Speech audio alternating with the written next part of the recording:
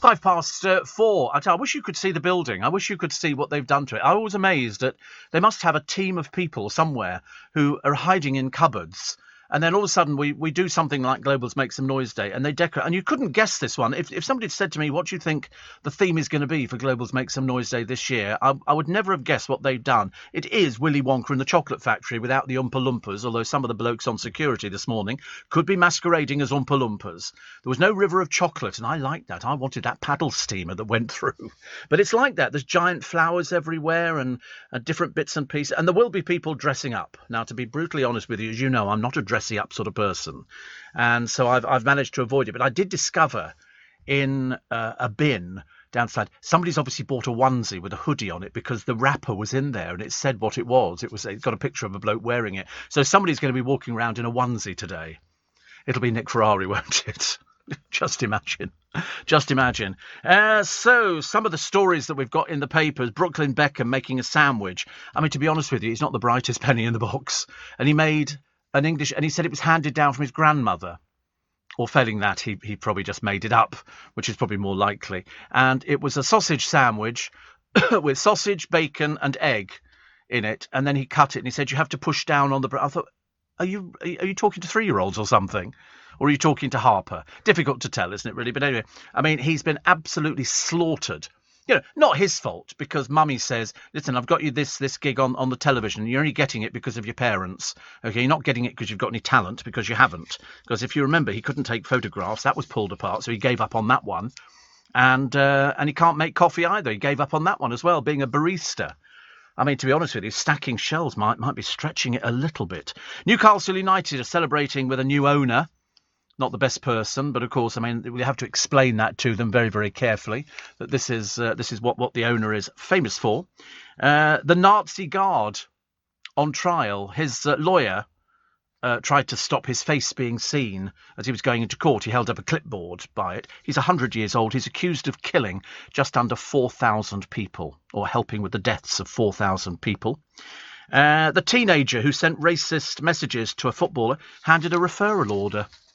I mean, that's it, isn't it, really? Whereas, you know, we should have been sort of making an example of him. Rylan leaves the Attitude Awards with a mystery bloke. Actually, I prefer to think, because he turned up with, I think, Lucy Spraggan or whatever her name is, who was on X Factor or something. I don't know who she is. She's about 2 foot tall. He's about 6 foot. And then he obviously had a few sherbets, and so leaves with somebody who can only be described as probably security. Because Rylan just looks a bit sozzled, unfortunately. The boy of 4 who walked out of school in his PE kit, they found him a mile away.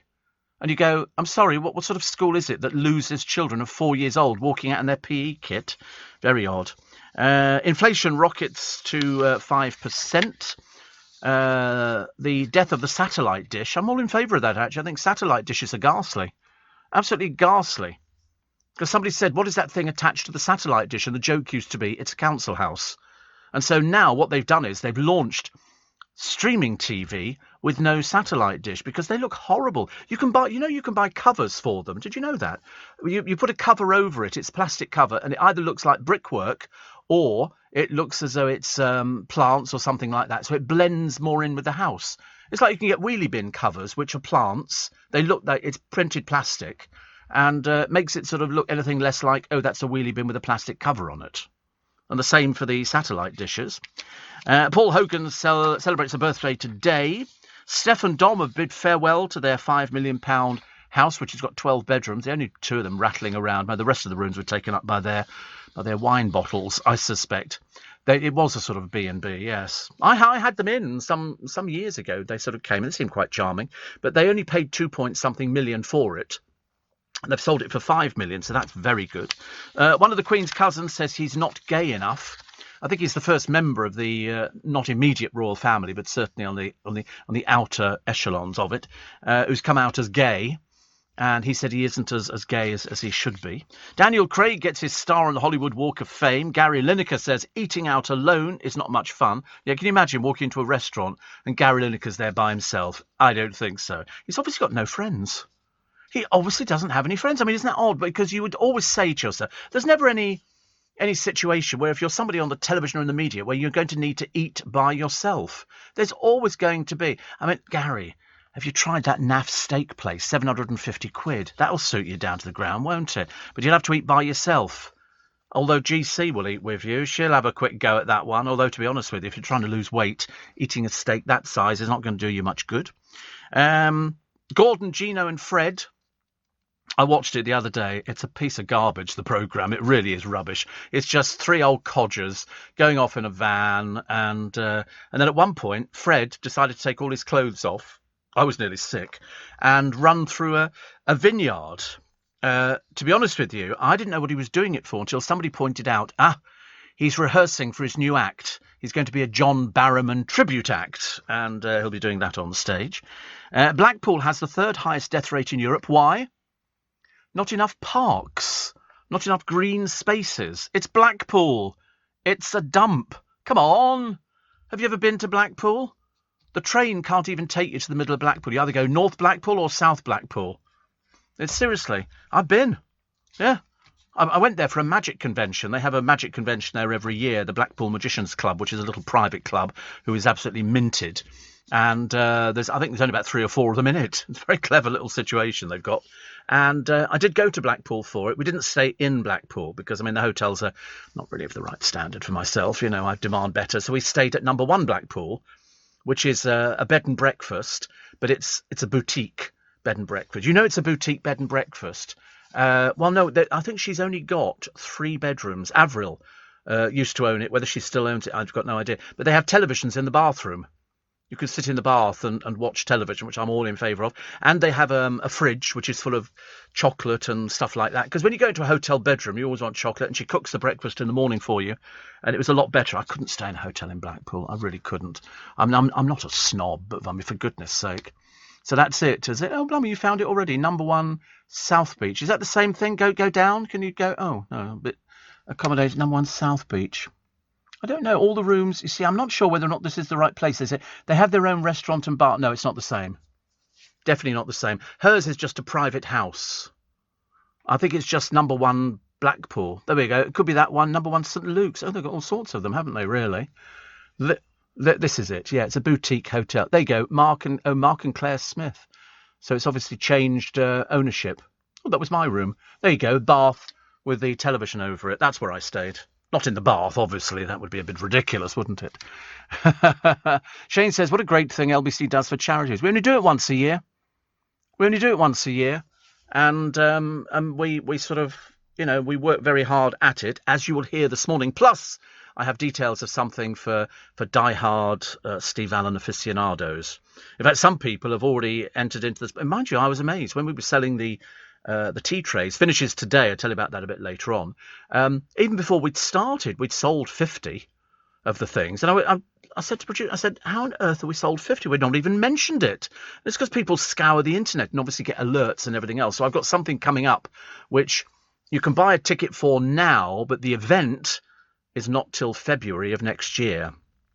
But my advice is get in quick, okay, because it always sells out. The China moon probe, 2 million year old rocks. I don't know what you're supposed to do with 2 million year old rocks. I really don't. So they're 2 million years old. Does that make any difference? I don't know. Jimmy Carr became ill, he says, on hearing of the death of Sean Locke. And Susan Calman's doing another boring show, this time on the Norfolk Broads. Who is supposed to appeal to? She's so patronising. I was a bit disappointed. She took us around someplace. I remember thinking, yeah, we have been on holiday, dear. We're not as dim as you think we are. Now she's doing the Norfolk Broads. Kind of a joke there, I suppose. Lewis Hamilton, as I say, he must be telling us something. The latest outfit involves a kilt and a Burberry outfit. Really, you've never seen anything like it. It's just the worst thing I've ever seen in my life. And as I said the other week, even before Lewis had popped on another one of these peculiar outfits, do you think somebody's having a laugh at his expense? You go, oh, you must wear this, Lewis. People will think you're stylish. Nope, looks like a right old pumpkin. A right old pumpkin, which reminds me, we've got Halloween coming up. There is no shortage of pumpkins, I'm here to tell you. No shortage of pumpkins, which we're very pleased about.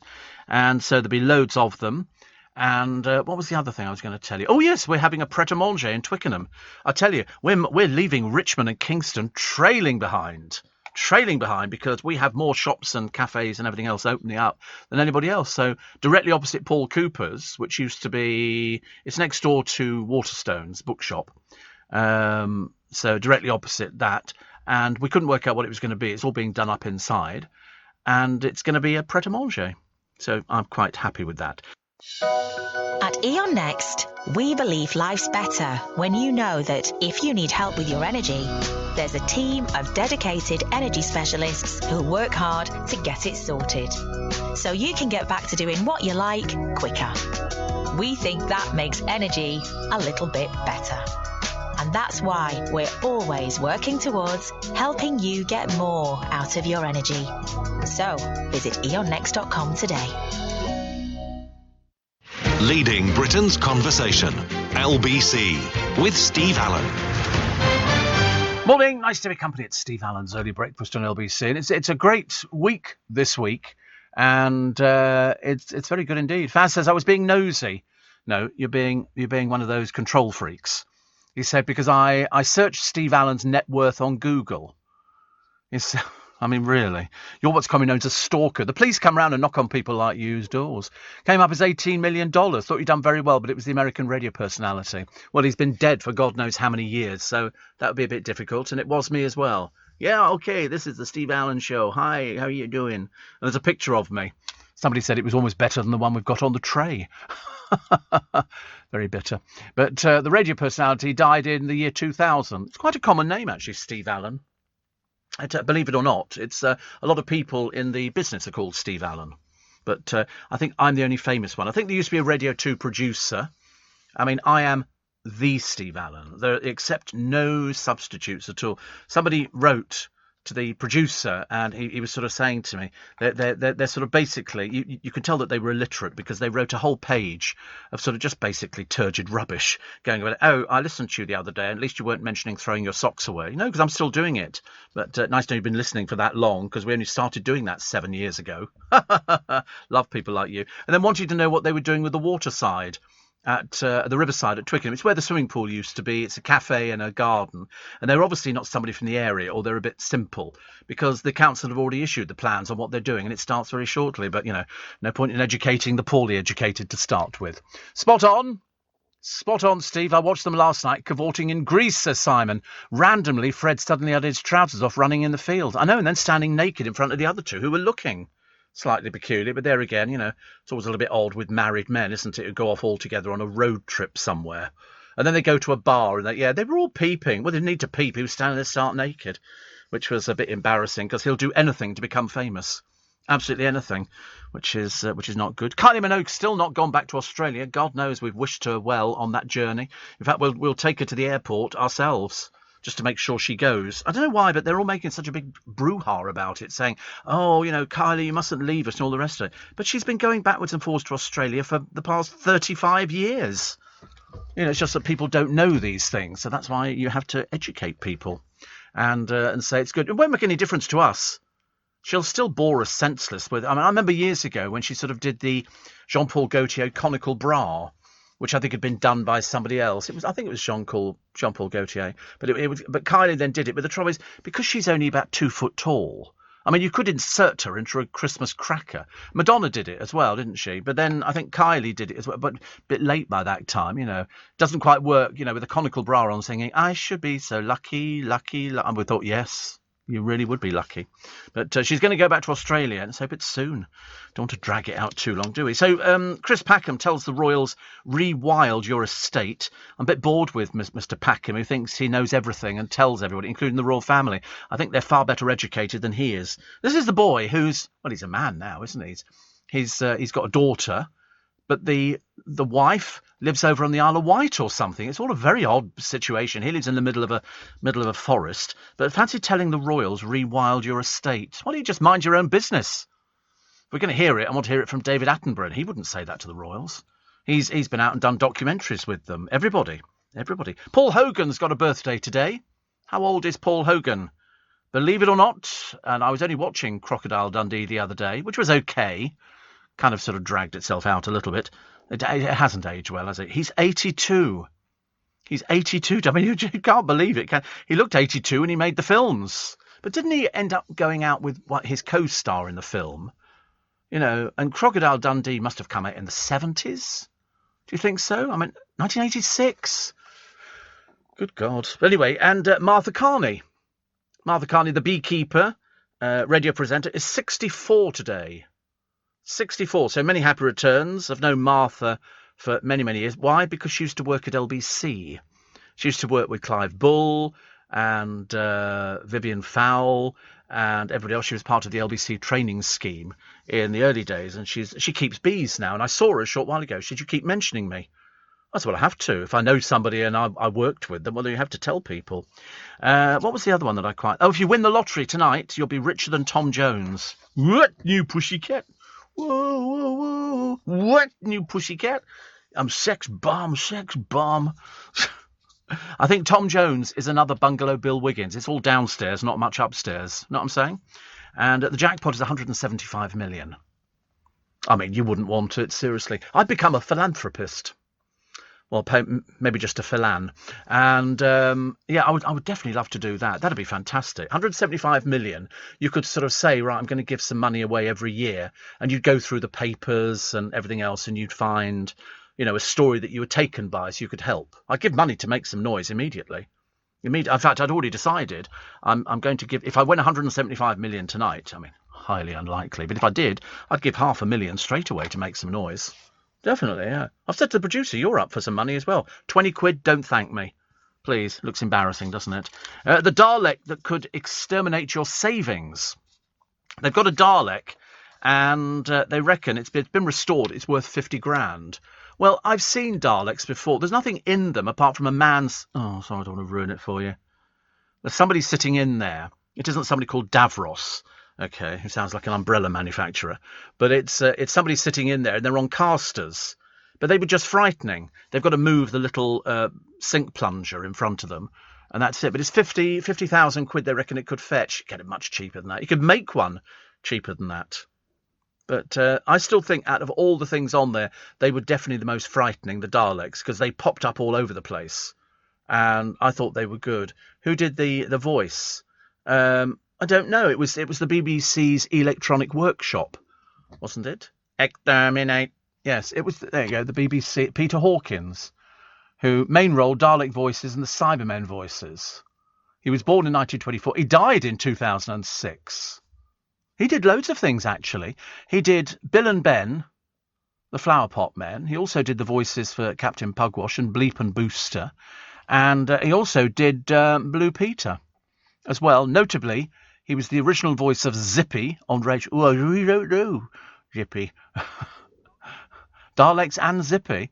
And he also voiced, also because his replacement on Rainbow, Roy Skelton, later voiced the Daleks. He also recorded a voice track for Gromit of Wallace and Gromit fame, but it was never used because animating Gromit's mouth would have taken too long. The voice was apparently high-pitched, pretty much repeating everything Wallace said in the pair's first short film, A Grand Day Out, although no one apart from the duo's creator, Nick Park, has ever heard it. So there you go. And he did Hitchhiker's Guide to the Galaxy. He did everything. But the Daleks were definitely the most frightening out of all the things that appeared on there. I mean, most of them were just rubbish. Absolute rubbish. Yeah. People used to say, oh, people used to hide behind the settee. No, they didn't. No, they didn't. They only hid behind the settee because that's where, you used to throw the food up in the air and go, oh, God, it was absolute rubbish. But that was... I still think they were good. But they had to work on a flat surface. They couldn't work on anything else but a flat surface, even though some of them appeared to be able to fly. I seem to remember seeing Daleks hovering, levitated, yeah.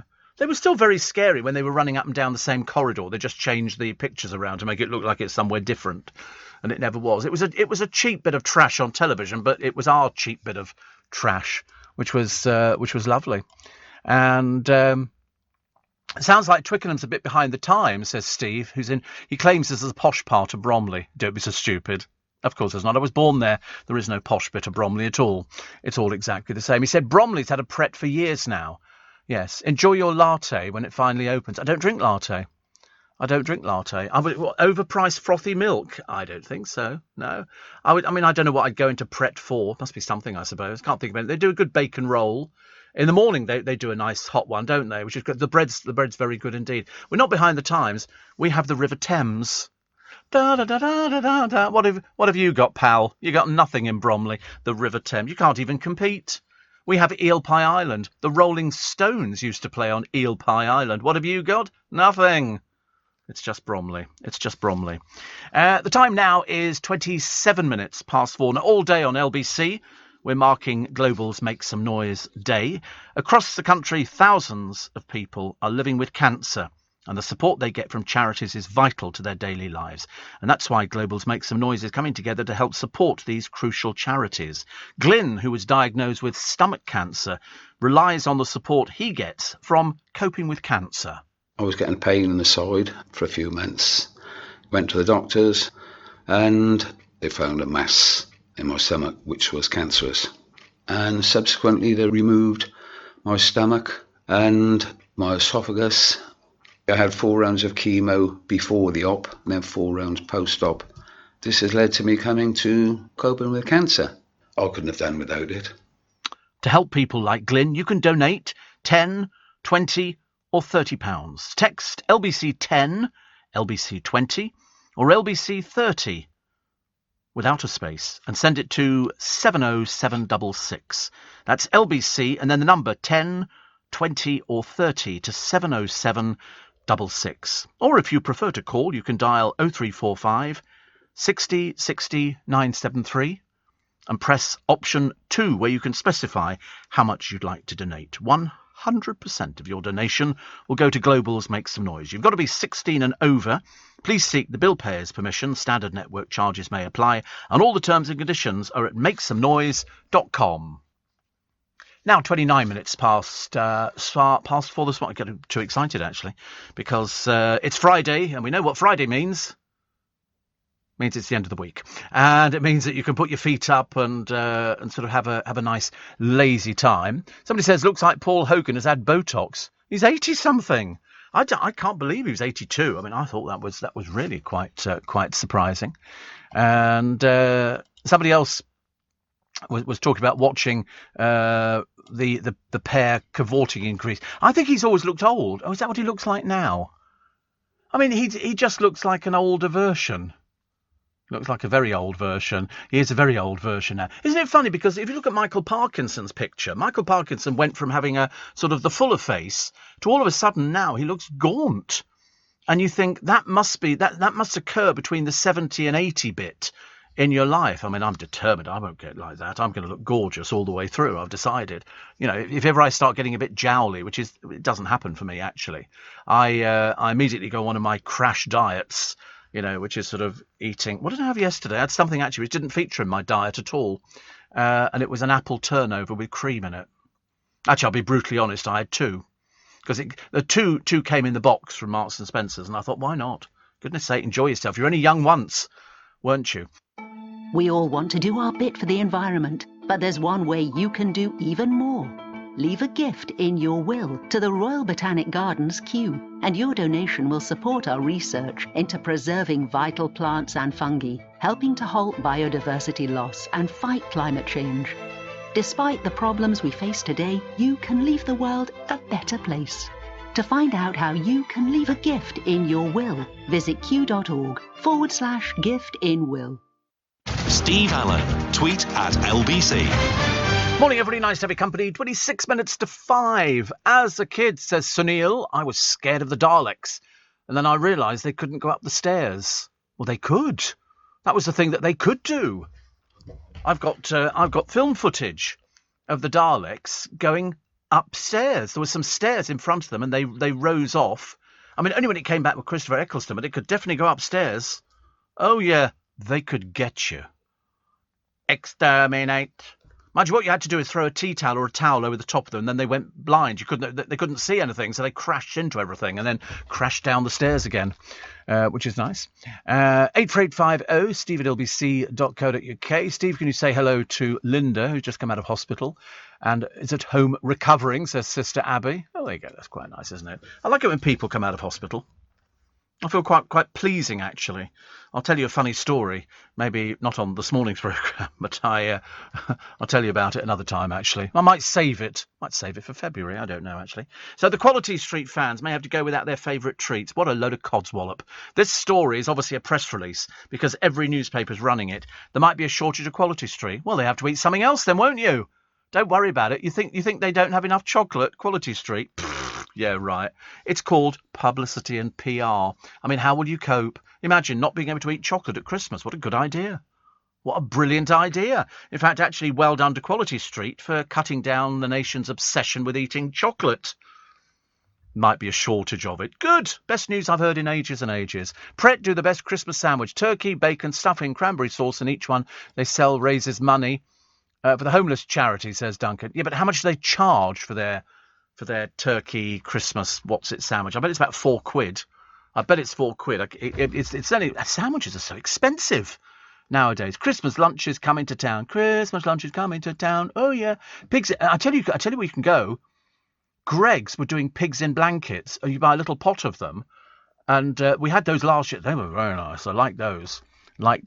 And they do pigs in blankets in a hot roll. Is this all Pret? Oh, I can't wait for this one. This sounds like my sort of place. I did have the pigs in blankets, and I have a sneaking feeling that they put sauce over and it goes too gunky. In the roll they do, don't they? That's what I thought. I remember thinking, in fact, I said on air, I wouldn't have one of those again, because some buffoon has gone, let's put this sauce over it. Well, it goes all over the place. So one to avoid, I think. Pigs in blankets, hot roll, view the recipe. Pret's Christmas lunch. There it is. And how much is that? Oh, they do a Christmas lunch baguette. Will you try standing there at the bus stop eating that? I mean, it's ridiculous. There aren't any prices. They do a sweet treat. You can have a mince pie for 99p when you buy any hot drink. P.S. It's vegan. And so is our hazelnut and caramel brownie. They all look very terribly appealing, don't they? I know. Don't look at you're on a diet. Okay, there's no point in tempting yourself. I might buy the pigs in blankets, but I certainly wouldn't buy it in the roll, because that really was disgusting the other year. There's so much of this glutinous stuff. I took a bite out of it, and it all went down my hands. It went everywhere, and it's not a good idea. Not a good idea at all. Have you ever met Linda Lusardi? Hello? Am I in show business or am I not in show business? Of course, yes. And so turkey, bacon, stuffing, cranberry sauce. They do a similar one, I think, in M&S. M&S do a Christmas sandwich, and I think some of that goes to charity. They did a gay charity the other year, didn't they? Or a little while ago. LGB something, anyway. And they raise money. But they never tell you the price of these things. Whereas I'll always tell people the price for it. The tea tray's £15, including free postage and packing.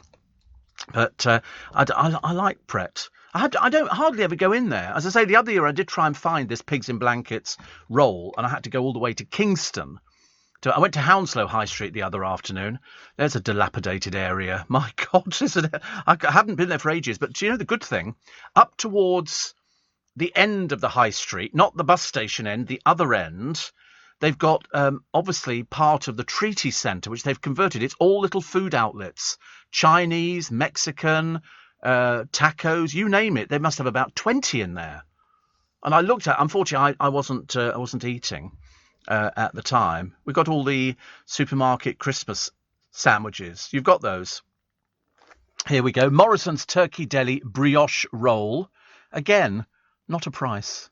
It's so annoying.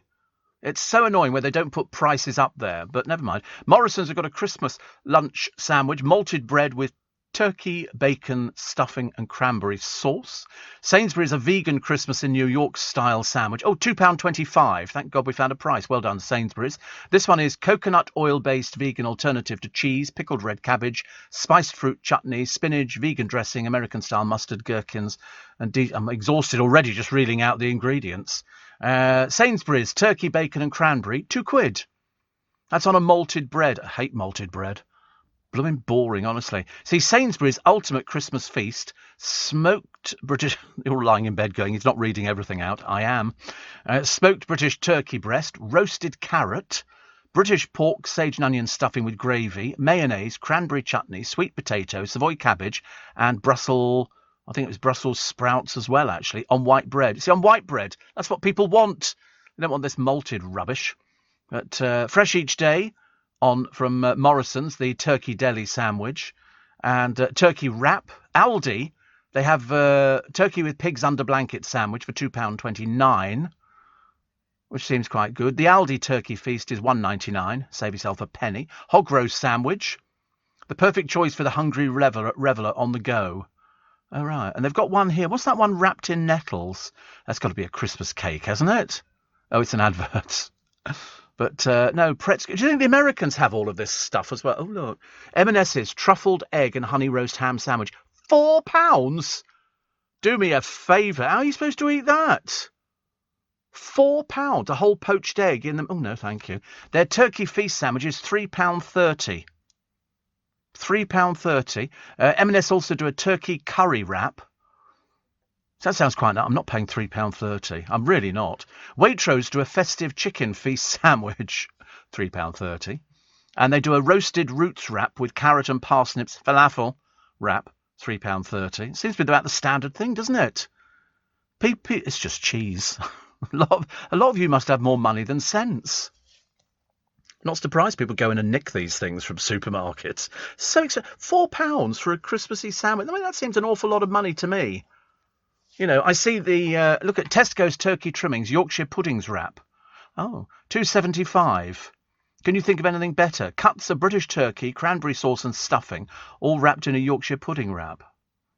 How much is that one? £2.75. I could probably just go for that. I have to go to Tesco's though.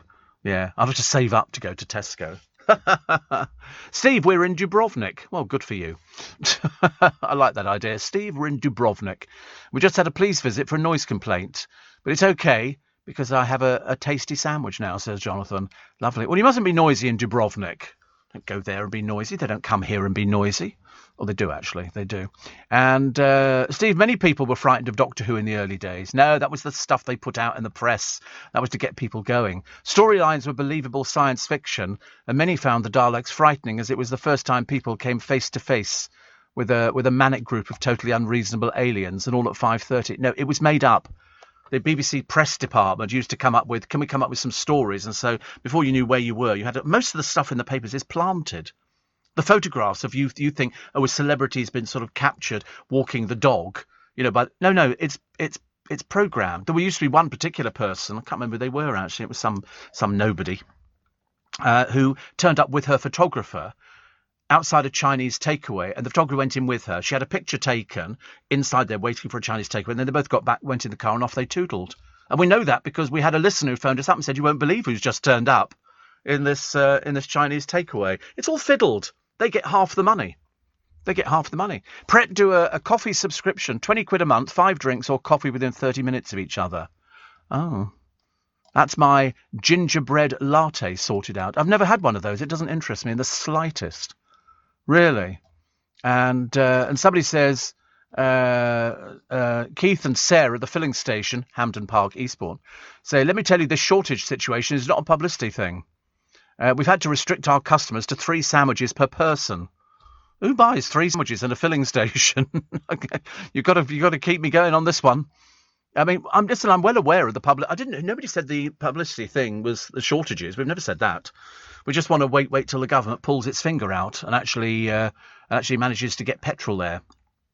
I mean, if you have the Starbucks Christmas drink, that contains as much sugar as 6 donuts. Still want to drink it? Really? It's very bad, very bad. The highest sugar content is a grande gingerbread coffee frappuccino with skimmed milk. Like that's going to make a difference. Comes in at 68.7 grams of sugar.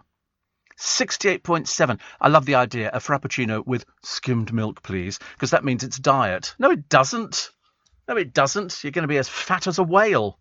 You mustn't have this stuff. It's very bad for you. Listen, if it's got, would you like whipped cream on the top? You might as well double the calorie count straight away. It's very bad for you. Very, very bad. Anything that's got whipped cream on the top of it, where they take it out the fridge. It's aerated cream. It's not really proper. You can go and buy it yourself in Costco. Costco do a big metal container, and you squirt it, and you get squirty cream. But if you put it in the fridge on top of a trifle, it'll evaporate in about a minute.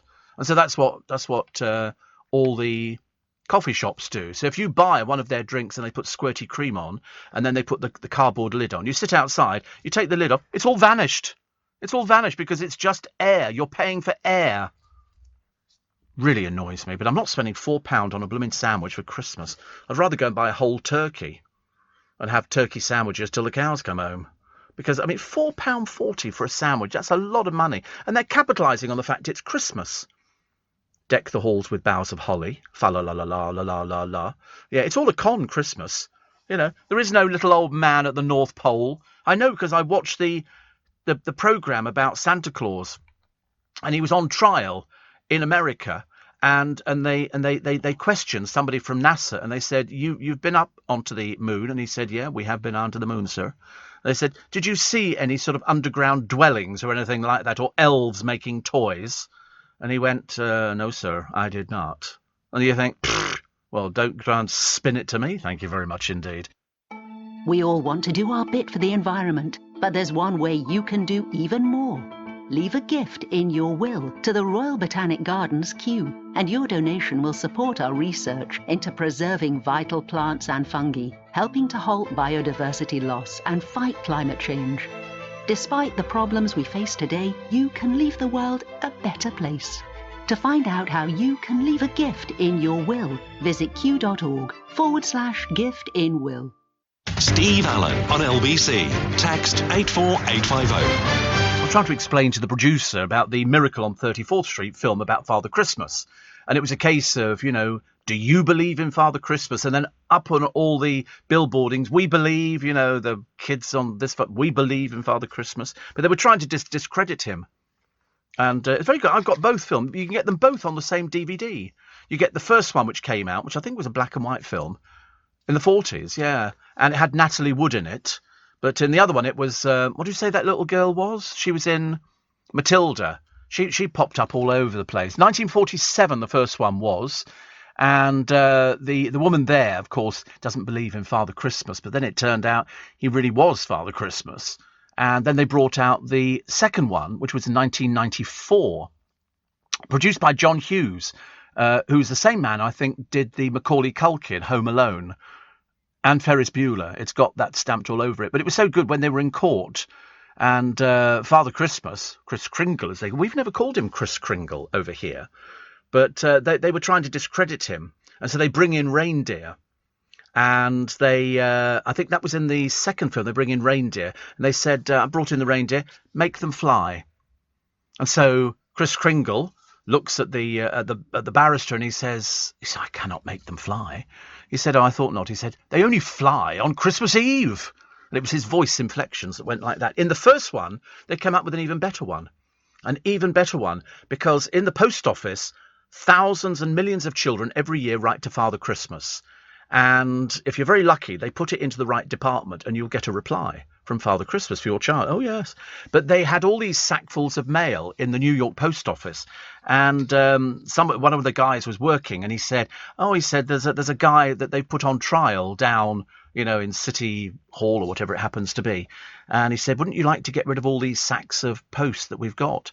And so the man who was defending Father Christmas said, the post office is an accredited body in the United States of America. They are duly entrusted to deliver post to the person who is named on the envelope. Would you agree with that? And he went, yes, absolutely. And the Royal Mail does it as well. They will send it on to the right department.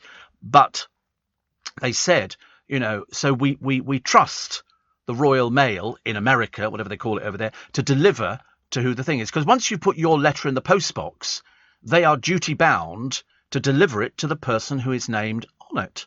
And so they said, would you believe in that? And he said, yes, absolutely. And you would trust the mail service in America to do that? Yes, of course. So they opened the doors and in come all these postmen staggering with all these sacks of post. And they emptied it there. He said, they believe that this is Father Christmas because they've delivered all the post here. And it was a case of, and they held the court session on Christmas Eve, which I thought was quite sweet, actually.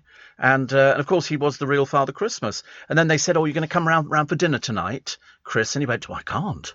Tonight is Christmas Eve. I shall be very busy. Because that was it. But it was when they actually put the barrister who was prosecuting, Prime Blessed, me, and the barrister's kid was put on trial. And he said, where did you get all your presents from? And he said, and he pointed at Father Christmas. He said, from him.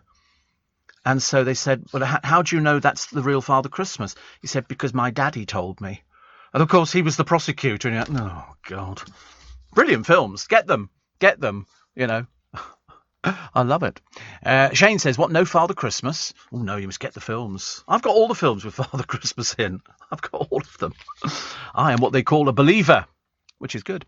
Steve, according to the food label on Tesco's sticky toffee pudding, I'm a family of 4. I never bothered with that. Yeah, it serves 2. Yeah, whatever. Steve, in Miracle on 34th Street, says Julia, when Kris Kringle does sign language, her reaction was real as she never knew they were going to sign to her. I can tell you little clips out of movies. It was very good, actually. What's the time now? Coming up to 6 minutes to 5 this Friday morning. Now, all day here on LBC, we are marking Global's Make Some Noise Day. Every year, alongside our sister stations at Global, we look to raise as much money as we can for small charities. After the last 18 months, many of these charities have struggled to survive, but it's vital that they do, and it's through your support that we might just be able to help them. One of the small charities Global's Make Some Noise is supporting is To Wish, based in Cardiff. They provide support to anyone affected by the sudden or unexpected death of a child or a young person. Nadine's 18-year-old son, Connor, was murdered by a complete stranger. She's just one mother who benefits from To Wish. How do you prepare your children to see a brother with horrific facial injuries? It was sad. Sorry. But they were incredible. They were just so resilient and so caring. With the help of To Wish, they make it a little less scary, I suppose. I went to a group of sessions and each of us had different situations, and that was so invaluable. I would be lost without To Wish because they allowed us to feel normal in an abnormal world. That is something that can't be taken away from us. You can't imagine what life must be like, can you? To help people like Nadine and many others, you can donate 10, 20 or £30. You text LBC 10, LBC 20 or LBC 30 without a space and send it to 70766. That's LBC and then the number 10, 20 or 30 and send it to 70766. Or if you prefer to call, you can dial 0345 6060 973 and press option 2, where you can specify how much you would like to donate. 100% of your donation will go to Global's Make Some Noise. You've got to be 16 and over. Please seek the bill payer's permission. Standard network charges apply. And all the terms and conditions are at makesomenoise.com. 5 to 5 is... I can't believe it's Friday. I cannot believe... I wish you could see this building. I wish I could sort of whiz you around with a camera and show you all the decorations that they've done. It's fantastic. Jill says, I wonder what happens to all the letters sent to the North Pole. I thought Santa lived in Finland. Well, he's inside the Arctic Circle. That's where he was when we saw him with the Godchildren years ago. And we it was bloody cold. I tell you, I've never known anything so cold in my entire life, even with gloves on and everything else, you know. But no, letters get diverted to wherever Father Christmas happens to be. Every year, I don't know whether you do. Do you ever follow him on NORAD? On the NORAD thing, you can see exactly where he is, dropping off his presents. David says, I feel as I'm in a parallel universe. There's no shortage at any of my local petrol stations or supermarkets in Leeds. I know, David, but you've got to travel to Leeds.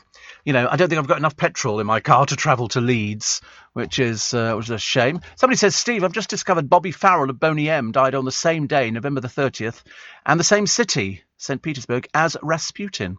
Yes, Bobby Farrell, who just pranced around. He never sang. He never sang on Boney M's stuff. He just sort of, you know, when they were doing that, rah, rah, Rasputin, rah, he wasn't singing at all, unfortunately. They just booked him because he was dancing.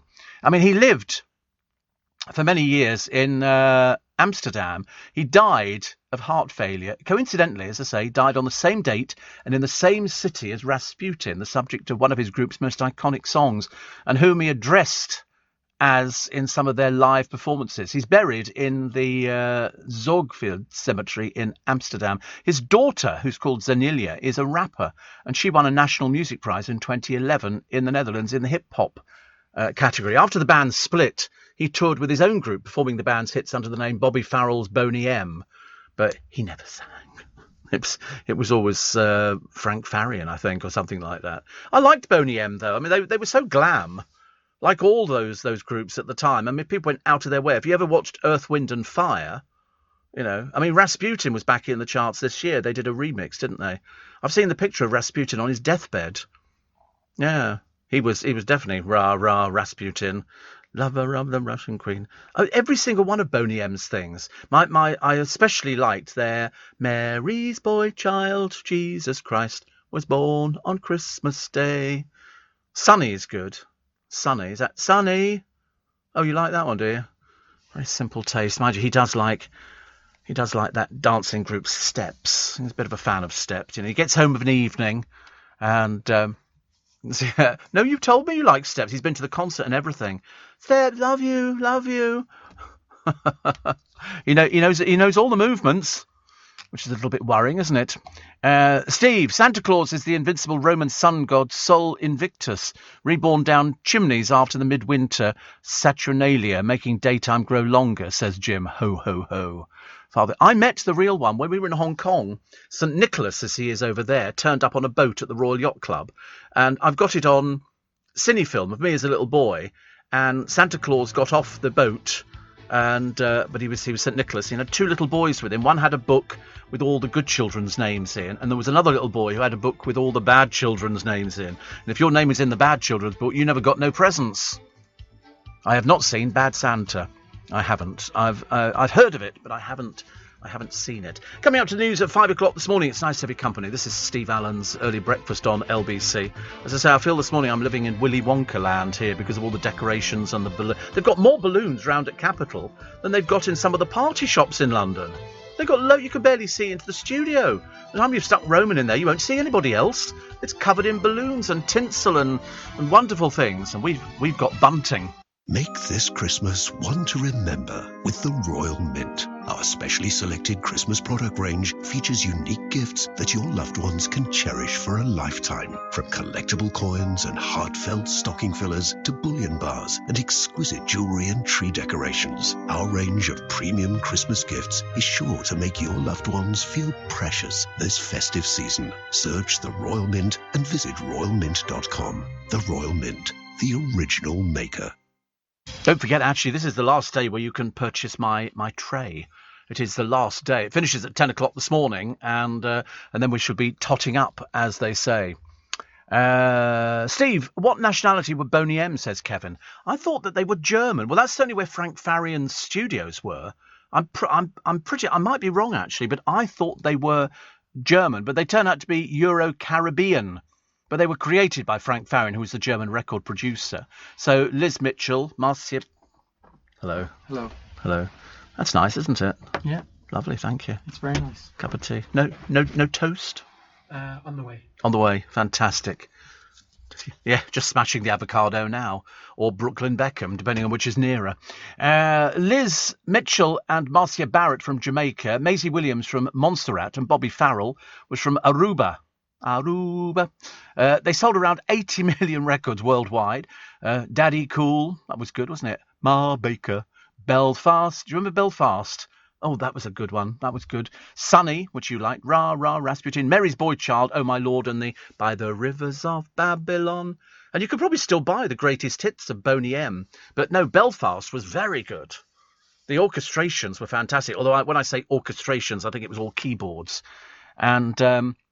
they were hugely popular, Boney M, in the Soviet Union, although the song Rasputin was banned, as you can well imagine. And they had, I think Mary's Boy Child was released as a medley, which went, Oh my Lord, you gave my heart a single, oh my Lord. It was previously a million seller for Harry Belafonte, and the single sold over 1.8 million copies. That goes to prove, really, in those days you sold millions. Nowadays they sell a handful of records, and I think that they are also one of 6 artists to sell 1 million copies with 2 singles in the same year. I'm not sure if they ever did any concerts, or if they did, I never saw them. Did they do concerts? Did you go to any of those, Joe? Too busy sort of saving up for your Steps ticket, I should imagine. Yes. Steps, love you. Did you have a banner? Boney M, the warm-up act. Can you imagine? Steve, in the Colour Miracle on 34th Street, they used a $1 note with In God We Trust to prove that Father Christmas is real. They were both sort of such good films, and I thought Richard Attenborough was very, very good, very, very good. And Steve, every December, says John in Colchester, I without fail suffer from severe sore throat. The doctor tells me not to worry, it's tonsillitis. Right, you're barred. And Steve, well done, says David, for making a lot of noise. We want to raise a lot of money. I mean, we've sold a lot of tea trays. A lot of tea trays. I'm hoping. I just need to sell a few more this morning just to sort of round up. I like a round number. I don't like odd numbers. I'm a bit funny like that. So what I've got, it's on the tray. Yes, I mean, I'll do that in a minute. Very pushy this morning, honestly, considering he hasn't seen Steps in ages. He didn't go to the Attitude Awards, and that really annoyed him. As you can tell, yeah, it was a tragedy. Tragedy, and the feeling comes. You can't go wrong. Tragedy. So much better sung by the Bee Gees, but, probably one of your favourites. I bet you've even got dance moves that you practice at home in the bathroom in front of the mirror. I thought you might have. Yeah, you show me later. So exciting. Yeah. It is what? Steps? Steps? No. Oh dear.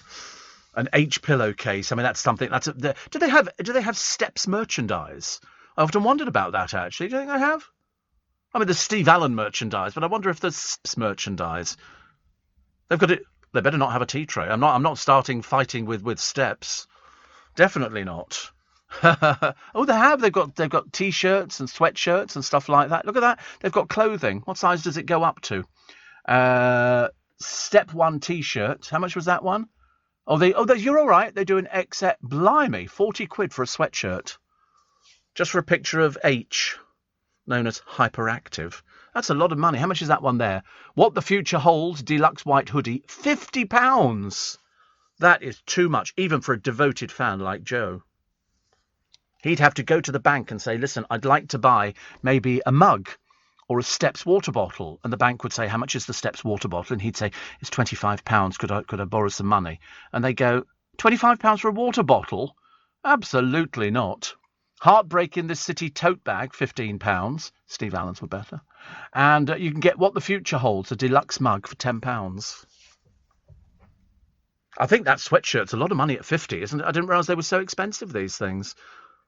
You get a T-shirt, even T-shirts though, but they always shrink, don't they, T-shirts? I'd want something that lights up with Steps. S-T-E-P-S. S-T-E-P-S. That would be fun, wouldn't it? I had a T-shirt once. I've got a little thing, and it's got Velcro on the T-shirt, and you put this little plastic plate on it, and it radiates lights and everything else. I've got it. And what? It was when I used to go to discotheques. The Whiskey A Go-Go, Twickenham High Street, very popular, 1967, and I don't know where it is, actually. It's probably hidden away somewhere. I've got loads of things hidden away, tucked in little secret places. But people used to hate it. Absolutely hate it. But, Steve, did you see the car crash of an England sandwich Brooklyn Beckham made? Well, I mean, I wasn't sure if he realised or got the joke. When he was telling you, they said, you have to put the bacon on the kitchen towel to sort of dry up and soak up the oil. And I thought, he doesn't understand, does he, really? It only goes to prove what a simple family they must be. It's a lot of smoke and mirrors, I'm afraid, with poor old Brooklyn Beckham. And then he has to hold the sandwich down to cut it in half. So he's been mocked. Oh, we mock him. Yeah, we did. We mocked it. I mean, you look at it. It was the biggest turkey you've ever seen. And that was a breakfast. They call him a star. But the meat looks disgusting. The sausages don't even look cooked. In fact, the whole thing just looks awful. But never mind. It's another talent that Brooklyn Beckham has not managed. But the star, he's not a star. Since when was he a star? It's a fried breakfast sandwich with sausage, bacon, egg and ketchup. Ooh, amazing. The Americans will never see that before, have they? A breakfast sandwich. I'd be more... Mind you, he did do pasta, but he used a tin of sauce. He can't even make the sauce. He says, obviously, I've always loved food. Yes, dear. Yes, dear. Have you seen these souvenirs for sale at Clarkson's farm? No, I haven't, but it sounds fantastic. It sounds fantastic. I mean, I'm always intrigued by anything Mr. Clarkson does, and if it winds up the neighbours down there, I'm even more happy. Even more happy. Steve. I've just had an oh my God moment. Over 20 years ago, I remember going, oh my God, Eminem is white. I didn't know any of Eminem's... His name's Marshall Matthews, isn't it? Mathers. All right. Oh, I'm not supposed to know everything. I'm over 50, you know. I have moments where I can't remember things, but I never bought any of Marshall Mathers records or Eminem. You see, I'm the real Slim Shady. You're the Slim Shady, Wicked, and all that kind of stuff. Wicked. You're the Slim Shady. I'm the Slim Shady. My name is Slim Shady. Yeah. Oh, my name is. Oh, that's it. He doesn't say anything else. My name is. My name is. He always looked a bit drippy, didn't he? Wasn't he married to some woman who sort of said, she was making disparaging comments about him? Poor little. Where's he gone to now? Is he still around? I mean, is the real Slim Shady around there? Made a lot of money, I say. Oh, here he is. Oh, look, he's grown up and grown a beard. How exciting. And he's 48 now. He's 48. He used to have blonde hair. It was bleached, obviously. He was born in Detroit, Michigan. Oh, right. But what he does now, he's trying to look mean and moody, but the trouble is he just looks fat and bloated. He doesn't look any different, does he, really? Music to be murdered by, side B, the best thing he's done in a long while, say The Independent. Oh. I didn't even know he was still going. He looked better with the blonde hair, but he's filled out a bit now. I prefer him when you sort of got him in the early days when he was bleach blonde hair and sort of singing his little tunes. Nice, isn't it? I never got into rap. Well, I did actually. I got the one that went was a hip hop, a hip hippity do hip hip hop a hip bang bang boogie, and here comes the boogie, and up and that was the Sugar Hill Gang. I don't do Kanye West. I mean, unless you want to just look miserable. He is the most miserable-looking bloke you've ever seen in your entire. I'm not surprised married to that creature. You've seen her, the one with two bottoms. I mean, that is just going off at one. That is really something. She turned up to the Met Ball looking like she was in a shroud. It was this peculiar outfit, and I thought, what does she do? And I watched a bit of the Kardashians programme. God, they're dull. God, they're dull. But he just looked unhappy all the time. He's a bit like Matt Goss. You know, we wanted Matt Goss to smile and be happy and enjoy it and things, and we never got anything like that at all from him. But this is Kim Kardashian. I mean, look at her. Is she missing something in between the ears, like anything? I mean, it is the most bizarre outfit. But I suppose if you're obsessed with your publicity, you know, the aging process must really annoy her because she's going to age quite badly. Quite badly. But the good thing is, apparently, according to my friend Ian, who knows these things, Eminem is playing next year's Super Bowl halftime show. Do you keep doing so? I'm the Slim Shady, you're Slim Shady. Wicked. I'm the Slim Shady. Yeah. So he's playing because they all do that, don't they? That's quite a big thing to do because there's lots of advertising and people get to see you singing your little songs. Getting a little backing band there. I've never been to the Super Bowl. I can't bear anything to do with American football. It doesn't interest me. It's not my sort of thing at all. It's baseball, isn't it? Yeah. Whatever it is, they've had, isn't it? Isn't the Super Bowl baseball? Oh, it's American football.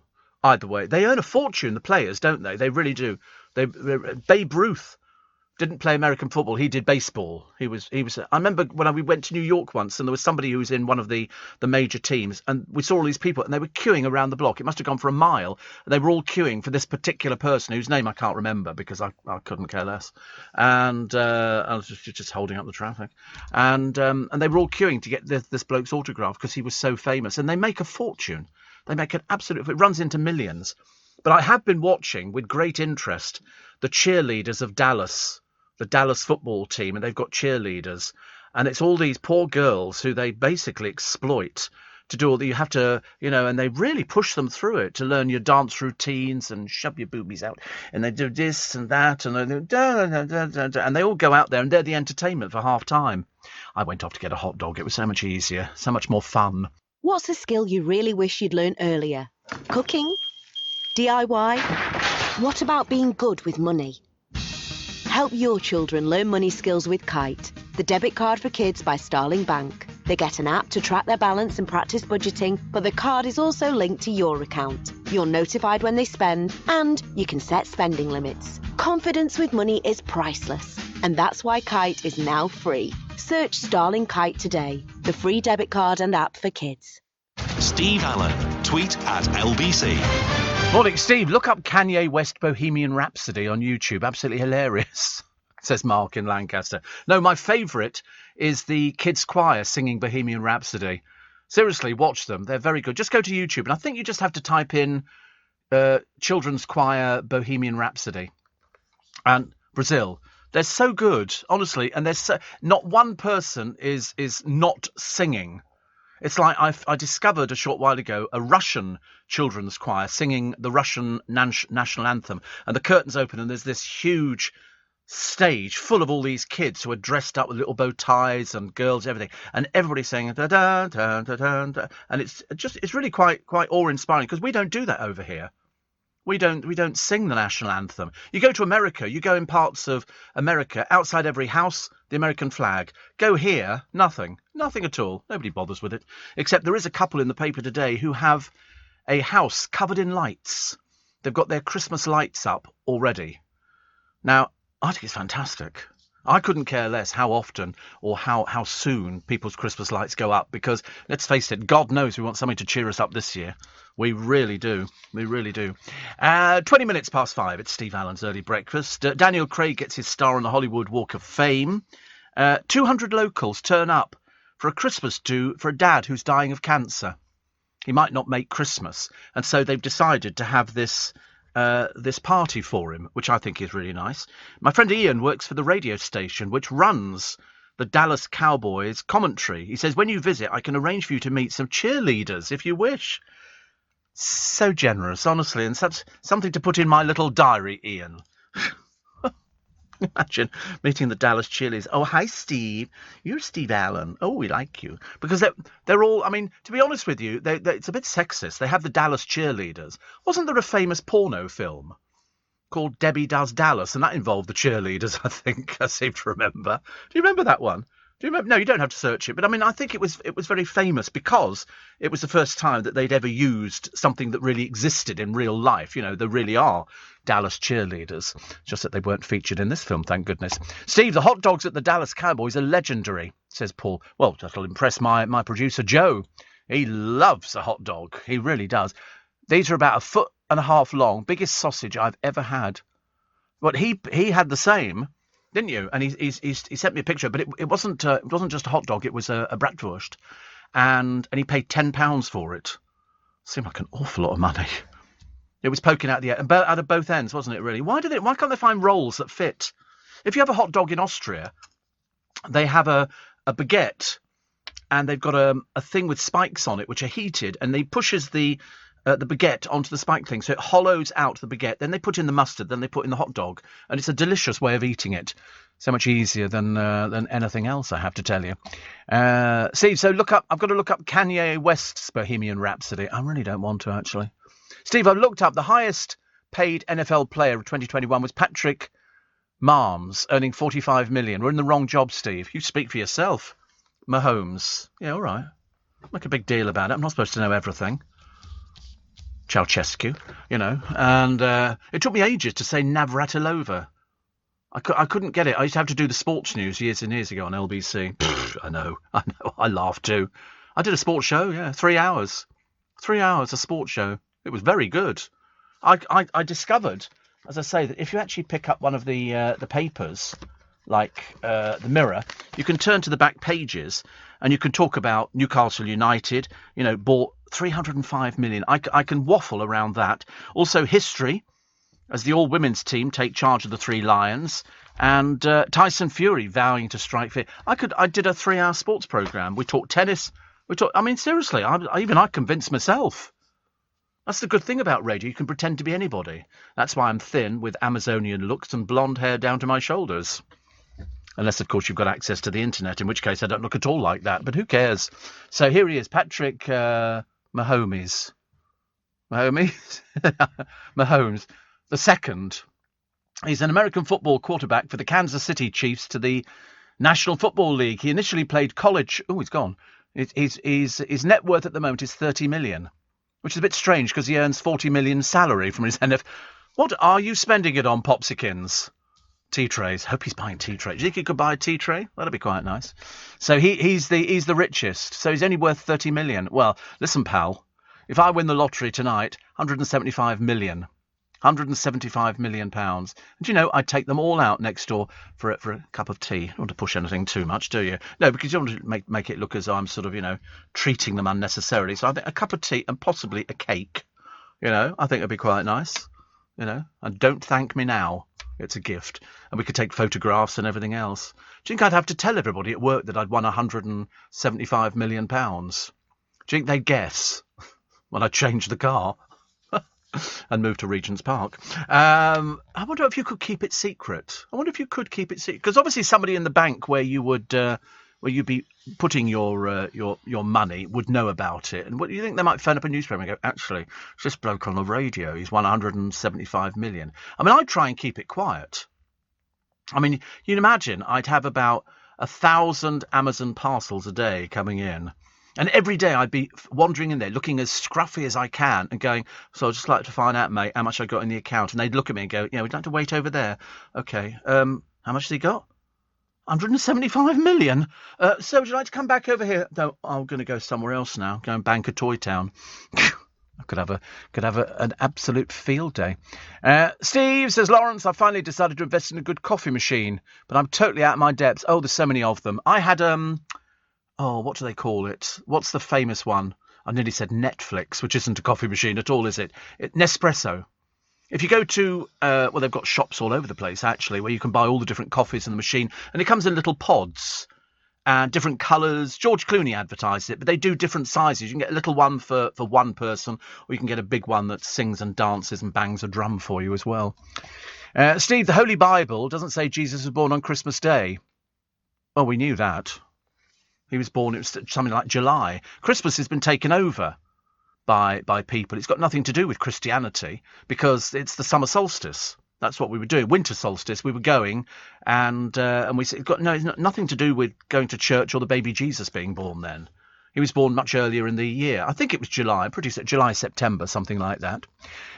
So Neil says, I wonder if my wife would notice if I won 175 million. Not if you packed it all in a suitcase and ran like heck. They wouldn't know, would they? Just say, I've left you. Goodbye.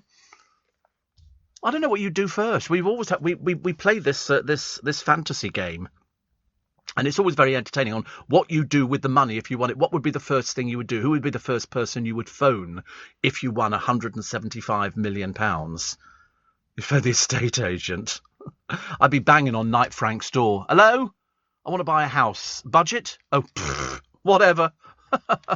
Try and impress me. All day on LBC, as you know, we're marking Global's Make Some Noise Day. Alongside our sister stations at Global, we're looking to raise as much money as we can for small charities. Over the last 18 months, as you all know, many of these charities have struggled to survive, but it's vital that they do. And it's through your support we might just be able to help them. One of the small charities that Global's Make Some Noise is supporting this year is Sterling Carers Centre. They provide support, advice and respite to carers from 7 and above across Stirlingshire. Caris is being supported by the Sterling Carers Centre. This is how much the charity means to her. I moved in with my gran at 17. She needed 24-hour care, medication administered and dressed and washed and food made and general sort of cleaning around the house. I started caring for my gran just after I left school, so majority of my friends moved to go to university, so I was stuck at home. And not that I resent that or regret that at all. I can't just abandon my gran. It can be very isolating being a carer. I don't know if I would have been able to care for my gran as long as I have been able to without the Sterling Carers Centre, because it's just really nice. It's really affirming that you're not alone. Well, to help people like Caris, you can donate 10, 20 or £30. You text LBC 10, LBC 20 or LBC 30 without a space and send it to 70766. That's LBC and then the number 10, 20 or 30 to 70766. Or if you prefer to call, you can dial 0345 6060 973 and press option 2 where you can specify how much you'd like to donate. 100% of your donation goes to Global's Make Some Noise. You've got to be 16 and over. Please seek the bill payer's permission. Standard network rates may apply, and all the terms and conditions you will find at makesomenoise.com. And again, I just have to thank you in advance for the tremendous effort that you've put in, especially over this last week with my tray. And as I say, I just want to shift just a few more of the trays, just a few more. In fact, 300 would do me quite nicely, actually, to take it up to a nice round figure, which would be brilliant. Steve, if you win the lottery, how would you get your winning? Pay tax? No, it's tax-free. Tax-free. And you don't get weekly instalments. No, you get one lump sum. It's not like the American lottery where, you could win 600 million, but in fact, if you decide to take the money, you'll get 220 million. Okay, that's how it works. It's only 600 million spread over a period of time. Over here, you get the whole lot. You get the whole lot. You will get 170. If you wanted it in cash, I'm sure they'd come up with cash. But you get the whole 175 million. You then decide, which bank you want to go with.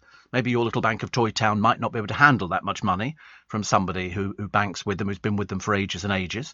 Or you could go with the Lotteries Bank, which is Coutts, just down. I mean, I can keep an eye on the money for you. It's just around the corner on the Strand. You can't miss the building. It's huge. It's always beautifully decorated. I've often wanted to go in there, but I feel a bit embarrassed at the moment. So sometimes I'll just go in and take some money out, because it's part of Royal Bank of Scotland, of course, as you know, as is Childs, as in, there's all sorts of banks. The old posh banking family is all Royal Bank of Scotland, including NatWest and the Royal Bank of Scotland, of course. But no, I mean, it's nice to decide what you'd want to do with it. But you only have to pay tax when you start earning interest on it. So if you just decide to keep 175 million in your one account or spread on some accounts, I mean, to be honest with you, you don't really need to worry about interest, do you? When somebody says, we can give you a good interest rate, you go, no, the interest rates are pitifully low. I've got 175 million. Why do you want to complicate things? So I would have to decline and just say, no, just keep it in the account. I'll carry on working. I'm not going to change anything apart from buying a few little essentials. I'd love to go down to see friends of mine. I've worked it out, what I'm going to do. And I would buy lots of little suitcases, little sort of, and put like £50,000 in each one and just give it to somebody. Yeah, then take it back again and say, look, you can touch it. Not yours. Give it back again. I don't know what you do. Don't know. It sounds lovely. Steve, I love Seefeld in Austria. First flight out of Gatwick, first Sunday in Feb, flight to Innsbruck, 30-minute taxi ride to Seefeld, skiing by 11:30, lunch and Prosecco outside at Woodies in the sun. Sounds delightful, Simon. Sounds delightful. I do love Austria. I love going out into the Tyrol. I love it in the wintertime. It's beautiful. Absolutely gorgeous. Leading Britain's conversation. LBC with Steve Allen. Morning, Mark says, loving the show. Good luck with the charity event. Well, we do it every year. And every year we always try and sort of top the amount of money that we make because the charities are so worthwhile. But I have got one thing for you, which I shall tell you about a little bit later on. Jill says, I want to win the Set for Life on the lottery, £10,000 a month. Yes, is that for £10,000 a month for a year? Or there was another one, which I think was, we checked that out the other day. No, it's not a scratch card. No, it is actually a lottery thing. Because I remember seeing it on there thinking, 10,000 a month, that'd be quite nice for a year. Or sometimes you can get it for life. With inflation, yes, with inflation. Although, who was it the other day? There was an MP who said he couldn't live on £82,000 a year. Couldn't live on 82. And I remember thinking, you're obviously not trying. That was on Nick's show as well, was it? Can't imagine not being able to live on 80. There you go, Set for Life. So 10,000 a month for 30 years. Has anybody ever won it, though? Yeah, here you go. Euro Millions, 172 million, which is quite nice. You've got 13 hours left. I must buy a few tickets for tonight, like a million. Mind you, even if you did, it's 75 million to 1, isn't it, really?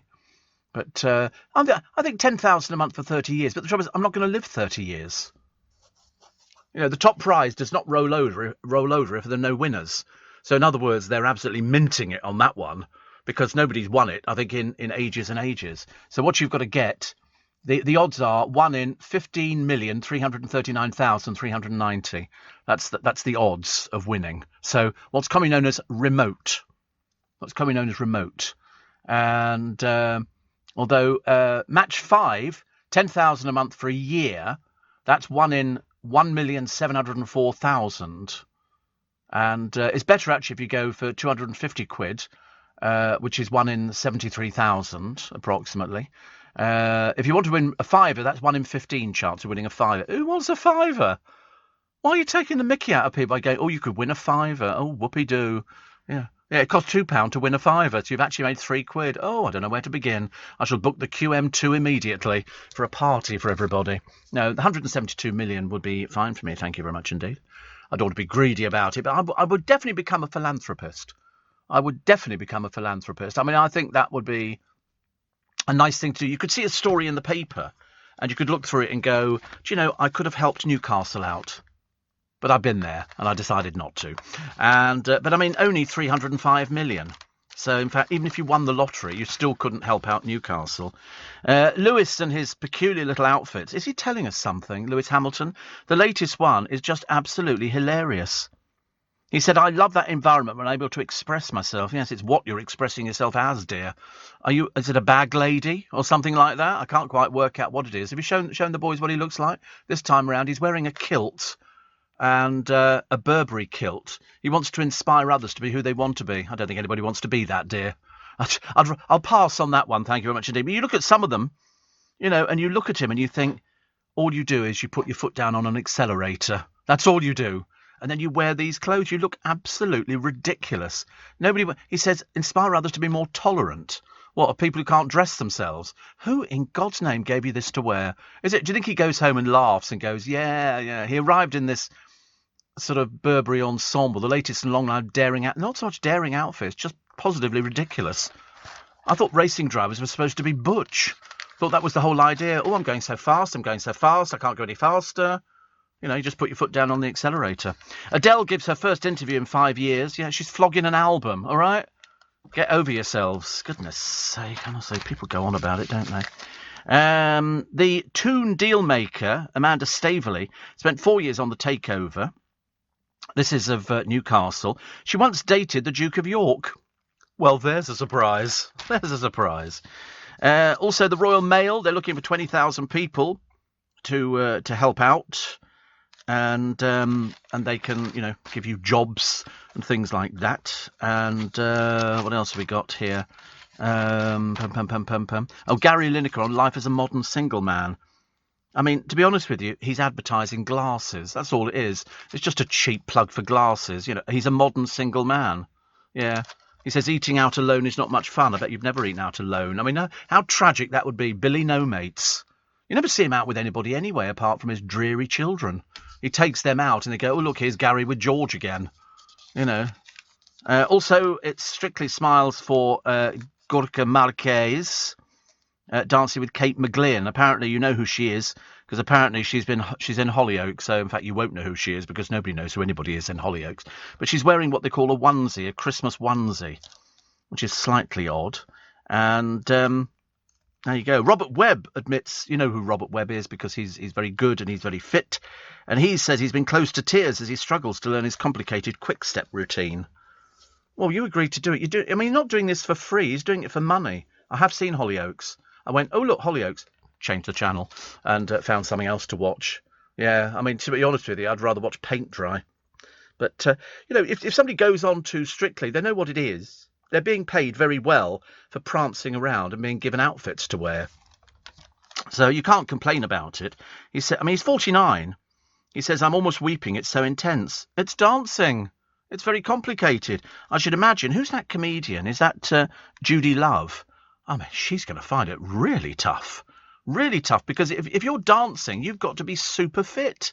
These people are super fit. Look at them. They look super fit. A bit like me. A little bit of a god, you know. Don't want to say anything here, but, you know, if I'd been around in Roman times, they'd have been worshipping at the altar of me. I tell you now, there'd be none of this Minerva and all this kind of rubbish that comes out. So, save free prescriptions for the 60 to 65-year-olds from the Tory Acts. Oh, thank God I'm past it. So much better now, the idea of losing the money. A lot of people may be shocked by The Mating Game, David Attenborough's latest BBC epic. And it's all good, actually. It's good.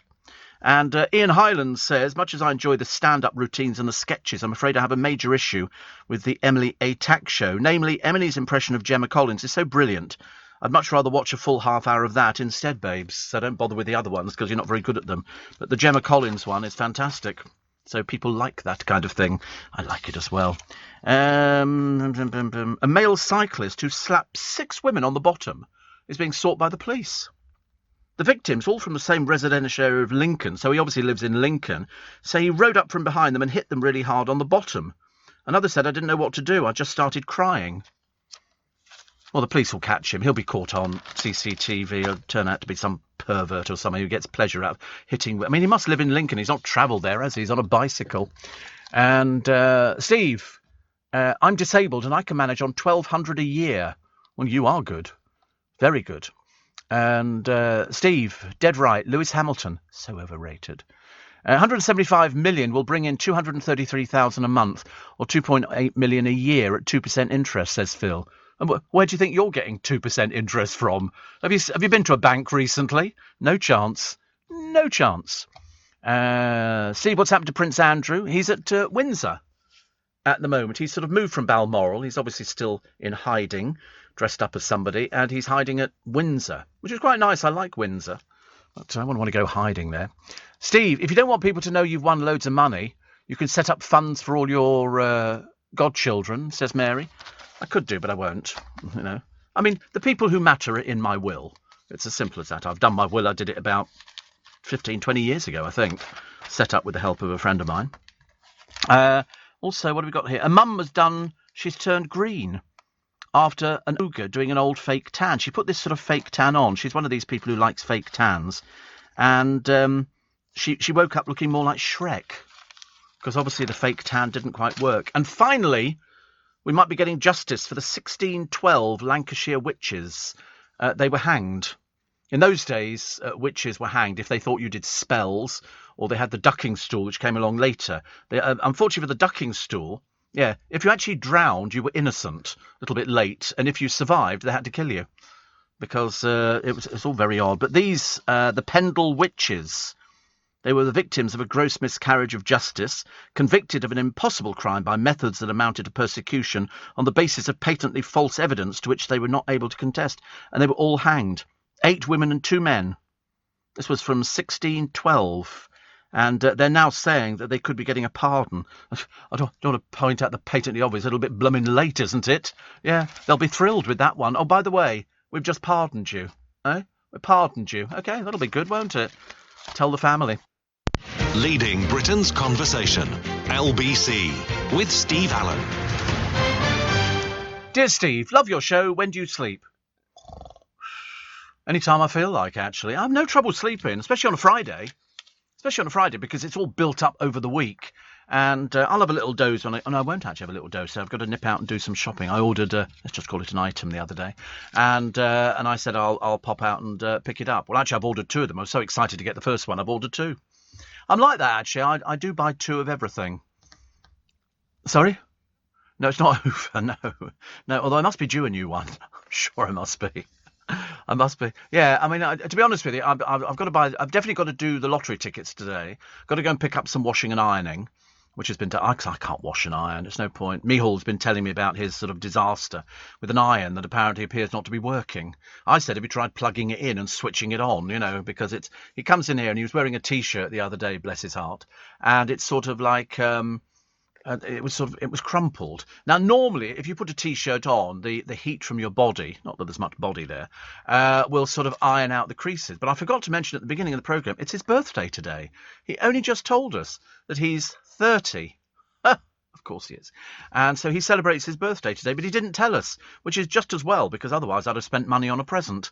You know, but I don't know if the 30 is showbiz age and he's really older. Difficult to tell, really. He's sort of grown a beard. And he's really 48. But he celebrates his birthday today. And what's his ultimate pleasure today? To order a gladiator outfit from Amazon. Yes, he's going to one of these murder mystery places where for the first time ever I've heard of them murdering gladiators. And he's going to be a gladiator master, which means that you've got to get those sort of shoes that you put on. He's going to look a bit like Wolf from Gladiator, isn't he? You're going to be a little bit like Wolf from Gladiator, and you've got to have these sort of sandals on. You're going to look like somebody out of Plebs, aren't you? You know. Yes, you must send me a photo. Send me a photo. You don't have my phone number, do you? And it's staying that way. The very yeah. Yes, your brother has my phone number. unfortunately, once one member of the family gets it, they pass it around all over the place. But no, so it's his birthday today, so many happy returns. Do you know, I nearly came in with I nearly brought in a present today for you. I'll have to give it to you on Monday. And no, seriously, no, I don't want any thanks. Money would help. And no, I'm going to bring you in the present next week. It's very useful for you. Very useful. I'm not going to tell you what it is. It's not an iron, no. Although actually, I could probably get an iron to you by the time we get to Monday.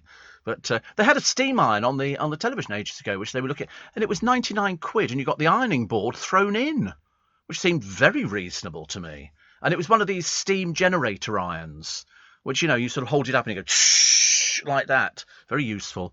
I bought 3. And no, I've got a present for you. You'll like it, actually. Seriously, it's very nice. Just what a 30-year-old single boy in London town wants, you know. Anyway, you haven't seen it yet. Don't get too excited. Don't get too excited. But you must send me the. So when are you doing this dressing up party bit? Is it Saturday tomorrow? Oh wow! Oh, you've got to get an outfit quickly. There must be there's a very good fancy dress shop at the end of Kensington High Street. They do all sorts of fancy dress. There's one in Kingston, on that little back road where all the restaurants are, but I mean, it's a bit too far away for you. But you need to check out fancy dress shops where you are, because there's bound to be somewhere local to you that he can get. Clapham Junction, there's bound to be fancy dress shop. They're all over the place. You can come out with a string of balloons as well, do a balloon dance or something, you know, bang. So we are celebrating Global's Make Some Noise Day. Lots of charities, as you've heard, doing some amazing work. I mean, really amazing work. And Dingley's Promise support children with additional needs and disabilities in Berkshire. Andrea and her son use Dingley's. We went to Dingley's Promise in Wokingham, and it was so strange because for the first time, Leo came with me and he looked really happy. Literally, from that day, they have been our lifeline. Without Dingley's, I don't know what we'd do. I really don't. So that is our Leo. It's so sad, isn't it, when you hear these people? They rely so much on, you know, people like your good selves helping them out. That's Andrea and her son who use Dingley's, and you can donate £10, £20 or £30 to help people like Andrea. Text LBC 10, LBC 20 or LBC 30 without a space and send it to 70766. That's LBC, and then 10, 20 or 30 if you can spare it, to 70766. Or if you prefer to call, you can dial 0345 6060 973 and press option 2, where you can specify how much you'd like to donate. 100% of your donation goes to Global's Make Some Noise. You must be over 16 and you must seek the bill payer's permission. Standard network charges may apply, and all the terms and conditions are at makesomenoise.com. I hate it when I hear people crying, because it reinforces just that you've got so much and they rely on your help to actually sort something out.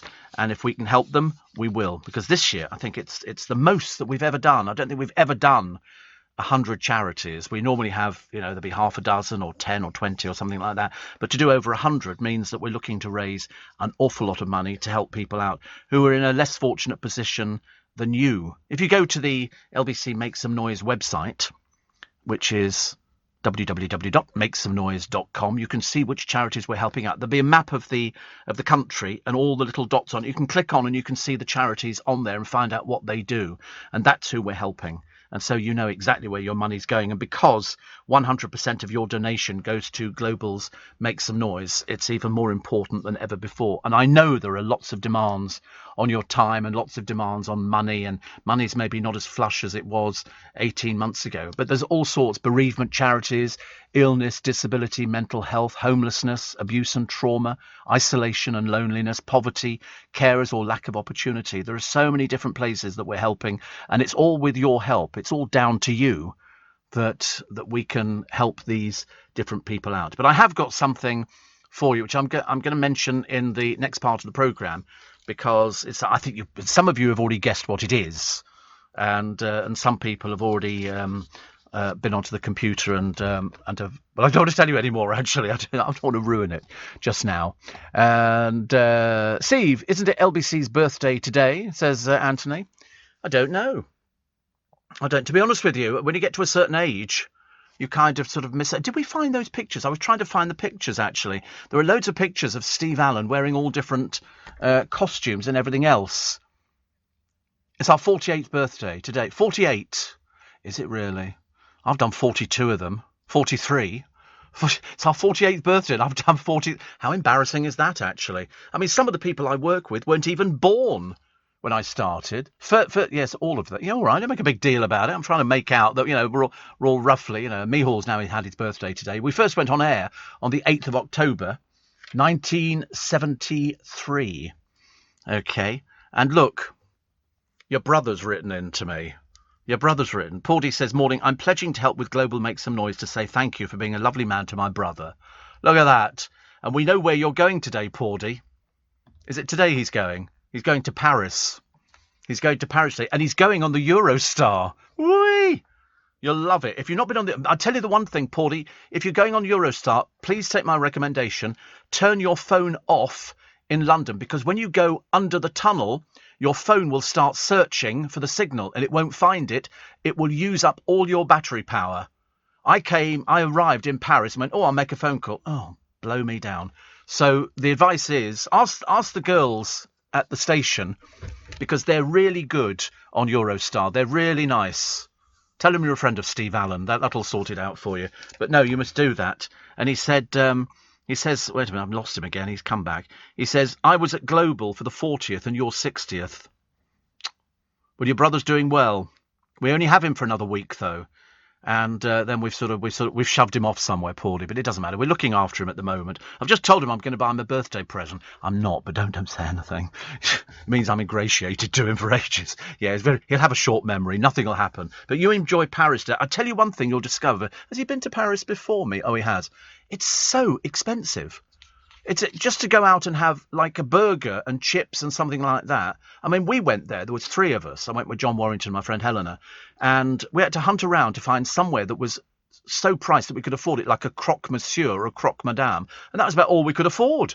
They were charging €30 for a plain hamburger. Exactly. €30. Ridiculous. Would have been cheaper to eat snails. But we didn't. But yes. You were at Global for my 40th and my 60th. Honestly, it seems ages ago now, doesn't it? Can't be possible. I was surviving on the fact I was 39 for years.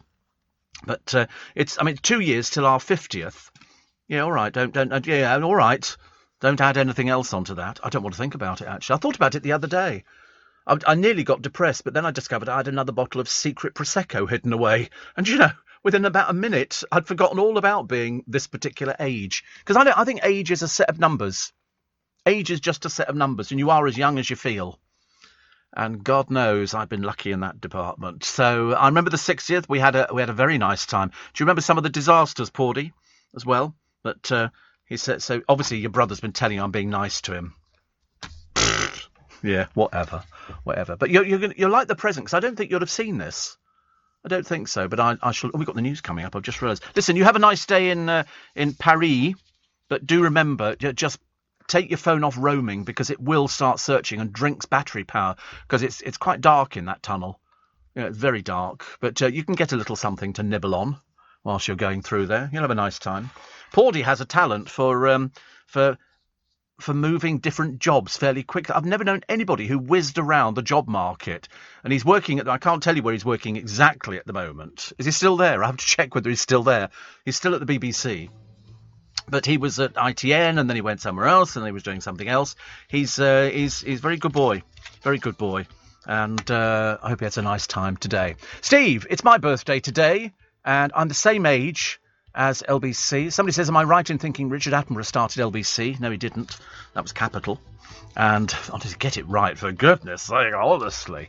Was there a guy called Dixon, Mike Dickin, there was, working in LBC? Not when it started. No. Not when it started. I think I'm about the only one left out of, not the original team. The original team pop up on television all the time. But I think I'm longest serving 43 years, honestly. Where's the time? Where's the time gone? And what am I helping you with today? A tea tray and something very nice. Donate now to Global's Make Some Noise. Head to lbc.co.uk. Global's Make Some Noise Day on LBC. 6:05 is the time. I don't know whether to mention this other thing to you now, actually, because I'm sort of, half of me is sort of thinking, I don't know, it's a lot to take in on the programme this morning, but it's this one day where it all comes together, and we try and push as much as possible. But I've got, can I tell you this now? No, I'm going to make you wait 2 minutes. I've decided, actually, because there's already a few of my regulars, as they say, over the years, because if LBC celebrates its birthday today, then I've been here for most of it, except the first 5 years. I was a little bit late to the party, but managed to get here and have stayed ever since, because I can't think of a nicer place to be, actually. And over the years, we've done. We did it, and I tell you what it was. It was, we started doing theatre shows, and it started because Nick Ferrari did a theatre show. In fact, Nick Ferrari did a few theatre shows. I think he did the Hackney Empire and different places. And the person who was helping us with them, this is when we were back in Shepherd's Bush, said it's a good idea. And so Nick did very well, because I don't think up until that moment, I don't think anybody in radio had ever gone out there and done a one-man show, you know, where you'd gone out there and you sat on a stool and you chatted to people or whatever it happened to be. And so Nick did the first ones. And then the person who was organising said to me, they said, why don't you do a show? And I said, what would I do? And they said, well, talk. You go, oh, okay, right. And so they said, do you want to do it? And I went, yeah. I said yes without even thinking about it. And I remember going down. I'd been down to see my godchildren. And I'd mentioned it on the programme that we had this show coming up. And it was down at the Queen's. No, it wasn't. It wasn't. The first one was out. Oh, I can't remember what it was now. It was Radlett. Radlett was the first show. And I was out having lunch with the mother of my godchildren. I've told this story before. And we're out driving and we're going there. And bearing in mind that the tickets had gone on sale in the morning. And I get a phone call from the bloke who'd organised it. He said, you've sold out. I said, but they've only just gone on sale. And he said, they've sold out. And I said, oh, that's nice. We didn't have a show. We had no idea what we were doing. Not a clue. And Radlett was only a little theatre. It was only 300 seats, I think. Lovely little theatre. And so he said, should we put another one on? And I went, yeah, okay. So we put another one on. Blow Me Down. That sold out as well. So emboldened by this, as you can well imagine, we thought that we would do some more shows. So we went out. I think the fastest seller we had was the Queen's Theatre in Hornchurch, a 600-seater, and we sold out in, I think, Jan will have to tell me, I think it was less than an hour. We sold it. It was phenomenally quickly. There were people queuing in the early hours of the morning for the box office, and when the phone lines opened for the box office there, it just crashed the system and we sold out really fast. And so then, a few years ago, we decided that we do a show for Make Some Noise. And so they said, how about the Hippodrome? Because it's literally just around the corner. So we went to have a look at it. And, of course, I have a long association with the Hippodrome, and I love it now. It's a casino and an entertainment bar, and it's got bars, and it's lovely. It's great. And so we put on a show there, sold out. Sold out. So 2 years running, we worked the theatre there, and we sold the show out for Make Some Noise. And then we happened upon the Leicester Square Theatre, which is literally within 2 minutes of our front door. 2 minutes of our front door. We put the tickets on sale. And we did a meet and greet, and we sold out. So we did it the next year, and we sold out. And so the money raised all went to Make Some Noise, and we did a meet and greet afterwards where people got, a photo and a signed picture and a chat and everything else. We're doing it again. We're doing it again this year. And they only told me about this the other day. They said, that's a fib, actually. I'm fibbing. They didn't tell me they were doing it. They did say, would you like to do another show? And I said, that'll be okay. Let's do another show. So we're coming back to the Leicester Square Theatre to raise money for LBC's charity, Global's Make Some Noise. Now, already, a lot of seats have sold out, okay, because don't ask. I think people are just surprised that A, I'm still alive, and B, I'm still moving. So they want to actually, and they keep Googling me. I'm Googled a lot of times. So I'll be taking to the stage for an audience with Steve Allen for one day only on the afternoon of Sunday, the 20th of February, 2022. So this is next February, but you can buy the tickets now. Now, the only reason I say that is because these generally go fairly quickly. They generally go fairly quickly. And so then people say, oh, I just got round to it and I missed out on the tickets. And there are tickets on the website, which you'll see. And there's also a meet and greet ticket price as well. So I'll share all the stories. I can't necessarily tell you on air. Some of them are very good. And you can also buy, as I say, these VIP tickets to meet me afterwards for a chat and a picture after the show. And if we sell this one out, it'll be the miracle of all miracles. So it's on the Sunday afternoon. We did do it one year. Might have been last year, the year before. It tipped it down. The rain came down and my Norwich nurse, Heather, was down there and everybody was drowned and everybody, it was awful. It was awful. But they had nice little dressing rooms there and they put some fruit in there for me and some chocolate bars. Very useful for a diabetic. But anyway, if you fancy coming along, go to the website lbc.co.uk and click on charity at the top. If you click on the charity, then it will have the details of Steve Allen's show. And just so we can see what it looks like, the producer then throws it up on the screen and I then go, oh, it's Globals Make Some Noise and LBC needs your help. And God knows when you're selling out a Steve Allen show, you need the help as much as you can. But as I say, a lot of people have bought tickets already, whereas in fact I didn't even know that it had been confirmed. So we're sort of trying to get the bits and pieces up. Here we go. We've got there's all sorts of things, and there's a picture of me. And for that particular one, I was wearing a red sparkly jacket. I thought about purple this year. I don't really know what colour jacket to wear. This was taken a few years ago, and it's quite cool, isn't it? We had so many of these jackets made. I've got about 10 of them sitting at home. In Thailand, they were made. Yeah, but the good thing about Thailand is if you take a jacket out there which fits you, and then you take out a load of material, they will copy the jacket exactly. So once they'd already got the sizes on the jacket, they didn't need the jacket anymore. They just turned these things out. So we would go and buy the material in a shop in Soho, which sells theatrical material.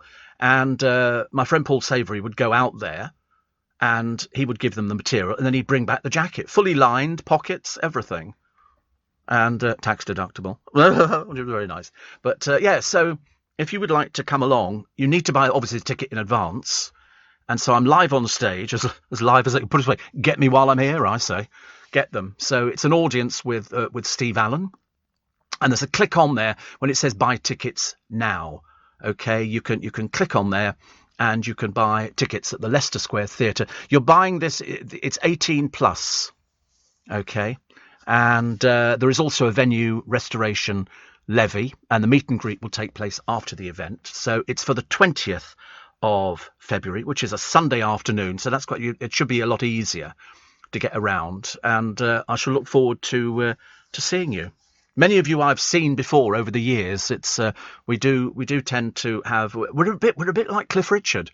We have a very, very loyal audience for this programme, but we also take questions, although most people just want to sit there and listen to me rambling on, which seems to work quite well. God knows, we'll have a lot to ramble on about the last 18 months, I tell you. God, we've had some stuff going on, I can tell you. So if you go to lbc.co.uk, click on charity at the top, and then it will take you there, and then you can purchase tickets, and then you hang on to them for grim death, because it's not a huge theatre. I forget how big it is. It's either 300 or 400. So it's only 400 seats there. And it's in Leicester Square. So if you've never seen our building before, you can capitalise on that one. See our building from the outside, which is very big and travels all the way from Leicester Square all the way to the Garrick Theatre. And then you can have a nice cup of coffee and then pop in to the theatre. I believe they sell booze. I'm pretty certain they sell booze in there. Actually, I've had a couple of sherbets myself before I've done these shows. Although I had to discover, actually, when we did the first show, I wasn't sure whether or not I should have a drink before the show. After Neil Sedaka, wait a minute, that's a name I dropped. And Neil Sedaka said before he goes on stage, he has a little shot of vodka, and they go, ladies and gentlemen, Neil Sedaka, and he goes, throws it back, and then he goes on stage. Well, I don't play the piano. There's no point in me singing, I love my calendar girl. But I've discovered this tray of little shot glasses out in the Capitol kitchen. Have you seen them? They look really cute, actually. I don't know what they're used for. Shots of vodka, I suppose. Perhaps we could have that, actually. Give them... The audience for Jonathan Ross's The Last Resort was so off their faces. They'd give you wine before the show. I went there to watch a couple of them. And by the time the show started, I'm not surprised we were all clapping wildly. Like that, you know, give us more vino. But it was nice. So get the tickets, go to lbc.co.uk, click on charity, and all the money raised goes to Global's Make Some Noise. I get not one penny piece, but I might get a minicab back, I suppose, to get me out of it. Leading Britain's conversation. LBC with Steve Allen. Morning, everybody. Friday. Actually, I have to tell you, the good news is tickets are selling well. Tickets are selling well. We just had a quick look. And just to find out how the tickets are going. Bearing in mind, this isn't till February, but as I've said before, the audience for the Steve Allen shows sells out fairly quickly. So we've done a ton of people already, but I'd love to see you there. I know it's a bit of a day out for you, but if you're sort of somebody who might live in a different part of the country, you can come down on the train, as indeed Heather has done, and loads of other people as well. And it's always nice to see people, because it is like a giant club, and everybody knows everybody. And Jan, lovely Jan, I knew she'd be there this morning. Honestly, you can. The good thing about LBC is that people are very loyal to all the different presenters. She says, "Good morning, Queen's was your first theatre. Queues around the block. The second show sold out in 2 hours, and you will always hold the record for the fastest sellout, as it was only able to be booked in person. I've been good friends with Noreen ever since." It was a bit like Beatlemania. They were queuing around the block in the early hours of the morning at the Queen's Theatre. I mean, I thought it was a joke. When we met Jan, I thought it was a joke. She said, no, people were queuing outside the block. And I told you the story. When we played the Shaw Theatre on the Euston Road, there was a lady who discharged herself from hospital. And at 3 o'clock in the morning, she's standing there with her hospital band on and everything else. And we only know that because a taxi driver phoned up and said, there's people queuing outside the Shaw Theatre for when the box office opened. And she sat in the front row. And I looked, I said, what's that? She said, it's my hospital tag. And I said, are you supposed to be in hospital? She said, yes. She said, but I wanted to see you. And I have to tell you, because it's sad, that she did die. But her one thing to do was to come and see me on stage at the Shaw Theatre. So she discharged herself from hospital so that she could come down there and buy a ticket. And I thought that was you know, it made a lot of difference to her. Made a lot of difference to us as well, actually. We get that. We get that on all our shows. I told the story years ago. Before we had computers, and God knows it seems like if we're celebrating LBC's birthday today, there was a lady called... People used to write. So you could always spot the mad ones because it would be spidery writing and it would be in green or something like that. Because we didn't have computers. People couldn't sort of contact the radio presenters. And I used to get regular people writing to me overnight. And one of them was called Ivy Hartley. Now, for those regular listeners to this programme, you'll know the name Ivy Hartley because she wrote in to me every week for the best part of a year. And she would write in and say, Dear Steve, and I recognised her writing immediately. Dear Steve, you know, this is what I did this week. She would tell me all about the things she'd done because it was contact for her. Until that one day when I was going through the post and there was an envelope and inside it was Ivy Hartley's envelope with her writing on it. So I knew it. And the letter that came with it was from her sister. And she said, I've been asked to pass this on to you from Ivy. And so I opened the letter. I've still got the letter. I've still got it. And it was from Ivy Hartley. And she said, when you read this, she said, I will have passed on. She said, and I wanted you to know that I listened to you and I loved listening to the programme overnight on LBC.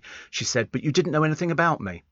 She said, you just used to read my letters out every week and say, Dear Ivy. She said, and I derived great pleasure from that. And she'd been very ill for a long time. And the one thing she wanted to do was to let me know at the end. So otherwise I wouldn't have known what was going on. And I've still kept that letter from Ivy Hartley. Always makes me cry every time I tell the story. Which is really bizarre, actually. But no, I'm glad that Jan and Noreen are still friends. Loads of people have forged friendships listening to the radio. It's very addictive radio. Very addictive. Somebody says, I've just bought 2 tickets for February. I'm bringing my daughter Ellie, who's listening to you in bed, says Julie. I mean, it was lovely that the tickets are selling really well. They're not cheap, but all the money goes to charity, and it's a way of raising a lot of money, and you get the opportunity to point fingers at me and go, oh, my goodness me, Steve Allen, look at you, honestly. Mind you, at least I've got till February to lose a bit of weight, which will be quite nice. Steve, happy birthday to LBC. And Steve, are you aware, says Sam on the Isle of Wight, Mr. Moyles uses a clip of you every morning in his opening jingle. Is you saying, I like a sausage? He's such a tinker. He said to me the other day, he popped in the other day, bless his heart, and he said, we must do lunch. I thought, honestly, people are begging to go out with me. It's just unbelievable. Yeah, you have to buy a ticket first, though. Buy a ticket for my show. I've just bought a tray, says Jerry in Enfield. And, yes. Oh, today's the last day you can buy the trays. You know that the reason is at 10 o'clock this morning, they stopped selling the trays. There's only a few hours left. In fact, at 26 minutes past 6, there are only a few hours left. All the money raised goes to Make Some Noise, of course. Thanks to the thousands of you who have bought one already. If you've not bought one, you've got to be quick because it's only available until 10 o'clock this morning. It costs £15, and we've included free postage and packing for UK customers. International postage and packing rates apply. Orders shipped in December. Just go to lbc.co.uk, click on the charity section again, and you'll find the Steve Allen tea tray. You get a picture of me at the same time. Gives you a rough idea of what you've got to look forward to in February. And all the proceeds go to LBC's charity, Globals Make Some Noise. So just go to lbc.co.uk, click on the charity bit, and you can buy tickets for the live show as well, which doesn't happen till February, but I always think best to get in quickly with these things. Best to get in quickly. And it's only, 4 months? It's only 4 months, he says. We've got to rehearse the elephants and the dolphins and everything. It's unbelievable. We're going to be going for sort of like Cirque du Soleil down there, which will be nice. So, Sam, thank you for that. Chris Lowry says, happy birthday, LBC. Many good memories. He worked here for 27 years, did Chris Lowry and Steve, and they're over in Spain at the moment. It's funny, isn't it, that we're the first people to mention it's LBC's birthday. We've been going that long, and we're still riding, as they say, on the crest of a wave. But nobody knew. That's the good thing about the audience to this station. They know everything. Seriously, I get people coming to the shows, and we've not done a live show for quite a while now, and they know more about me than I know about me. People remember these things. So it's, you're dealing with a fantastic audience, especially the loyal ones that we've got, people who've listened for ages and years. Jan and Peter, Corin and Tony, they've been, they go back 35 years with me. Long, long time. So if you want to come and join a very merry little band, have a sherbet at the same time, and you could sort of say, oh, I've been listening to him here, I first saw him there. And it'll be good. So just go to the LBC website, click on charity, and you can get hold of the tea tray, but only until 10 o'clock this morning. The tickets for the theatre you can get, I suppose, for the next few months. But I mean, at the rate they're actually going, they might not be available, by the end of the weekend. So I advise you now to get in quick if you would like to be there. And Steve, I just bought tickets for your show. I've left it late, but I bought a tea tray as a Christmas present for Admin Dave and the lovely Karen, says Ian the Skip. Thank you, which is very good. Steve, I love the look of my tray. Thank you. Lots of love. Donna, hope you raise lots more. I'm sure we will do. Should we take the news? Oh, not quite. Okay. I'm a bit previous there. I was sort of jumping the gun a little bit, thinking I came to a natural ending. But the trays, we have sold thousands.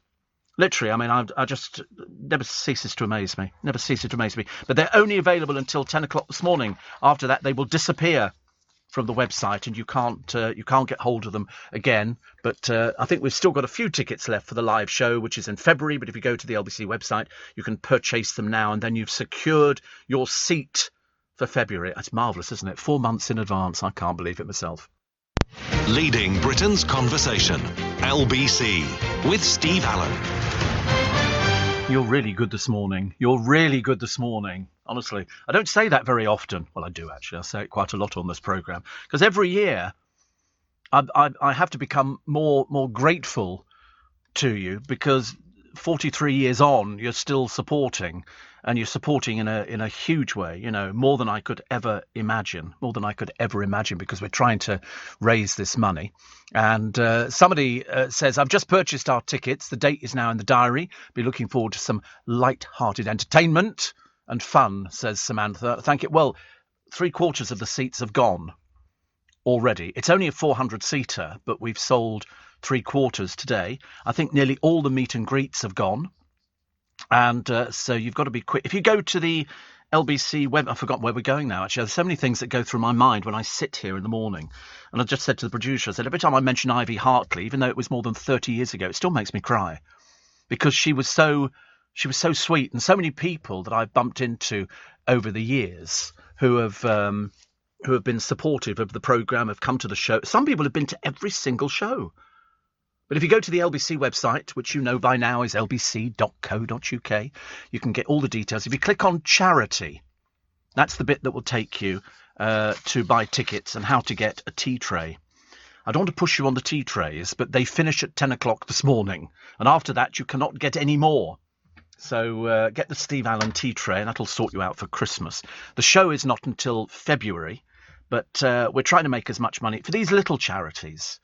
The people that, they really struggle. They have to come up with new ideas every month to try and raise some money, and they've got targets to hit. And if they don't, people, as you've heard, suffer. And so we want to make sure that we can ease their burden. So we're supporting. And one of them is the Two Wish charity, which is based in Cardiff. Now, they provide support for anybody affected by the sudden or unexpected death of a child or a young person. Rianne, as you know, set up Two Wish after her 1-year-old son died of pneumonia. So it was just a normal evening. The children had their milk, they were watching telly. Georgie was crawling around on the floor. He suddenly rolled backwards. We knew something was wrong, phoned for an ambulance. He was rushed to the local A&E, but sadly within 2 hours of being admitted, George passed away. We just couldn't believe that our little boy, who was crawling around at home, who was 1 the week before, was now gone. Paul and I really struggled. And on the 5th day, Paul was very, very upset. He went out in the car for a drive, and it was about an hour and a half after Paul had left the house that there was a knock at the door. And I could see that it was 2 police officers in uniform. Paul had died. He took his own life and was never coming home. Two Wish supports families who lose a child or young adult suddenly and unexpectedly. We have memory boxes that families have to take away with handprints and curls and things like that. And we will then support the family from the moment they've lost their child. We just want families to know they're not alone. I truly believe if Two Wish was here when I lost George, that my children would have their dad here today. Sad, isn't it? Very, very sad.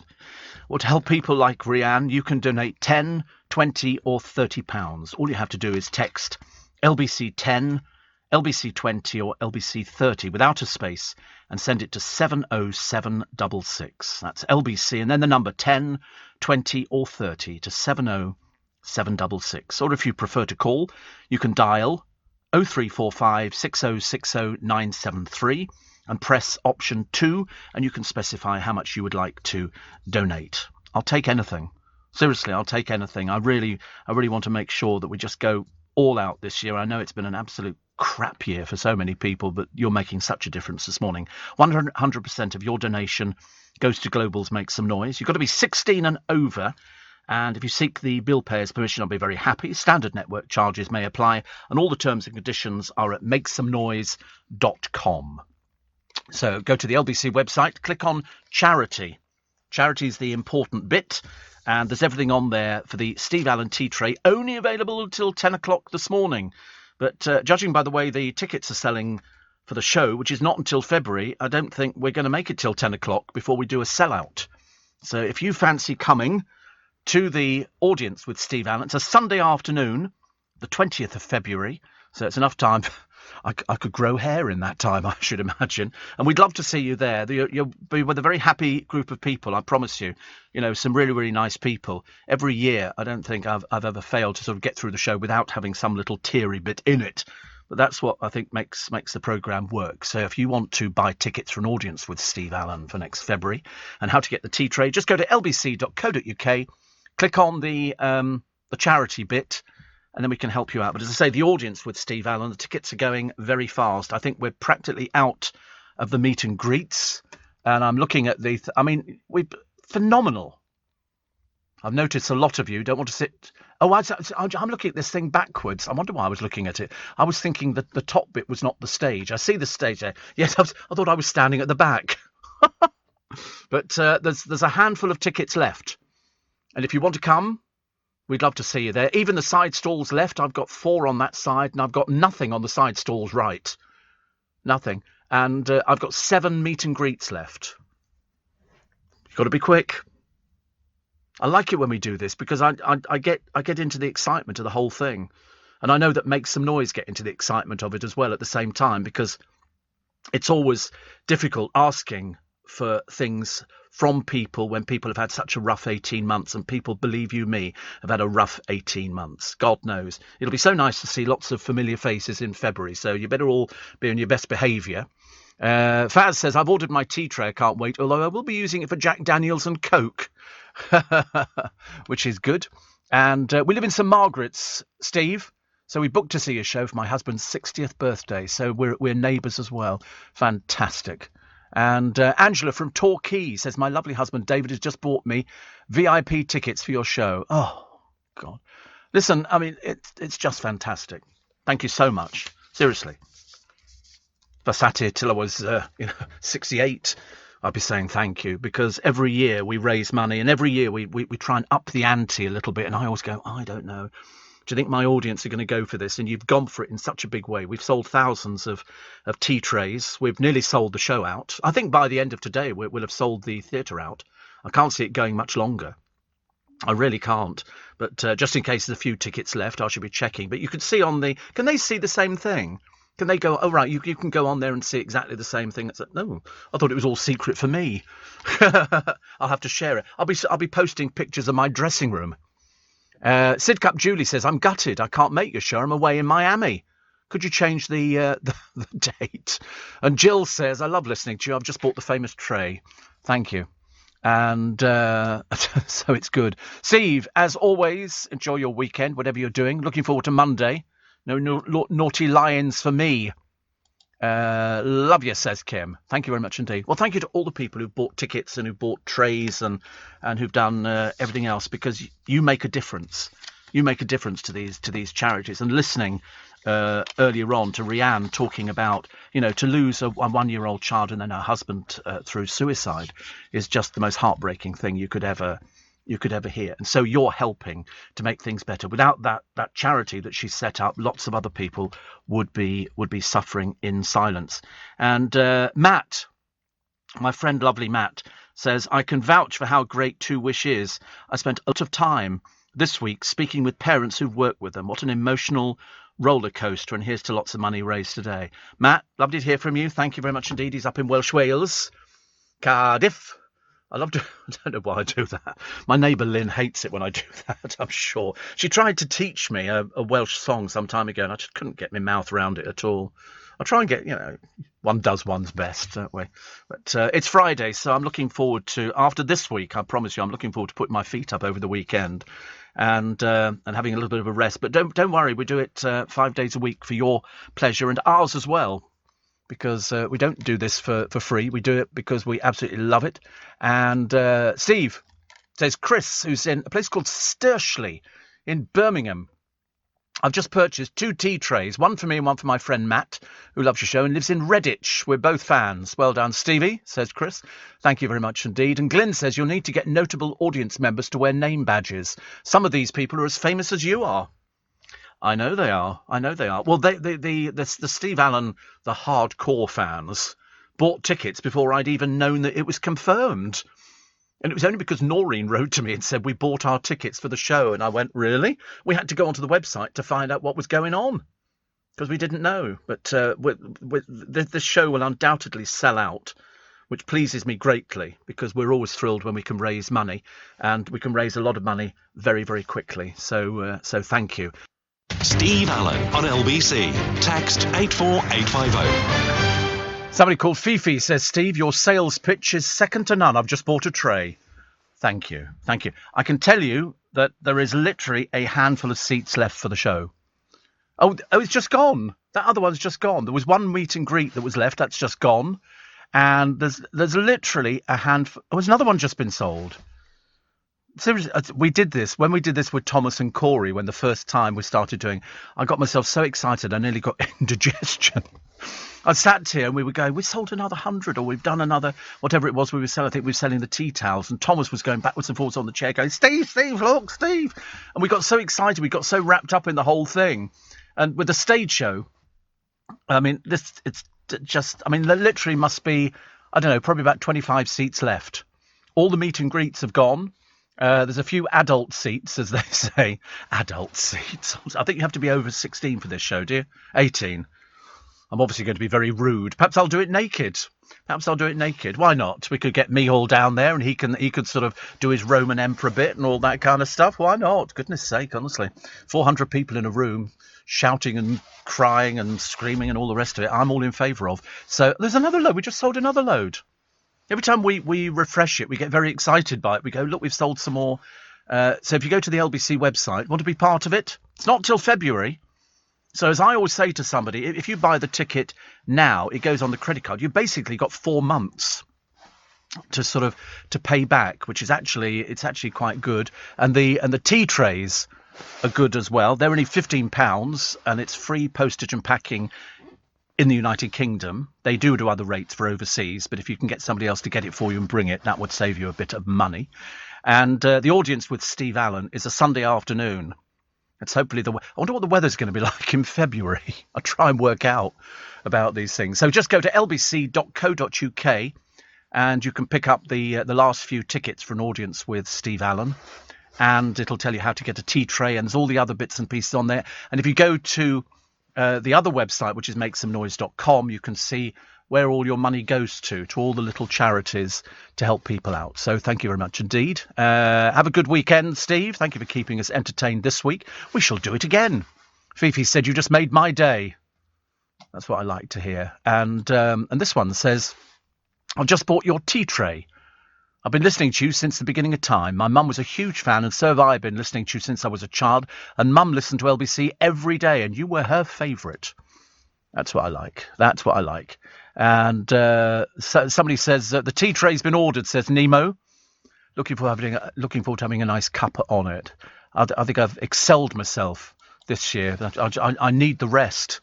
I don't think I can survive without a little bit of rest. So just go to the LBC webpage. Please go and buy a tray or make a donation or do something. My mum's listening in Shooters Hill.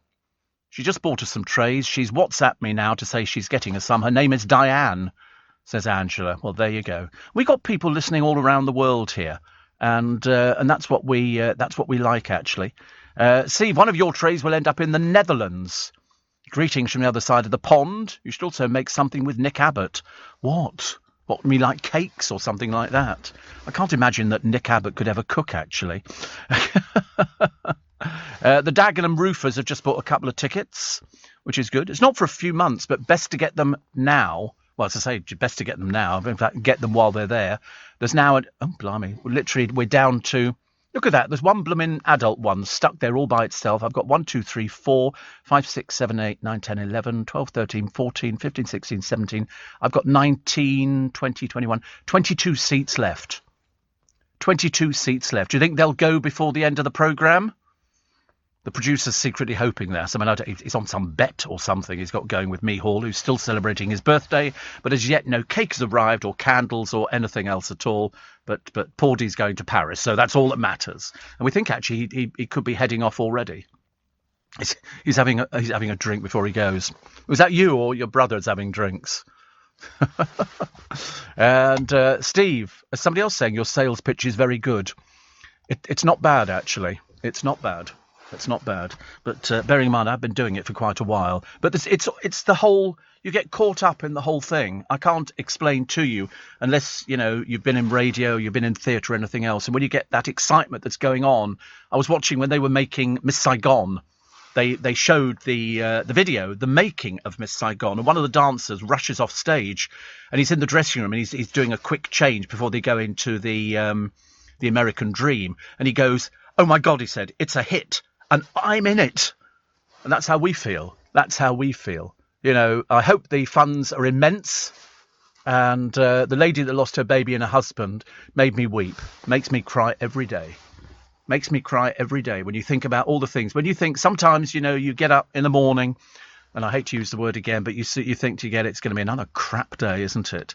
And then you turn on the radio and something makes you forget about the problems that you've got because you hear other people who've got problems that you think, I don't ever want to be in that situation. You can't imagine what it's like for parents who've lost children or lost anybody at all. And so with these little charities, and I don't think I've heard of anybody who's ever helped 100 charities out just for one day to raise lots and lots of money, and it will be millions. With your help, we've raised a lot of money just on the programme this morning, and I'm so grateful. And Mr. Neil says, "Well done with the Make Some Noise sales. Good man, Steve." And he's given me a nice round of applause. Bless his heart. Bless his, and to you as well, because it's not easy. It's been a dreadful 18 months. It's not getting better for some people. People have lost people have lost jobs, people have lost everything, and yet still, you know, in the midst of all this misery, you managed to come up with money and funds and helping out other people who've had a worse experience probably than you've had. And God knows, as I say, I've had a bit of an odd 18 months, I think, to put it mildly. Actually, if you're very good, I might tell you the whole story when we get round to February. Because to be honest with you, that's what it's all about. Radio's about sharing, and it's about people finding somebody they like listening to on the radio or somebody that they will follow. And it's I can't imagine. Somebody said to me the other day, they said, "What would you do if you didn't do this?" I said, "I have no idea. No idea." I said, I've never even thought about it. I just assume I'm going to do it until I drop dead. Which the rate we're going today could be any minute now, I suspect. I've never been so stressed. And the one thing is, I was very. Did I tell you the other day? I had a letter. I've got a cardiology thing with the hospital, and I thought, oh, that's good. They'll be checking out to see if I need any more stents. Nope, it's a phone conversation. So I'm going to have to describe my illness to somebody over a telephone. It's all very embarrassing, isn't it, really? I mean, one does one's best. Steve, all the way from Abu Dhabi, have a great day, says Rain. And Steve, Lewis Hamilton looking good again in the sun. Yes. It's another very strange outfit, isn't it? I'll still decide what to wear on it. But how are we doing on the theatre tickets? We had 22 before. Are we almost there? We're almost there. Poor old producer on his little fingers are worn to the bone. Worn to the bone. He's never worked so hard in his entire life. But we had about... Here we go. We've got different bits of it. There you go. Oh, it's a bitter.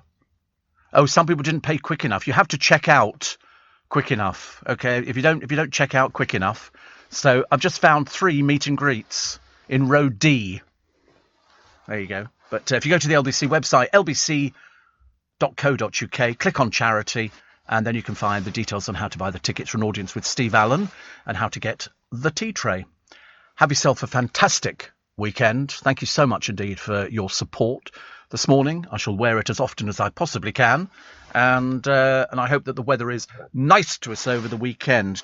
Morning, everybody. The good news is I got petrol the other day. Whee! I mean, isn't it funny how we get excited over little things? Well, I've been like that for some years now, but anyway, it's a case of if you can manage to get your hands on some petrol, it seems to be a relief. I know in certain parts of the country you're fine with it. Unfortunately, down here in London, in the southeast, we're still up a gum tree, I'm afraid, with no petrol at all.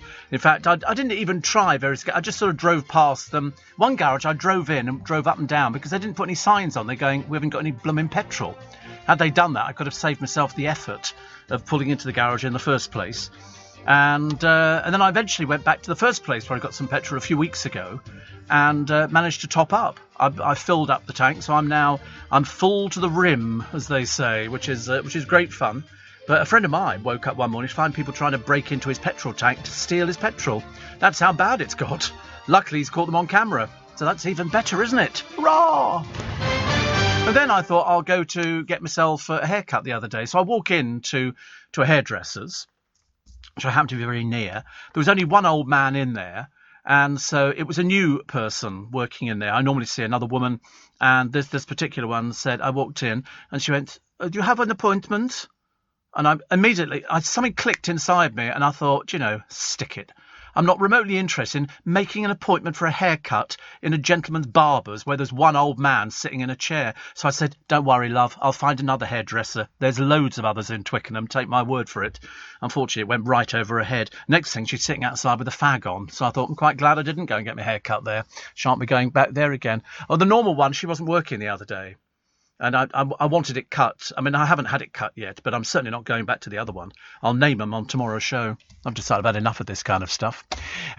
Steve. I'm sure you haven't forgotten your dad's birthday today.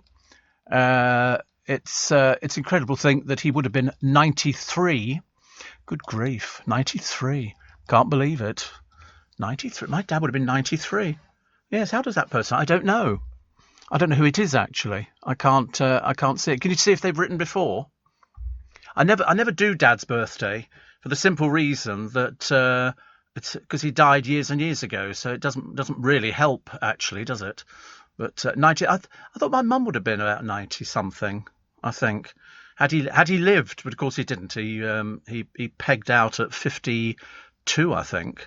My dad, yeah, he was very young. Very, very young indeed. Mum was young. She was only about 10 years older than Dad. But after he died, as everybody knows, when their parents, one dies, you leave the other one there. It takes them ages to recover. My mother she had a brilliant trick because she hated the weekend because it meant she was by herself. During the week, she was with people because she worked for the police. And she would put herself onto other families within the families, sort of brothers and sisters and things like that. And so she'd go and stay with them for the weekend, which actually kept her busy, which was good. But, it was I think the loneliness was the worst thing. I think that was the worst thing for people nowadays, that when one half, if you've been married for donkey's years and you don't know anything else, all of a sudden, I mean, a lot of people die very quickly because they die of a broken heart. And it is entirely possible. My mother had to learn how to do all sorts of things, like she'd never wired a plug in her entire life. She could cook and she could clean, but she had to learn to do a little bit of decorating and stuff like that, all the things that my dad did for her, because that's what happened. I mean, some blokes can't cook after the wife dies. And for them, they make Waitrose, Marks and Spencer's, and just about anybody else you can think of. They do ready meals. Yeah, it's all ready meals. I didn't have a ready meal yesterday. I did go and look for one. I'm going to have to go to Sandy's today because they make fish pies and all sorts of things. Very clever, honestly, very clever. And it's basically catering for buffoons like me that can't cook, And so, consequently, I thought, I'll learn to cook. And then I thought, sod that for soldiers. Why should I bother? Because they make everything's ready-made and it's far better quality than I could ever do. But I was very pleased when I got the petrol. I said to the bloke, you're one of the few garages that's actually got some petrol. And he smiled at me, which I thought was quite sweet, as I handed over my £60. And they always sort of ask you, if you've got a Shell card and all that. I haven't. In fact, when he asked me, I thought, oh, God, perhaps I need to be a member of the club before I have to put petrol in the car. But I did manage to get the petrol in the car, filled it up, and it will stay there until I need to go to my godchildren, which might not be too far away. And if the petrol gets a bit better, because do you not think, when you wake up, we were talking about this earlier on, actually. Every time you open up the newspapers, there's another story where you think, we're going down the drain. Seriously. The latest thing is, you can't really get a GP nowadays because there's a single GP for every 2,000 patients. Lorry drivers. We can't get lorry drivers. We can't get butchers. What was the other thing that we couldn't get? I read in the paper this morning. It was, whatever it was, I remember thinking, this is going down the Swanee. This is getting worse and worse. And then a nun was robbed the other day of her holy water. How much worse does it get? The tea pickers to sue a UK company. Matt Lucas says he was abused by people screaming homophobic obscenities down the phone at him. Really thick people. Really thick people. Sex claims against the Met Police staff. 2,000 people have had claims made against them. There was another one. He was a detective in the special services who was entitled to get... He was taking photographs of women. He was pretending to be a pilot. And what the other thing? Oh, and a model scout agent. And he was taking pictures of them with hidden cameras in hotel rooms. He was no such thing. He's admitted to all these... And you think, what is going wrong with the police force at the moment? Every time you open up the papers, Joe said to me this morning, he said, I sometimes wonder where we are. Police officers use spy cameras to film models on bogus shoots. And he worked at New Scotland Yard. He was a senior officer. I mean, he had cameras in phone chargers, an alarm clock, a laptop, a tissue box, and an air freshener, all in hotel rooms with little cameras in. And he was filming these people as they were getting undressed to sort of model for him. But he was a police officer. I mean, I laugh out of the sheer futility. And then, over the weekend, comes the news that Jeremy Vine had his house targeted by the anti-vaxxers. Another bunch of pathetic little wastes of space. The Tarquins who sit in the road are trying to find some working class people to make it look a little bit better for them. And then Packham, Chris Packham, had his house targeted. 2 people pulled up in a car, set fire to it in his driveway, setting fire to his gates. I mean, he wasn't there at the time, but luckily the fire brigade turned up and it was put out. But they've caused immeasurable damage. Luckily, they've been caught on CCTV cameras, because that's the saving grace nowadays. I mean, at home, we have 16 cameras. You can't move within 100 yards of our property without being caught by the CCTV. And we've got all nighttime cameras. They're all convertible, so you can see as clear as a bell. So you can find somebody who does anything like that. There's some really sick people out there. To set fire to something, Chris Packham said, I'm not going to be put off, which is just as well. And then Emily Atack says that she's been getting obscene emails and text messages from men who she says are married with children. So she's obviously managed to trace them back.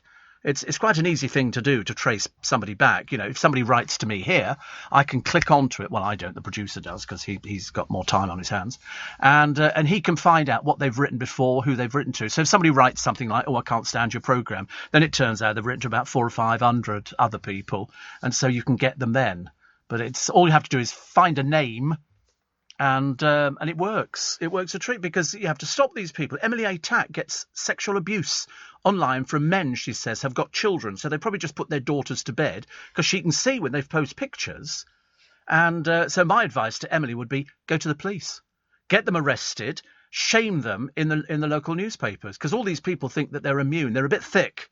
In fact, they're more than a bit thick. Do you remember the old man who lived in a little village, was writing obscene notes and putting them through people's letterboxes? And he turned out to be a village councillor. And he was writing all this garbage. And it's just absolutely amazing that he was so stupid he didn't think that he was going to get caught, like the woman who wrote to the McCanns. Hundreds and hundreds and hundreds of obscene texts. And so quite rightly, because another one who claimed to be a churchgoer, believe it or not, absolutely amazing. And so Sky doorstepped her. She then took her own life, if you remember. She couldn't believe that somebody would actually... And I'm thinking, but wait a minute. You target the McCanns with hundreds and hundreds and hundreds of emails. Like the woman who worked for the Royal Bank of Scotland. She was caught on CCTV putting a cat in a wheelie bin and pulling the lid down on it. Do you remember her? She was another one. I mean, luckily... somebody heard the cat crying and they got it out again. But had it gone into the back of the tipper truck, which comes around to collect the wheelie bins, and tipped it all in, the cat would undoubtedly be dead, because it wouldn't have survived, because it throws it into the rubbish. And then there's a thing. She was fined 250 quid.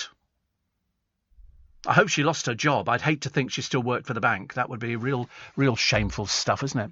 Steve, what we can get is more Insulate Britain activists gluing themselves to the road this coming week. Oh, they actually said that the other day, that they're going to up the ante. Bunch of silly little Tarquins, aren't they? What a silly bunch of Tarquins. Tarquins and all the other ones. And they sit on the road. As I say, what I want to do is pull them off the road, glue them all together and leave them there. Sit there all day. We don't care. Also watched an old edition of Family Fortunes, Christmas special. Barbara was in it, dressed as a fairy. So lovely. Yes, she liked her pantomime. Biggins has got pantomime this year. And I think... who's he with? There's one with Steve Hewlett, the ventriloquist. And he's in panto. Who's he in panto with? I think it might be C.J. Amui. Now, there was a story about C.J. Amui from Eggheads, which I can't remember, because they've moved Eggheads now. They've moved it to Channel 5. Obviously, the BBC didn't want it anymore because they've got more than enough rubbish to pump out without pumping out something with very clever people. I mean, how the other people stand a chance on it, I've got no idea, because they're all clever. I mean, Daphne was my favourite. Is it The Bachelors? You know, she was like that. I mean, she knew everything. There was nothing. I was convinced she had an earpiece and they were feeding her the answers because she knew stuff that even I'd never heard of. Very clever. Even even me. Quiz show Steve. Steve Food Steve. Leading Britain's conversation. LBC. Morning, nice to have your company. Steve, it's very annoying when you go to the pub for some Sunday lunch and there's nobody in there and they've got loads of empty tables. They say, do you have a reservation? Oh no, my favourite is you find it on all the places in London, probably where you are. There'll be a little piece of rope across the doorway and you'll turn up outside TGI Fridays, for example. It happened years ago to me when they had one at Leicester Square. No, not Leicester Square, Piccadilly Circus. And they said, how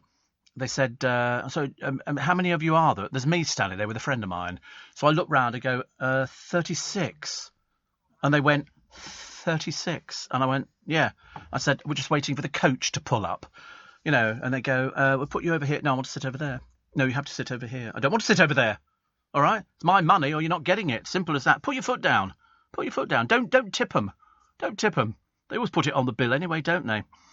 Talking of Biggins, says Ian, my friend Stephen and I were just watching him in a documentary on Are You Being Served, which mentioned Are You Being Served was based on a lesser-known show called It's Awfully Bad for Your Eyes. Oh, I certainly didn't know that.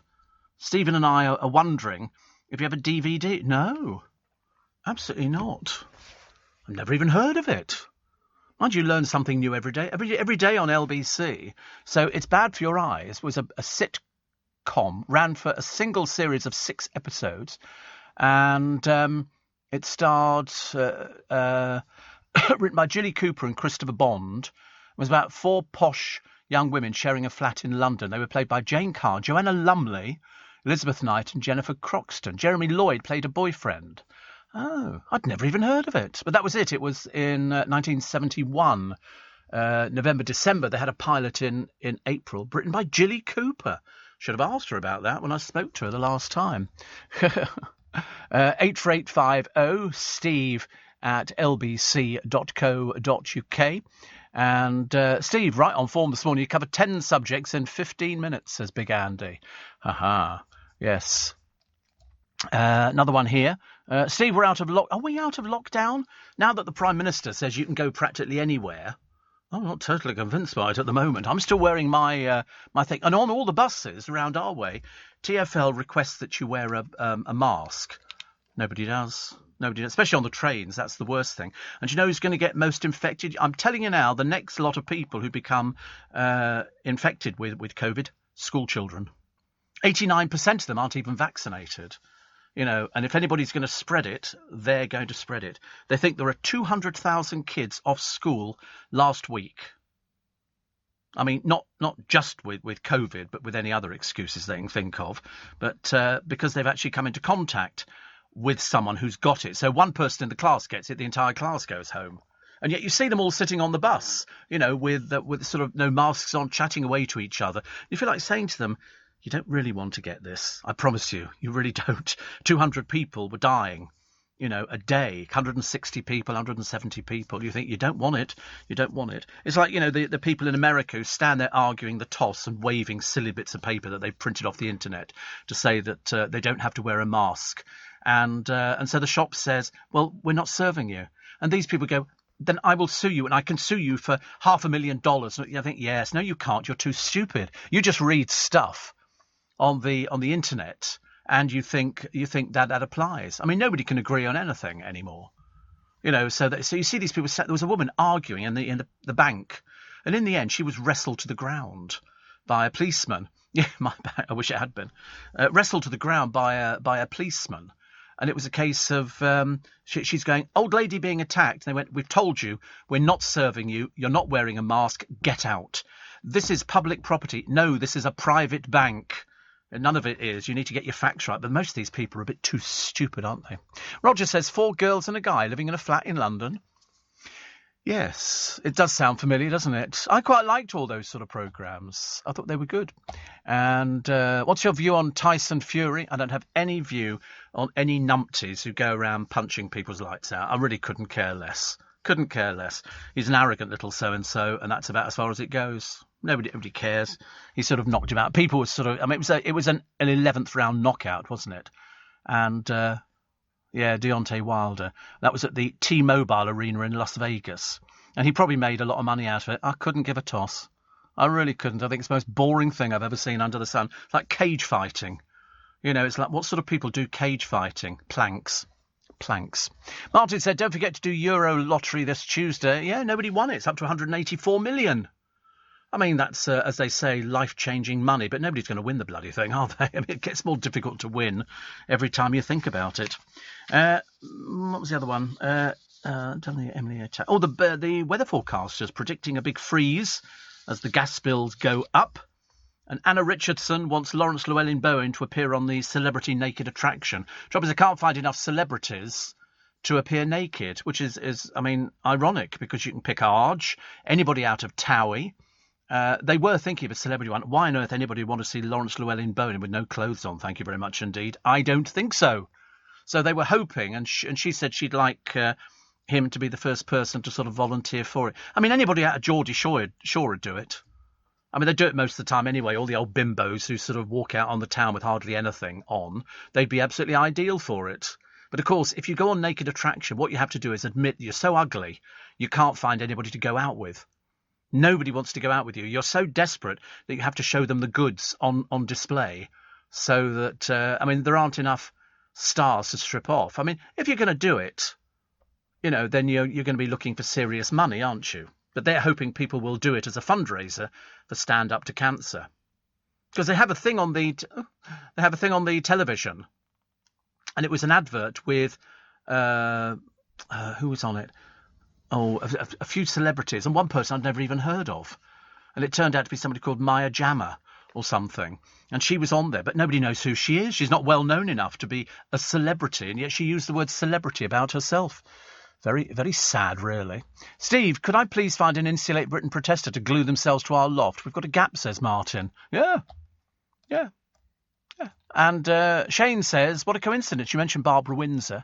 I saw it in an episode of One Foot in the Grave last night. Yes, she's in One Foot in the Grave. She popped up all over the place, actually. All over the place, which is very good. Because occasionally you see something and you think, oh, I'd forgotten about that. Forgotten about all these little bits and pieces that she did. England legend Paul Merson says his wife gives him an allowance to stop him betting. Have you noticed it becomes therapy for all these people? If they then do the betting and he claims he got through 7 million of his money because he was so addicted to the gambling. I don't know how you could ever get that addicted to it. The moment you saw your money disappearing, I'd be stopping. They always say, only gamble responsibly and only gamble what you can afford to lose. You know, he actually basically whizzed it all up against the wall, and there is no fun. But then a lot of footballers I've discovered do gamble. I know quite a number of big names that you'd be going, no, really? And they do. They gamble. You know why? Bored out their tinies.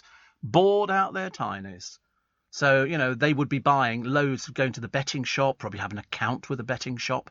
The only time I ever go into a betting shop is if I'm doing the National. And even then it's sticking a pin in and looking at all the horses and hoping a name throws itself out at you. And I wasn't too lucky last year, but the year before I did quite well, which wasn't bad at all. So he's sort of talking about he just goes on about it to the point of, listen, go and get yourself sorted out. You know, remember when you could smoke in... Yeah, you could smoke in betting shops. You can't now.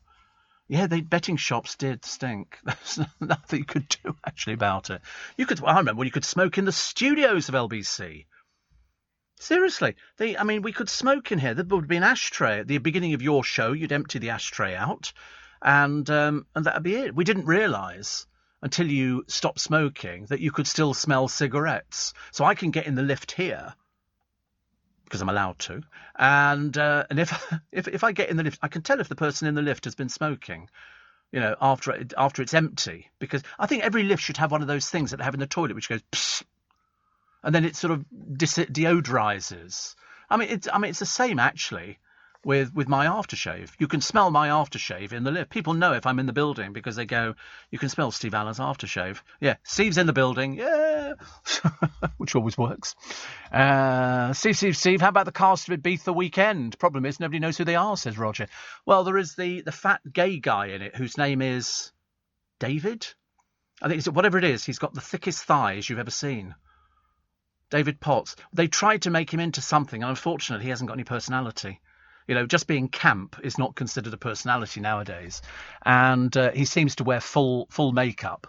It really is the most peculiar programme, full of the most naff people. But David is, unfortunately, the embarrassment of all embarrassments. They put him in karaoke something, and it was just horrendous to watch. And then I think they actually tried to put him onto a dating programme, and of course nobody was interested at all. As indeed they wouldn't be. You want to go out with somebody who at least has got something to offer or bring something to the table. He just brought the table to the table. It wasn't really much else going on there.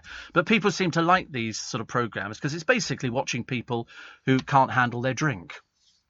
And that's all it is. And I didn't quite understand what it was. I've seen it a few times because there's a couple of good-looking guys on there, and it's their job to bed as many of these old biddies from up north. It seems to be their job, because every time somebody turns up, the first thing they do is come on to them. And you think to yourself, you're a bit sad, aren't you? One of them, they went, oh, perhaps he'll be really funny in the real world. No, sadly not. He was only funny in a pair of shorts when he was trying to bed some other bleach blonde who'd come down from Leicester for a sort of a weekend in Ibiza. Which I love. 84850 steve@lbc.co.uk. Oh, I've got some news. Hopefully tomorrow, about the Magic Circle, which I'll tell you about, and a few other little bits and pieces. But Friday, if you remember, and the producer then just reminded me that we were doing the car, which I think is the car finished? Yeah, the car's finished now, and we had the holiday as well. And what else do we have? We had the tea trays. We did thousands of tea trays.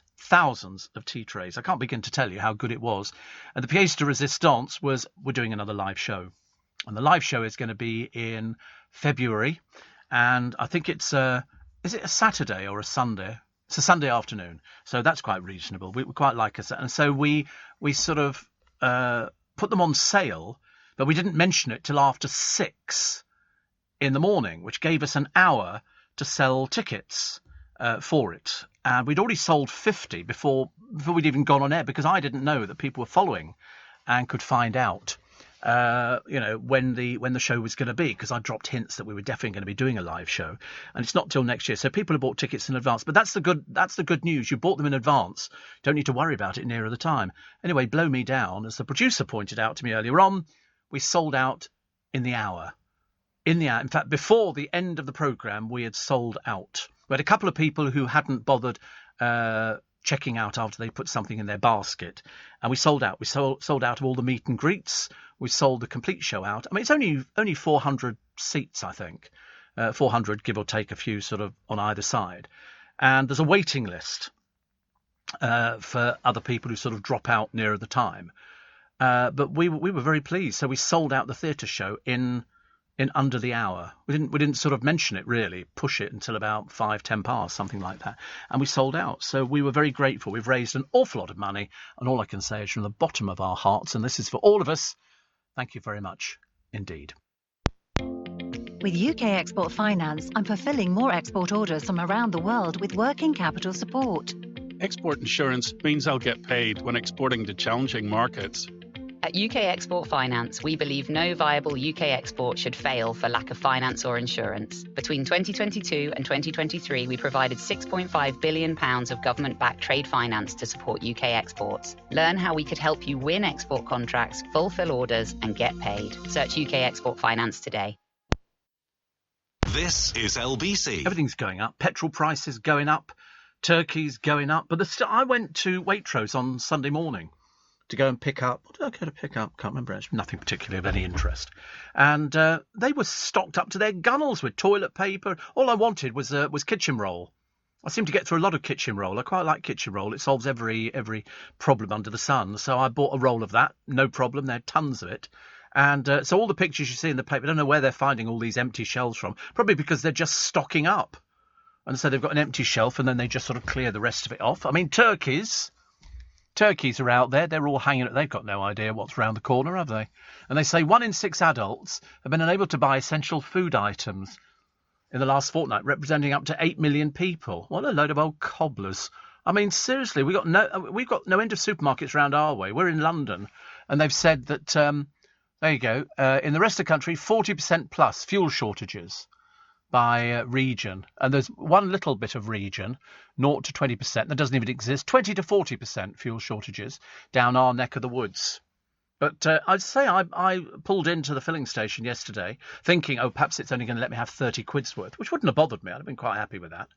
And I filled it up, put 65 quid's worth in, which was very good. So that was nice. Steve, I've been a croupier for 20 years. The hardest part for punters is leaving the casino. They just keep going till they've got no money left. Well, isn't that like people playing fruit machines? Somebody will stand there in a pub playing a fruit machine, and they put a coin in, £1 or whatever it happens to be, and if they win the jackpot, which can be, £10 or whatever it happens to be, as opposed to walking away, they keep playing because they think there's another jackpot round the corner. They don't realise there isn't. There isn't. It's a machine. And the machine is designed to pull you in. That's why you go to Vegas, you'll hear lots of flashing lights and ringing of bells. You won't see anybody winning. It's just designed to sort of tempt you to, that must be a winning jackpot there. I'll put some money in this machine, and it's just taking your money. In fact, in Vegas, you can use your credit card on a lot of the machines. A lot of the one-armed bandits, you swipe your credit card in there and off you go. It's fatal, isn't it? Absolutely. Mind you, over here you can do the same thing. You go to the counter in William Hills or something like that and say, can I have 50 quid on that machine? And behind the counter, she can load the fruit machine with 50 quid automatically. I know, because I used to watch it. But it's addictive. People should literally, the moment you win on a fruit machine, walk away. But people can't. You know why? No conversation. They've got nothing to talk about. It's like Valentine's Day in any restaurant you can ever think of. People sitting there, eating the food. Nobody's saying a word. Nobody's saying a word. They've got nothing to talk about. If you've been married for 30 or 40 years, what do you talk about? Is your food all right? No, it's quite nice. And then somebody comes over and says, you buy rose for a lady? Yeah. Do you want a rose? Yeah. No. How much is that? £10. Okay, thank you. That's what people do. Going around all the pubs, there's all these people flogging all these dead roses, claiming that they're actually giving it to charity. Yeah, the charity is themselves. Roger says, Qantas are offering a leisure sightseeing flight from Melbourne to Antarctica. I'd love to fly over Antarctica. Wouldn't you? I mean, I think that would be... Well, just don't you? I don't want to go anywhere near it. Thank you very much indeed. Went to Sainsbury's in Hampton, and they'd sold out of pasta. Well, buy something else. What do people go? Honestly, people are such drips nowadays. They've sold out of that. Well, that's it. Your life is over. Your life is over. Where do you go from here? They've got no pasta left. Well, come into somewhere else. I mean, Sainsbury's in Hampton, so no pasta. Who cares? Who cares? Actually, I've started stockpiling pasta. I've got 2 whole packets of it. I bought all the pasta. Yeah, you can't buy any pasta anymore because I've got everything. I've got all of it. I like the idea, though, of a sightseeing flight over Antarctica. I mean, how low do you go? Does it go low? I mean, it's called Buenos Aires to Darwin flight. Buenos Aires. Is that... Oh, it's the wrong one. I didn't know that they did all these different flights. Isn't that exciting? Exciting. You can go on one of these lovely flights and see things. I'd like to do it on train, but I don't think they have any. Oh, it was Buenos Aires to Darwin. Flew over and... Oh, you fly over Antarctica. Well, that can't be much fun, can it? The only thing I discovered, if you fly over anywhere like Antarctica or you go there, you've got to have sunglasses on. You know why? The glare from the snow is so much. I mean, seriously, it can damage your eyes. But I quite like that idea. Buenos Aires to Darwin. Antarctica, looking at the right side of the plane. Good day, my ladies and gentlemen. You can't say ladies and gentlemen. On British Airways, you can't say that anymore. Might offend some little snowflake somewhere who doesn't want to be classed as a lady or a gentleman. I'd have to stand up at the beginning of the flight and ask them, I'm sorry, who's on the plane? Any woke people? Any snowflakes? Okay, why don't you go get your own plane? So they actually cannot say on British Airways. I mean, we are turning into this nation of little wussies, aren't we? You know, I don't want to be classed as a lady or a gentleman. Well, what do you think you are then, dear? What do you reckon you want to be? Well, I'll tell you what, we'll leave you sitting at the back of the plane, okay? Because you're too boring to be with anybody else. I can't understand it. Steve, you've been my company, says Pippa, for over a year. While I've had long COVID and not sleeping well. I've got a bag and now I can't wait for my Steve tea tray, says Pippa. I mean, I'm lucky. I haven't encountered anybody. I mean, I've known people I've worked with who've had COVID, but I've been quite good, actually. I've been quite good. I mean, I've been quite lucky. I don't get too close to people. Michelle in Redruth, morning. She says, I feel so blessed to have managed to secure 2 tickets for the show in February. I was fortunate to have been online at 5 a.m. as I was checking out the Global Make Some Noise page. Bonus, a Steve Allen show and a donation to a worthwhile charity. Win-win. I have a special birthday in January, so a good excuse to splash out to treat me and hubby. I booked the meet and greet just to forewarn you, but I promise to behave. And to make sure I don't have any issues getting to the show, I booked a hotel too. Look out, London. Michelle is coming to town, which is a bit like Santa Claus is coming to town. Oh, yeah, Santa Claus. I watched a Christmas film yesterday, 75 Days to Go. I watched that, can't remember what they call it. Anyway, very famous for Christmas film.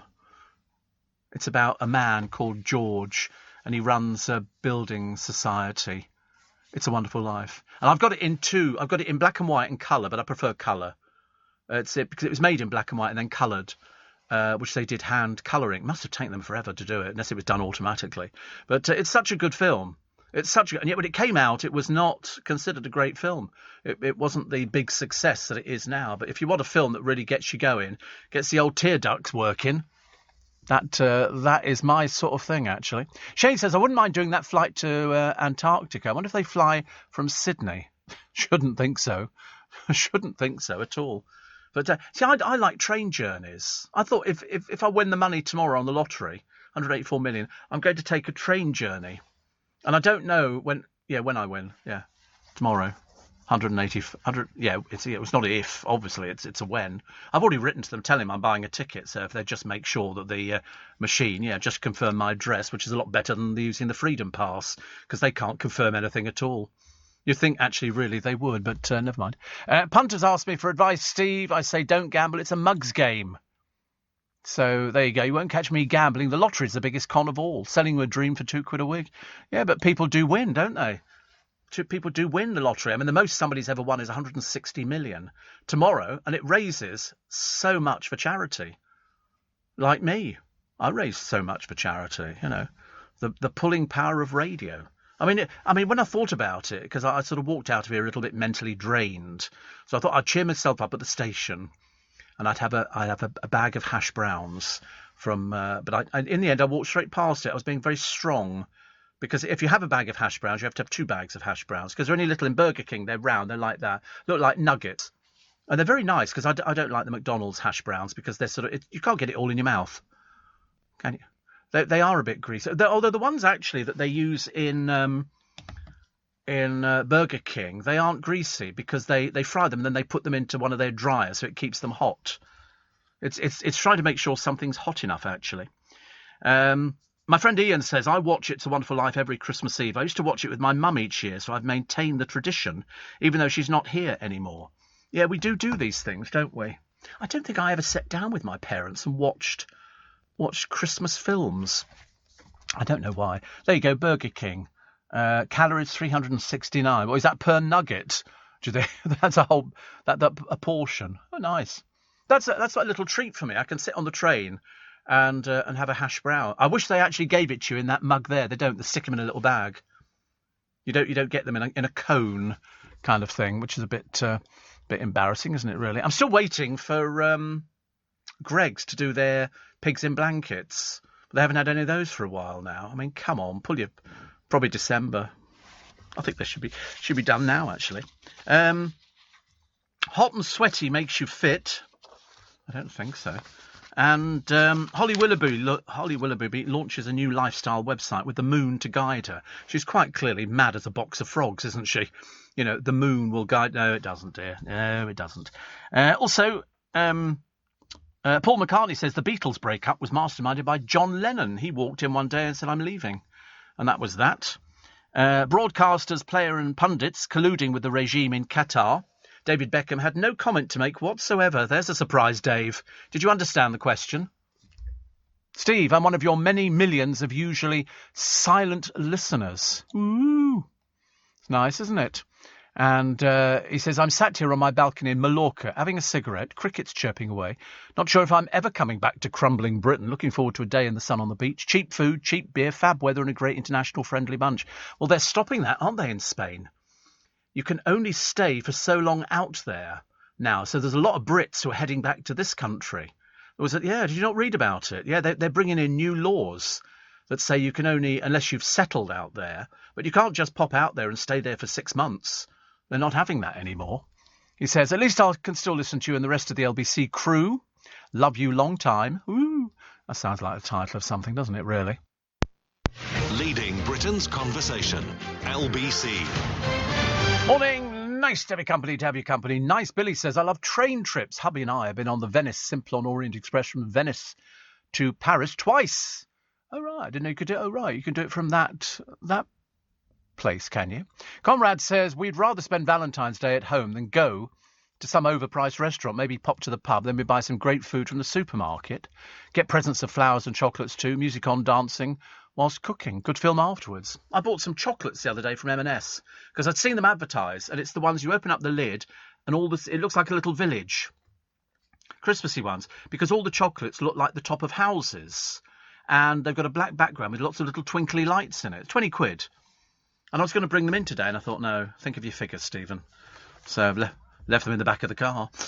They're still sitting there. But it was the fact that the box is full of twinkly lights. There you go, look, it's that one on the right-hand side. And it looks like a mountain village in the snow, doesn't it? Don't you think that's really clever? I think that's really clever with little twinkly lights. Look, is that good? Only 20 quid for about 30 chocolates. Isn't that cute? That looks so good. Why nobody's ever thought of doing chocolates to sort of design like, you know, top of houses? I've got no idea. Well, you could, yeah, you probably. It's all sort of white, but then it's pretty, isn't it? I think it's very pretty. I've got these birthday cards for people, and they're animated, and a shape moves about all over the card. It's on a magnet underneath that moves through and they're very pretty as well. I quite like those. I used to have parrot cards. Parrot cards, you can record parrot. You can record yourself. Each one's got a little thing, and you push the button, and you go, "Hi Joe, happy birthday, love Steve." And then you take your fingers off, and then when you get the card, you open it up, push the button, it goes, "Hello, Joe. Happy birthday. Love, Steve." And then you can re-record over it. So it's the card that keeps on giving. Parrot card. Then you can give it back to me for my birthday. You know, I get some sort of garbled message. "Hi, Steve. Have a drink. Happy birthday." I think you can still get them. Can you find out? Parrot cards.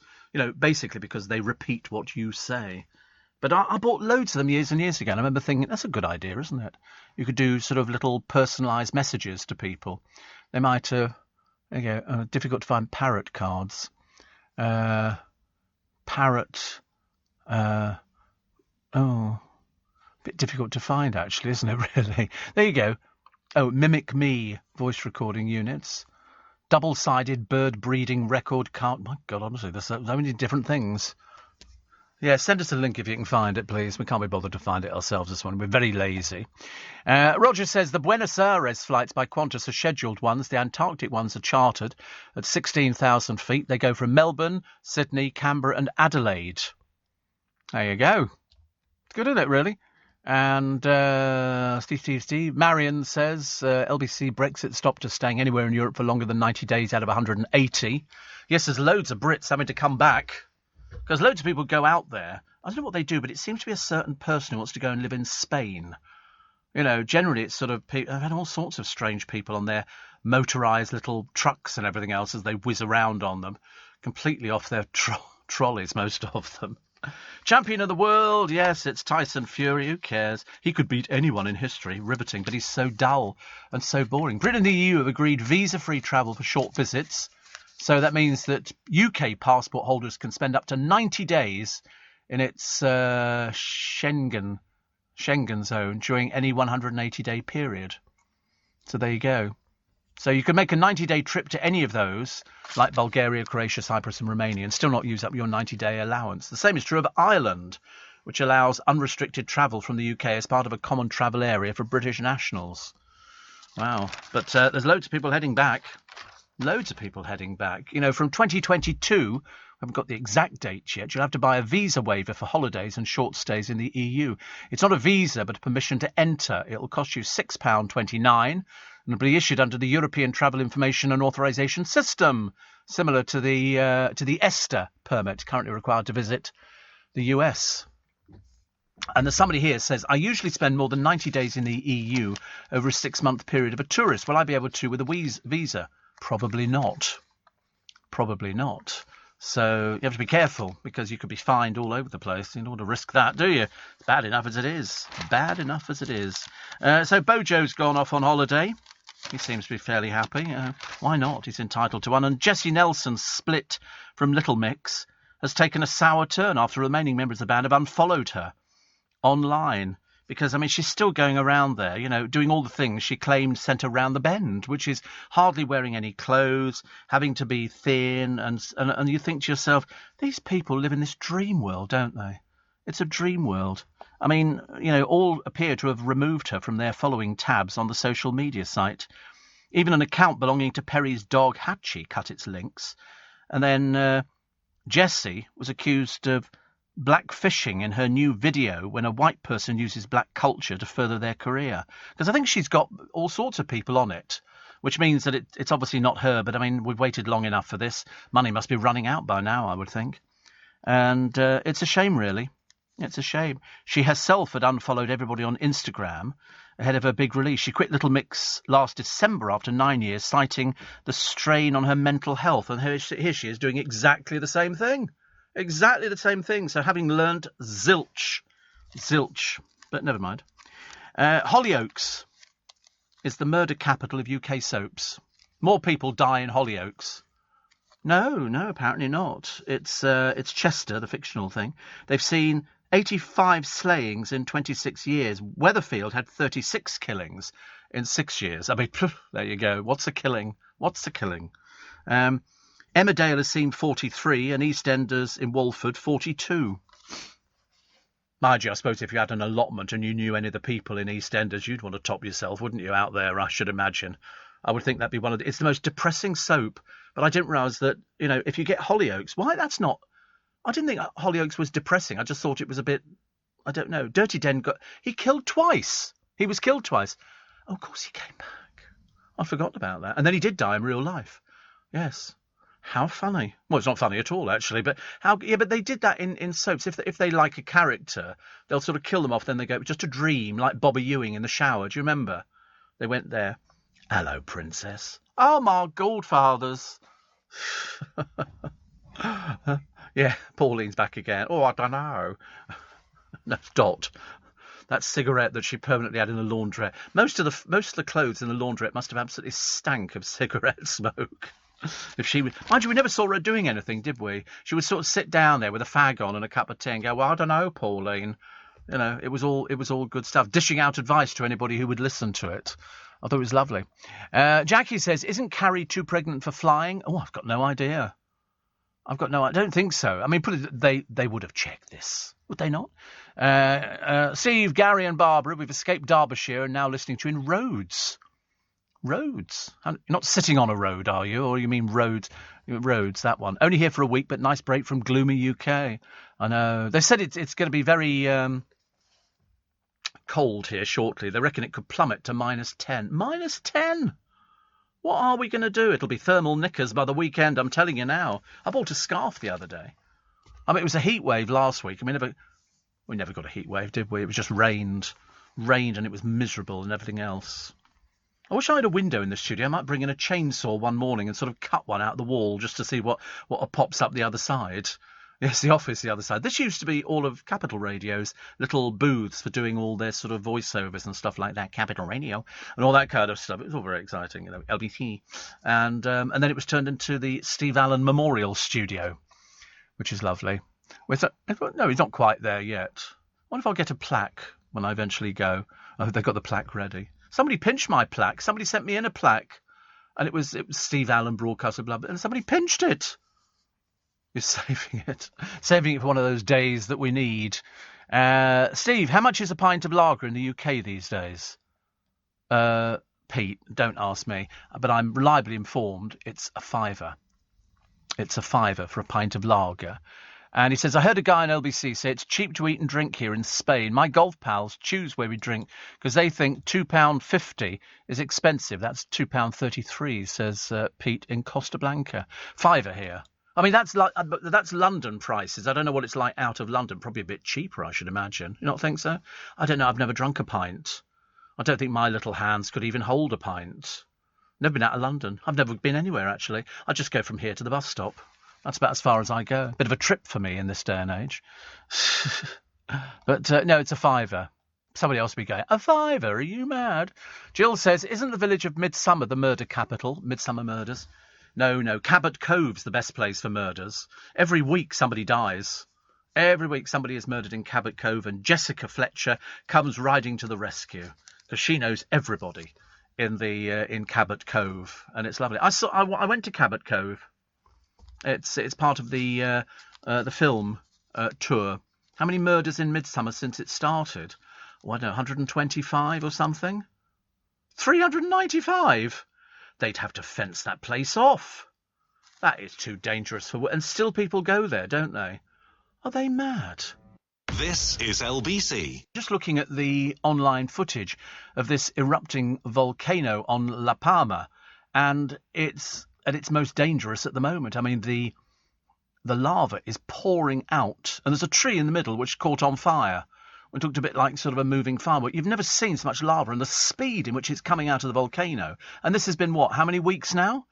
It's certainly been about 2 or 3 weeks, isn't it? 3 weeks after it first erupted. And they've now had, searing hot boulders the size of 3-storey buildings have flowed down. They reckon the temperature is about 1,240 degrees centigrade, as if somebody stood there with a thermometer just popping it in there just to see what it's like.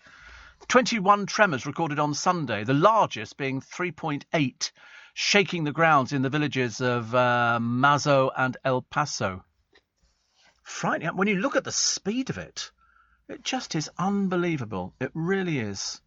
So I'm looking at it and I'm thinking, I don't think that island's ever going to recover from it because it's too dangerous, isn't it? You can't build anything there. I mean, 6,000 people have been evacuated on the island, which has around 83,000 inhabitants who mainly earn their living from fruit farming. It's bananas, I believe, and tourism. Not for much longer. Not for much longer. I mean, TUI have cancelled flights to the Canary Islands as well. And they reckon lightning has been seen near the eruption over the weekend, and that means it could be produced during volcanic eruptions, which then produce an electrical charge. It's unbelievable, isn't it? Really, it's the speed of it that's so frightening. Literally anything in its way, gone completely. Gone completely. And you look at it, and it is the size of a river. In fact, it's the size of 2 rivers by the look of this bit I'm looking at here. That's a rock in the middle, is it, which is being carried down. Now, where's that come from, that rock? Has that come from under the ground? It's been shot into the... Has it really? Good Lord. Sorry, I'm so in awe of what goes on under our feet. And you look at this huge rock. I mean, it's enormous. I mean, I wouldn't even like to imagine what size it is. But it got thrown out the top of the volcano, and now it's just travelling down with the... It's the size of 3-storey buildings. That's how big this rock is. You'd have thought it would have cracked up under it, wouldn't you? But definitely not. Steve, did you ever meet Dusty Springfield? No. Watched a documentary, was reminded what an amazing talent she was. Yes, I mean, she had her moments, let's put it that way. And Kim says, and she went to, of course, the 80s with the fabulous Pet Shop Boys. Yeah, they had a bit of trouble with her as well. They had a bit of trouble with her. She was playing diva.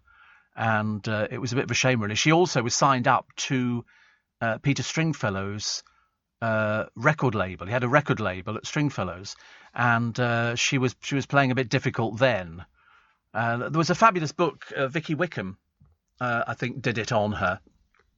And because Dusty was, I think that was one of Dale's favourite albums, Dusty in Memphis, which went down as the, album. But the one big song she had, You Don't Have to Say You Love Me Just Because It Had, apparently was in the wrong key for her. So she struggled when I said, and it took it straight up, I needed you. Yeah, it was quite high for her. They said she sort of struggled a little bit with it. But no, I never met her. I can't imagine. But the funny thing was, when I interviewed Vicky Wickham about the book about Dusty, and before I'd even got to the end of it, I said one of my favourite Dusty Springfield tracks was called Going Back. And she said that's the song that we played as her body was taken out of the church in Henley. And I said, oh, how amazing, because that was my favourite Dusty song. And she had so many other things. They had Madeline Bell on that programme talking about it. And she was truly a great singer. And there was lots of hand movements and everything else. But if you notice, all the great singers, Dusty Springfield, Shirley Bassey does hand movements. Liza Minnelli did hand movements. And all these different people do hand movements. And that's what she did. Very theatrical. When I said, I needed you. Which was very good indeed. But no, I thought she was very interesting. I'd like to have talked to her. I don't know what sort of... I mean, I spoke to Neil Tennant about it, and they did have their own little problems. But there again, she died. She got cancer. And in the end, she sold her back catalogue of songs. And that sort of kept her going for the last little bit, actually. And sounding good, says Michael J. Fitch. Been a while since I was up this early. Off to Portugal for a show. It's a long way to go for a magic show, isn't it? Fellow MIC member. Michael, I'm an honorary member. I got honorary. Although, actually, there's a thing coming up at the Magic Circle, which is they have Dealer's Day. But I don't appear to have my new membership card. I've got a scroll that says I'm an honorary member of the Magic Circle, which is very nice. Michael, hope you're well. But off to Portugal for a show. Have you had all your jabs and all your inoculations? I don't know what you need to go to Portugal. Just a load of booze, I suppose. I like the idea, but hope you're well. Hope you're okay. And I've got some shows coming up at the Magic Circle, actually. But I'll have to let people know later in the week as to when you can actually book tickets. Steve. Please tell me you met her son, says Kim. What, Dusty Springfield? I didn't know she had a son. I thought she was gay. That was the whole thing about it, because she sort of played it down. People didn't talk about it in those days. It was, if somebody was gay in the music industry, nobody kind of dwelt on it, because it didn't really seem to make any difference to anybody. People just carried on with their own thing. Wendy's burger chain, apparently, are going back to Croydon.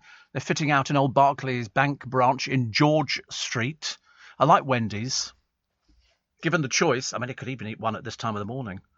A Wendy burger just with cheese. Yeah, they were square burgers, and they would make them to order. A little bit like the burgers in McDonald's. They're made to order. They've got all the things in the drawers, the heated drawers, and they just assemble it there. But there we are. Look, it's a square burger. Fresh off the grill, not the warming tray. But the ones in Burger King are microwaved. They're cooked, then they assemble them, and then they put them in the microwave. Look at that, hamburgers. Oh, honestly, don't show me this food now.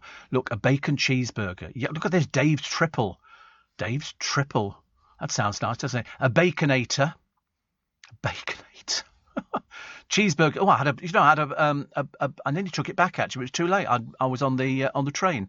I bought a bacon burger from McDonald's the other day. When I looked at the bacon in it, I thought it was about 3 weeks old. I've never seen anything that looks so scrubby. The bacon roll. I was really disappointed. What I should have done is taken a photograph and taken it back to them and said, "You call that a bacon roll? Don't insult my intelligence, please." Dreadful. Reggie says, I remember trying to have an afternoon nap listening to a group of women singing You Don't Have to Say You Love Me on the island of Lindisfarne. Lindisfarne was very famous, wasn't it? Lindisfarne was famous because it was there was a religious order there at Lindisfarne. It was considered, wasn't it, an Anglo-Saxon place or something? I can't remember. But Lindisfarne is famous. But I love the idea of people singing You Don't Have to Say You Love Me. There you go, Holy Island. Commonly known as either Holy Island or Lindisfarne, is a tidal island off the northeast coast of England, which constitutes the civil parish of Holy Island in Northumberland. It was designated as a World Heritage Site. The dialing code is 01289, just in case you know anybody and you want to call them at this time of the morning. If you want to go there, it's 1 hour, 15 minutes on an aeroplane. I like places like that. They look very spiritual. And occasionally I have a spiritual moment. Look at it. Oh, I'd like to go there. There used to be obviously some sort of cathedral or a priory or something like that there. That must be nice, mustn't it? Don't you think? Peaceful, very, very peaceful. And I think Spirit, is that a pub? No, just having a look. I was wondering if they've got tomato juice in. Got a thing about tomato juice. Oh, it's National Trust, is it? Lindisfarne Castle. You imagine living there and waking up every morning to that beautiful scenery. If I win the lottery, I might just buy Lindisfarne. Sod it. Why not? Why not? Because it's that big problem, isn't it? How big a house would you buy? If you won the lottery. I mean, for Joe, it'd be pointless buying anything over a 2-bedroom place because there's only one bedroom he can sleep in at any one time. Well, I mean, I would invite people to come and live with me. I'd have a harem. A harem. I was way too old for a harem. Apparently the Vikings first landed there. Well, they were a bit thick, weren't they? Where shall we land? Let's land in London. No, we're going to land in Lindisfarne. You can imagine them going, OK, we're going to be doing the pillaging, and is there anybody around here? No, just some monks at the priory. Mr. Neil says, shows at the Magic Circle. Fantastic, Steve. Loved a Wendy burger. Good to hear you firing on all cylinders. I know, I think I am firing on all cylinders. I seem to be picking up strength on a daily basis. Look at me. Yeah. It's all happening. Yeah, it's all happening, I tell you. All happening. And, sorry. And somebody else says here, a moderate solar storm is due to hit the Earth today, likely to affect GPS, so maybe a few people driving the wrong way today. I see that on a daily basis. People driving the wrong way. There's always somebody, isn't there, really? And Steve, do you think that because of all the Canary Islands are volcanic, that Tenerife's Mount Teed could erupt? Are they connected underground? Now, that I couldn't tell you. I don't know anything about volcanoes. I just know that they're very dangerous. I know that there's a very good chance that you could die if you fall in one, unless it was one that's been extinct for hundreds of years, but in which case most of them are targeted by the volcanologists and they have equipment on there. And the equipment will tell them if there's any seismic action going on under the ground. I mean, somebody can tell us if Tenerife and La Palma are linked.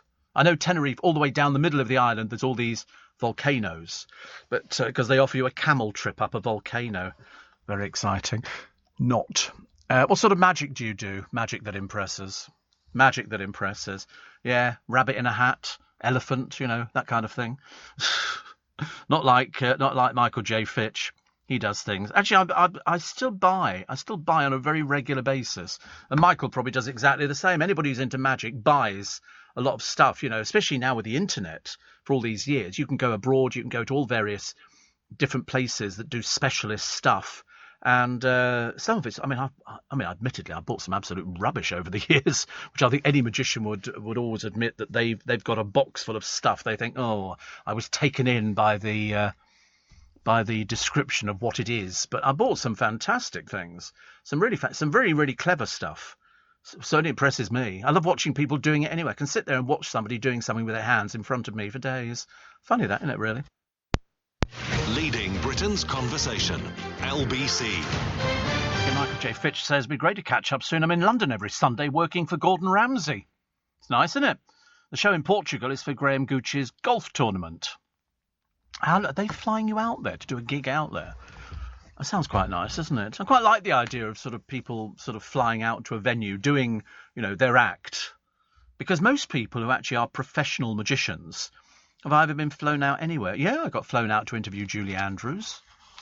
Yeah, Hollywood. Well, it was Los Angeles. We stayed in Venice Beach, next to a hotel called Shutters, where we went and had dinner. We were in a very nice hotel. Lovely, very nice, all free. All free. It was all very nice indeed. It was all very posh. But that was a good thing, actually. Steve, get yourself down to Blackheath Tea Hut. Try the animal burger. It consists of 2 sausages, burger, bacon, mushrooms, onions, egg, cheese and pineapple. Egg, cheese and pineapple? That's an odd one, isn't it? Smothered in tomato ketchup and English mustard. Ooh. I saw a thing on the telly the other day. In fact, I've seen quite a few. Oh, that's it, is it? Is that the animal burger? The London... Oh, it looks a bit of a mess. It doesn't look like the most exciting looking thing. But it's a tea hut, and that's what they do there, the animal burger. Golfers Road, Blackheath. and they've got those sad cakes sitting in one of those cabinets. They've got them down here. Most of them are sitting there for about days on end. And you look at them and think, I don't think I'll be buying one of those cakes, actually. Definitely. So I've been flown to different places. I got flown out to Norway to cut down the Christmas tree to Trafalgar Square. We did that one year. So I've had all that. I mean, I can't complain. It is cool, isn't it? We got flown out there. And it was all freezing, and we were knee deep in snow in the middle of a forest. We stayed in must have been a 6 or 7 star hotel, and really nice. No, it was what they do out there. They sort of fly people out there, and we had a coach. There was only about 6 of us. We got taken on a special coach, and everything took us to the forest. We stayed in the hotel. I mean, it was a bit fast. It all happened in 2 days, and the chef in the hotel cooked us a special dinner and all the rest of it. And you go, it's really lovely, but quiet. There's nobody there. I mean, you come to London. I mean, I live and work in London, and blimey, it's chock-a-block all the time. There's never a quiet period in London, apart from probably now. That would be about the quietest thing. The noisiest person out there is Michael J. Fitch. Or my friend Ian over in America, but he's a bit far away. But it was so quiet. The forest, you could have heard a pin drop. And they've already started cutting down the tree because they've got so many of these trees. And then you pose with the saw and them, and you have a picture taken, and they give you hot blackcurrant juice and everything else. Hot Ribena, which is delish. Very, very nice indeed. And then it was back to the hotel. And then we had sort of lunch, and then you head back to the airport. Then we came back to the country again. But it was quite something else. I'd never been to Norway before, never been there, and we went to all sorts of places. It was lovely. It was really quite nice. I was quite surprised that they asked me, which was very good. Wendy, says Josh, is an example of not levelling up. I live in Bradford, and the last time I had a Wendy's burger was in New York. Oh right. New York. I never had one in New York. The last one I had was over here at the back of us in the Strand. There was one there. It's a Pizza Hut now at the moment, but it was Wendy's. In fact, there used to be quite a few years ago. But that was the first place I ever had one. In the days before, you didn't really worry too much about what you shoved in your mouth. And I remember thinking, I like this. It was because you picked the sort of burger you wanted. It's like if you go to McDonald's, you've got to stand there forever going, don't put the gherkin. Yeah, I thought it was the best burger. It tasted properly. It was nice. It didn't have that ghastly gherkin and everything else, which I suppose you can have removed. So if ever I go to McDonald's, I'll go quarter pounder with cheese, plain. Well, I mean, that's the accepted terminology. I don't know why they put the gherkin in it. I think it's an American thing. Americans love gherkins. And having seen some of their comedy programmes, you can understand why. And there's a very rude one, which is a big fat bloke and a big fat woman. And I can't remember what it's called, but it's on in the morning. I mean, everybody must have seen this thing. And I think he works as a security man or delivery man or something like King of Queens. Well, some of the language and the things on there is so near the knuckle. In the morning. Shocked I was, ladies and gentlemen. Shocked I really was. Reggie says, staying in a guest house on Holy Island, and Brian Mosley, also known as Alf Roberts from Coronation Street, was staying in the room next door. That's nice, isn't it? That's very nice. On the McDonald's website, the gherkin is one of the classic ingredients that makes our famous burgers so unique. No, it doesn't. Though many of our customers love the taste, we know not everyone is a gherkin fan. So if you prefer your burger without them, just ask your server and they'll sort it out for you. Yeah, don't put the gherkin in. Ask your server. You mean the woman behind the till? I had a lot of trouble the other week when I asked for sort of extra bacon and things. That's why it was so horrible, this bacon. Seriously, I thought they were offloading rubbish bacon on me. I really did. Have you had a Whataburger? A Whataburger, says Ian. That's the Texas chain. That's the Texas equivalent of Wendy's or In-N-Out Burger. Never heard of these things. Never heard of them. There's so many in America, aren't there? I mean, I've seen some of these, programs on the television where they have a man versus food and they're eating these giant meals. And you think, gosh, look at the size of that. Order Whataburger. I mean, there's one here which has got the burger, the cheese, then it's got something. It's a breakfast burger. And that doesn't look too bad. Mississippi. It is a bit average, isn't it? It's just, but some of them are huge. They're absolutely not. I mean, how these Americans eat these things, I've got no idea. So you've got Texas burgers, and you can get all sorts. I mean, there's all sorts of different variations, far more than we've got over here. Over here, it's a bit naff. If I was going to have a franchise, though, I'd have KFC. I'd have a KFC franchise. I really would. You know, if I win the 184 million, I think I might get one. And put it on a station. That's the only thing. KFC. Well, yeah, but why have they not got KFC on the station or a Greggs? Greggs sell the most sausage rolls and everything else, and you think to yourself, you know, they're opening a Greggs on Leicester Square. Are they? Blimey. Where? On Leicester Square. It must be down the side here, mustn't it, really? Ooh, cup of tea. Is it? How nice. But they should open one on the station. Most people who go for... Oh, right. How it might be coming to Leicester Square. Where is that? Oh, I know exactly where that is. It's on the corner over there, he says, pointing wildly into the distance as if you can all see what I'm doing. Oh, that'd be quite nice. But they should have KFC on stations, because of an evening time, you'd like a bit of KFC on the train going home. And yet they don't do it. And I'm assuming it's because of the cooking problem.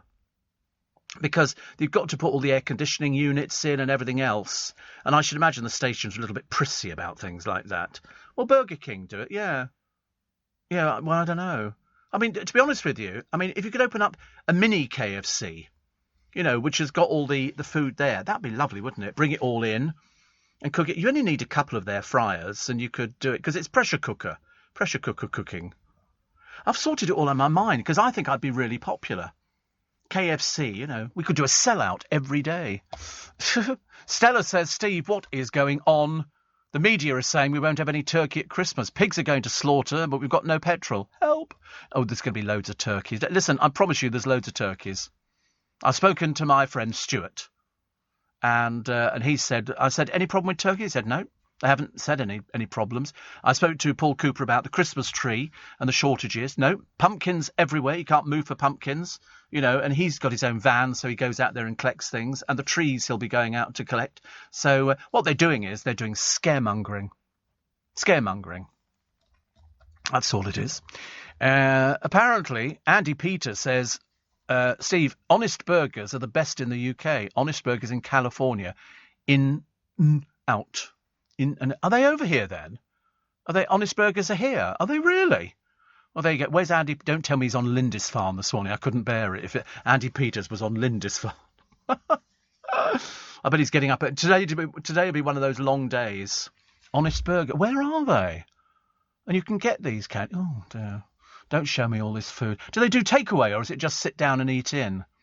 Is it? They do takeaway. Looks lovely, doesn't it? Oxford Circus. Greenwich, Baker Street, Brewer Street, Soho, Brighton, Brixton, Cambridge, Canary Wharf, Cardiff. Blimey, there's loads of them. Ooh, Andy Peters, I can't imagine Andy Peters ever eating a burger. Seriously, he just doesn't. I'm going to sneeze. Sorry. I'm so sorry. I wonder if that's spreadable. Oh well. Apparently, Burger Off in Brighton boasts one of the hottest burgers in the world. You have to sign a disclaimer, Steve. Do you really? I'm not sure I could do anything like that. So, and Paula says, Steve, London Bridge has a Greggs and they do the best chicken strippers with a sausage roll on the way home. But I think KFC. And also, could you ever go into a KFC and say, excuse me, I want 10 pieces of chicken, but I only want legs. I don't want the other, because you can hold the leg properly and eat it properly. You just get a funny look. They look at you, Matt, and yet it must... Couldn't they start breeding chickens with 6 legs or something?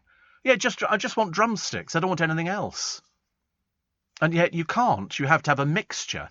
Because some people go in there and say, I'll just have breast. And I always look the other way. Oh, don't start now. But no, I could eat drumsticks all the way. They're so much easier to eat. Marks and Spencer's do a box of drumsticks, but they're not KFC drumsticks. So come on, think about it. 84850 steve@lbc.co.uk. And so I think I would definitely buy one. A KFC franchise. Might buy 2, actually, just to annoy little Spence. Poor old Spence, honestly. Still having trouble finding a boyfriend. But, you know, listen, it's coming up to Christmas. Somebody will find you attractive. I don't know who.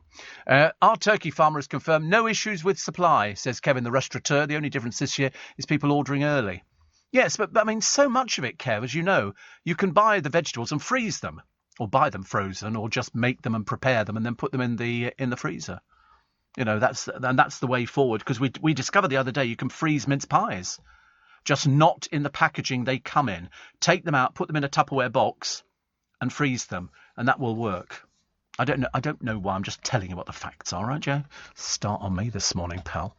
And somebody says, I don't eat turkey for Christmas, too dry. Really? Have you heard of gravy? That's what you put on it to make it, cranberry sauce. I prefer crispy pork, says Martin.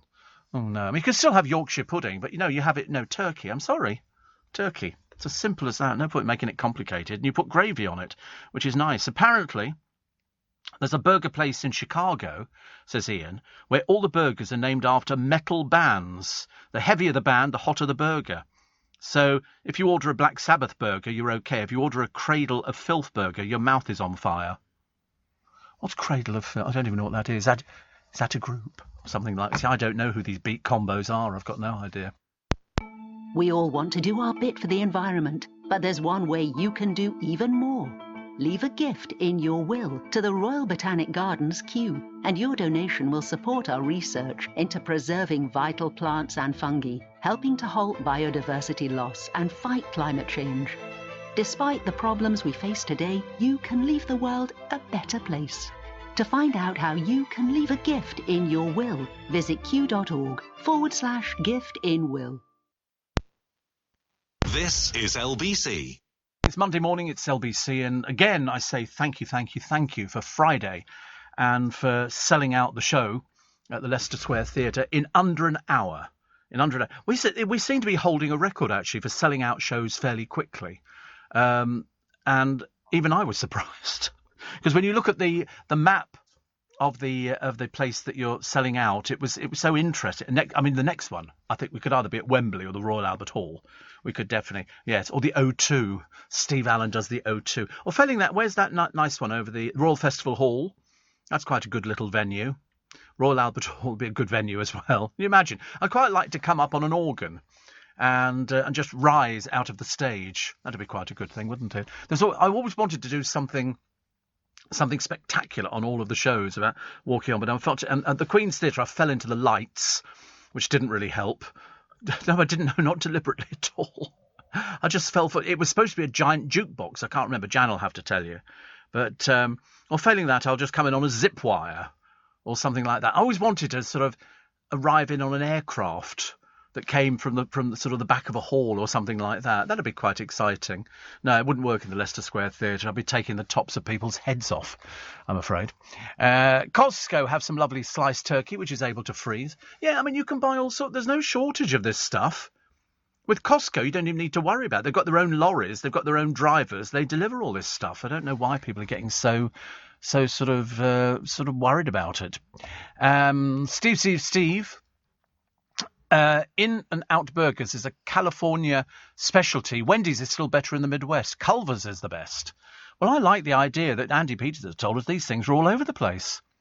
I love it. Shane says, all this talk of food, it's nearly tea time. I might have it early. Difficult, isn't it, when you listen to the radio and somebody talks about food and you think, oh, and you start thinking about it a bit earlier than you would normally. Like breakfast and guess who's got a book out already? Unfortunately, obviously capitalising on it.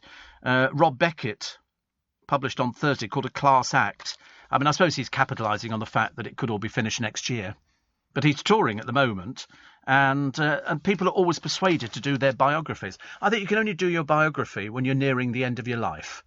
I don't think when you're sort of early 30s you should be doing an autobiography. I just really don't, actually. Jimmy Carr had a heckler who told him he wasn't funny removed from his show. You always get stupid people who go, why would you buy a ticket for a Jimmy Carr show and then go, you're not very funny? The comic lost his temper at the man who'd refused to leave. In a recording, Carr could be heard saying, you've got to go. He then joked, if it's any consolation, I'm keeping the money. It was a rude word inserted into both of those. The 49-year-old alleged he had to stop 3 or 4 times and was said to be visibly frustrated as the heckling went on. The personal security guard, for him, is said to have emerged from backstage and helped to physically remove the man. He was escorted out. Because stupid people like that, who are mainly drunks, they just ruin it for everybody else. The idea is you go to a show You know, imagine, though, how thick you'd have to be to buy a ticket and then heckle somebody. You'd really have to be dumb. That would be dumb beyond belief, actually.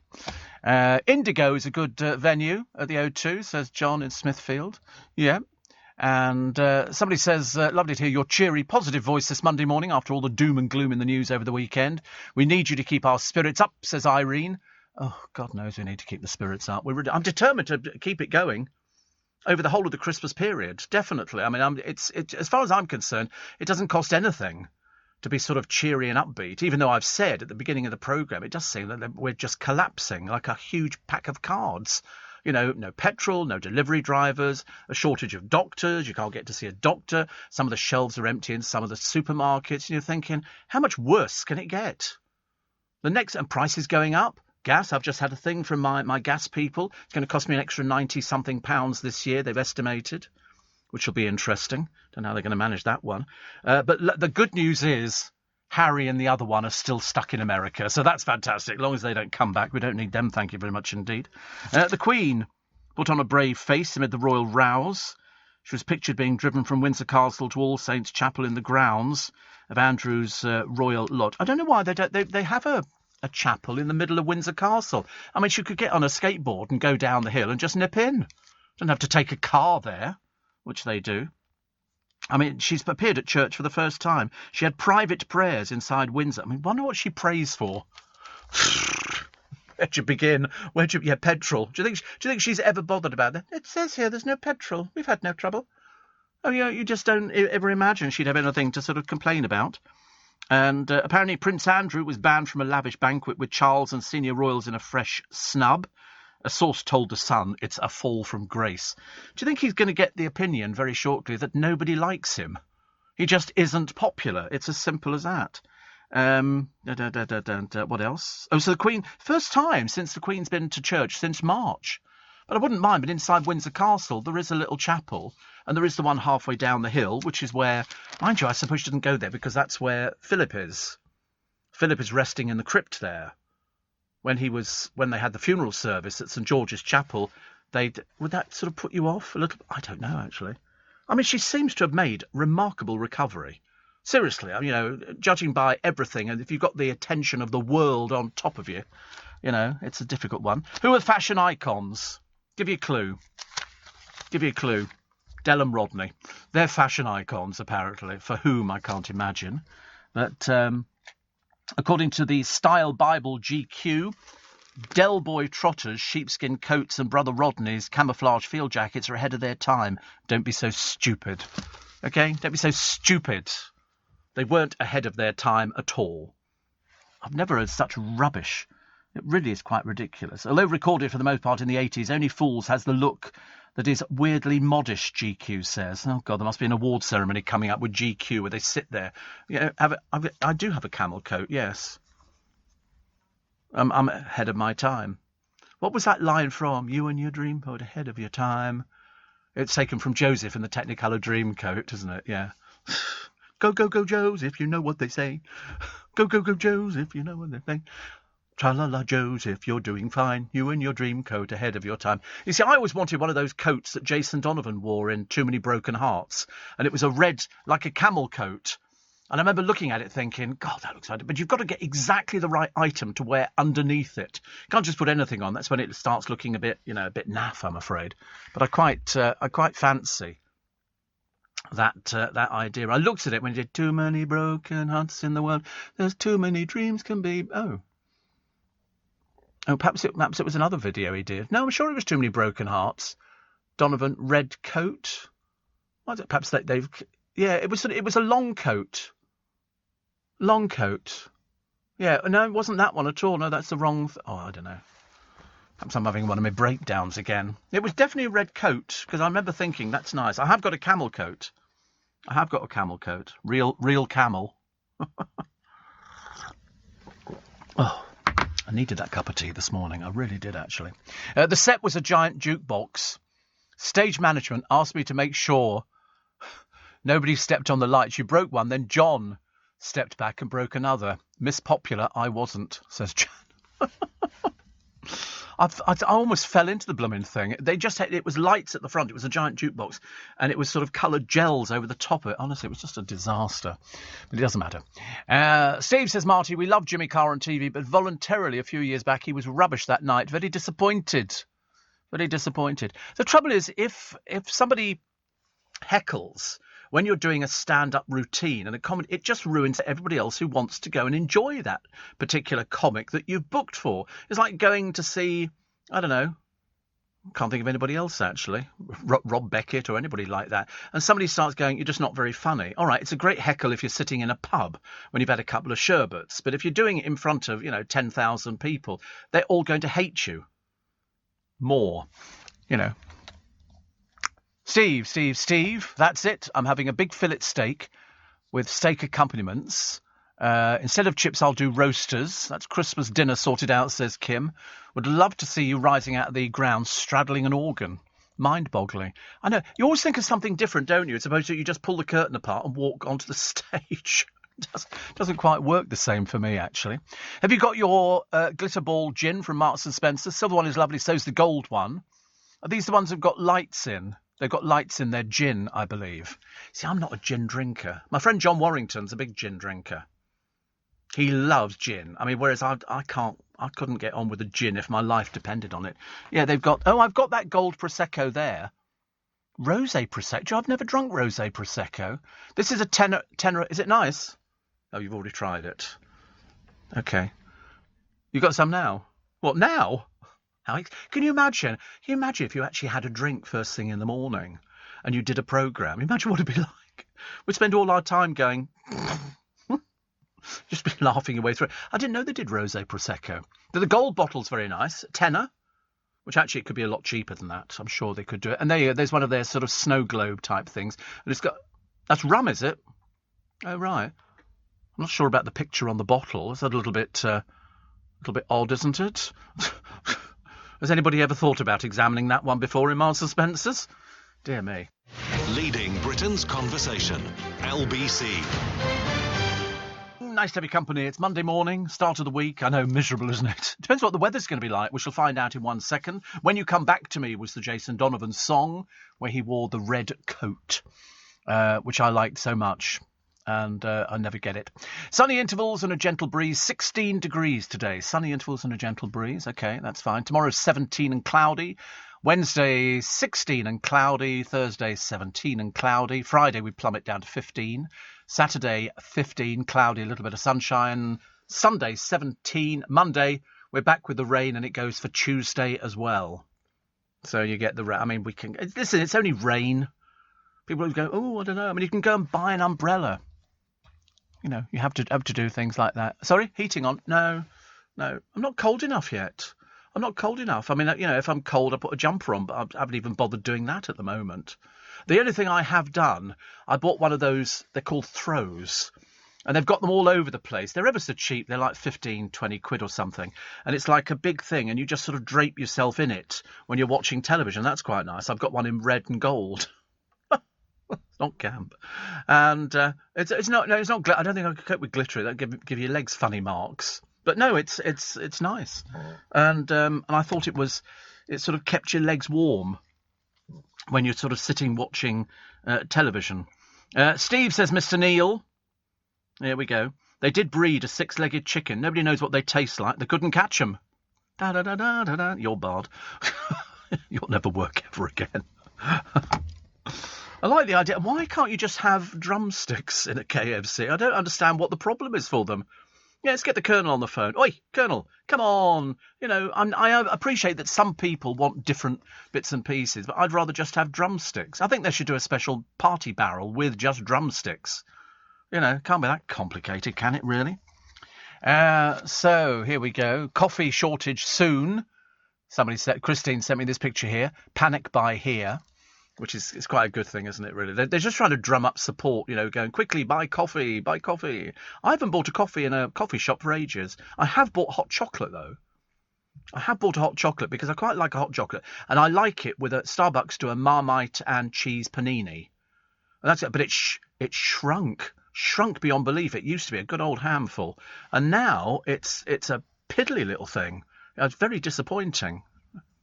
Chocolate bars, I know, they've shrunk too. Everything's getting smaller. Anybody align with that one listening at home at the moment? It is, I've discovered. I mean, I'm not sure, because when I went to school, when I was little, my school looked enormous. When I look back at pictures of it, it was... No, sorry, now I think it looks tiny. When I was at school, I thought it looked huge. And you look at your schools and you go, oh, God, I used to think this was vast, but it isn't. But you look at it, Cadbury's accused of shrinkflation, but it's an American company, which is surprising, isn't it, really? That's why it's... and they do Crunchy, and they do Twirls. I do like a Crunchy. Every so often. And haven't they brought out some other sweets, some new chocolate things in little bags of things? I'm sure they have. I'm sure somebody said they were doing things like that. Because I'm always intrigued, and I don't necessarily buy them. I have had a Crunchy in my time, because they used to do something. Yes. Let's go and see somebody about that. You can probably get tablets or a cream at least, I should imagine. Have you had a Crunchy? Do you know I did last Tuesday? Imagine, can't you? Steve went to my first Armed Forces Veteran Breakfast Club on Saturday, and it was a great distraction from my caring role for a few hours, says Glyn. I hope other veteran listeners look for their local one. So there you go. Armed Forces Veteran Breakfast Club on Saturday. There was a nice one on one of Noel's Christmas presents years and years ago. It was a woman who had a pub. What? I do love that show. What, Noel's Christmas presents? Oh, I love it. I can't begin to tell you how much I love it. I really love it. And this was a pub, and the lady there used to, for the elderly people who couldn't afford it, she would provide them with a cooked lunch. And it was something nice, and they had books to read and things like that. And it was basically the lunch club. And Noel turned up in disguise, and he bought Jean-Christophe Novelli, who cooked in her kitchen. And he said, he's going to cook for you today for all the elderly people who go there. And she went, oh, that's lovely. And then they send her off to London. I can't remember why they sent her to London. It was obviously to get her out of the way. And they brought in the people from Magnet, and they installed a complete new kitchen. They ripped out the old one, put in new fridges, I mean, it really was sensational. When they came back, he said, I can't believe when you've been away, he said, these people have come in and they've done this. They've given you a new cooker, new kitchen, new flooring, new cupboards, new slide-out fridges and all the rest of it. And she went, thank you so much. And I thought that was a nice thing, because there's all these different people who sort of said to her, listen, you do something really, really good. Really, really good. Steve, buy your chicken from Favourite Chicken. They don't mind giving you the chicken pieces you want. My daughter's like you and only likes the leg, and Favourite Chicken Shop always gives her legs, says Becky. I wish they'd do it in KFC. Costco's are doing extra large tins of Quality Street. I know, do you remember that rubbish we read you the other day? Oh, there's going to be a shortage of Quality Street. Yeah, right. It's exactly the same. And Steve, Quality Street and Roses used to be in one size tin, now in naff plastic tubs. They do 2 for £7 or 2 for £8. Funny how I know the prices of these things. I have cooking apples, Steve, says Elaine, original Spikers Facebook group, from my neighbour's tree, and I'll be buying dried fruit and brandy today to make my mincemeat for Christmas. Then later I'll be making candied peel to go in the Christmas cake. How lovely, candied peel. My mother used to have a jar of ginger, Chinese ginger. It came in a special... I've still got the jar from 40, 50 years ago. And we brought it back from Hong Kong, and inside was a plastic bag with ginger in all the liquid. It was lovely. It was sort of... I don't know what they call it. I was going to say wet ginger, but that doesn't quite sound right, does it?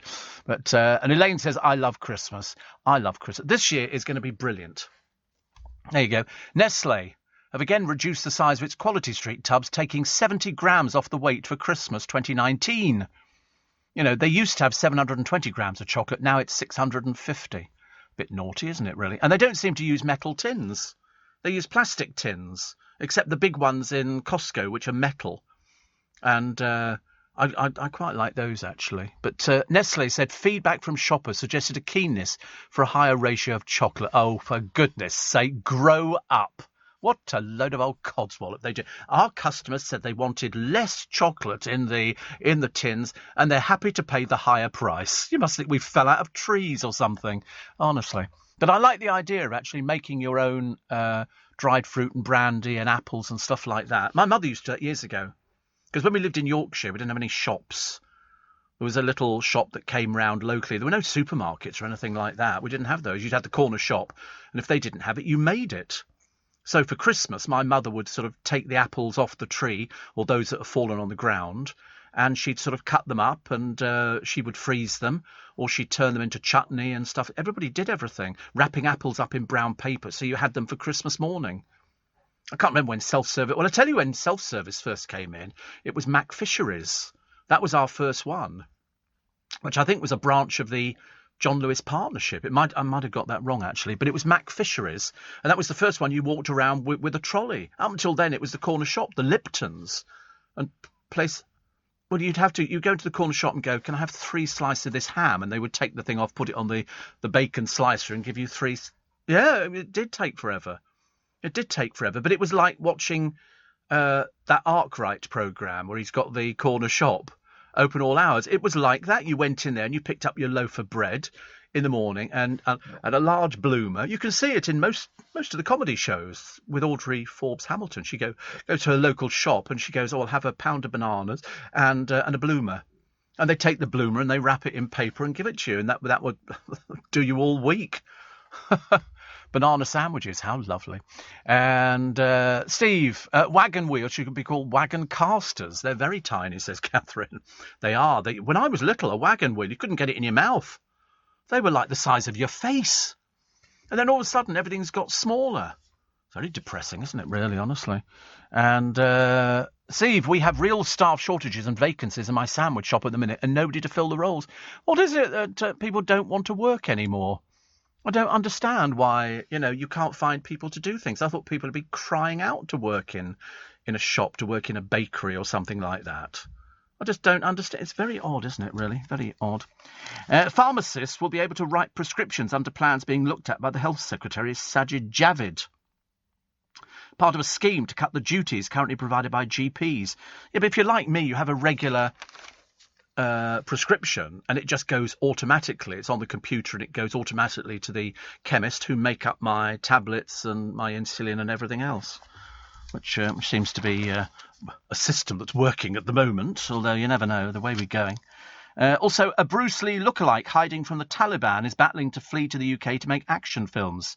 Abis Alizada says the fanatic stabbed to death his training partner. He fears he's next. He can't stay in one place for more than 2 days. And he says, I'm desperate to get myself, my 2 kids and 4 brothers to the UK. We don't want anybody else. I'm really sorry. We don't want anybody else. This is LBC.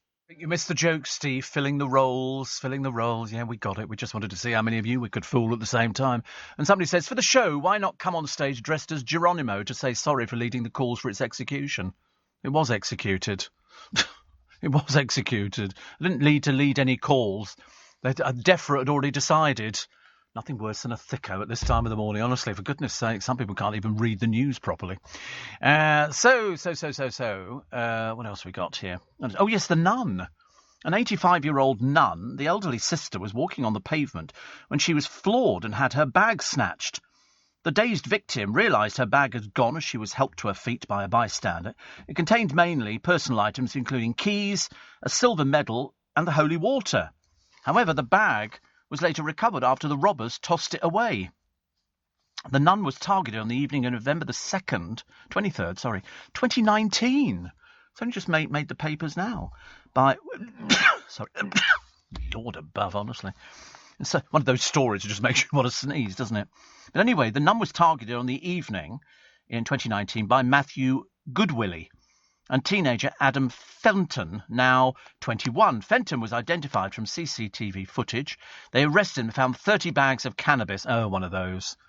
30 bags of cannabis with a street value of £535. He then shopped drug addict Matthew Goodwillie, who might otherwise have cheated justice. So anyway, they rammed this poor woman to the ground. Goodwillie, also of Hull, poor soul. And when you see a picture of him, it really does look like not a good Willie at all. He was jailed for 5 years and 11 months for the robbery and for possession of a bladed weapon. Fenton, who admitted robbery and possession with intent to supply, was given a 24-month suspended sentence and 200 hours unpaid work. When they give people unpaid work, in the courts nowadays, they say you've got 200 hours. What do they do? What is their unpaid work? Pick up litter? Oh, very odd, isn't it? I was sitting on a bench yesterday waiting for Waitrose to open, as I'm prone to.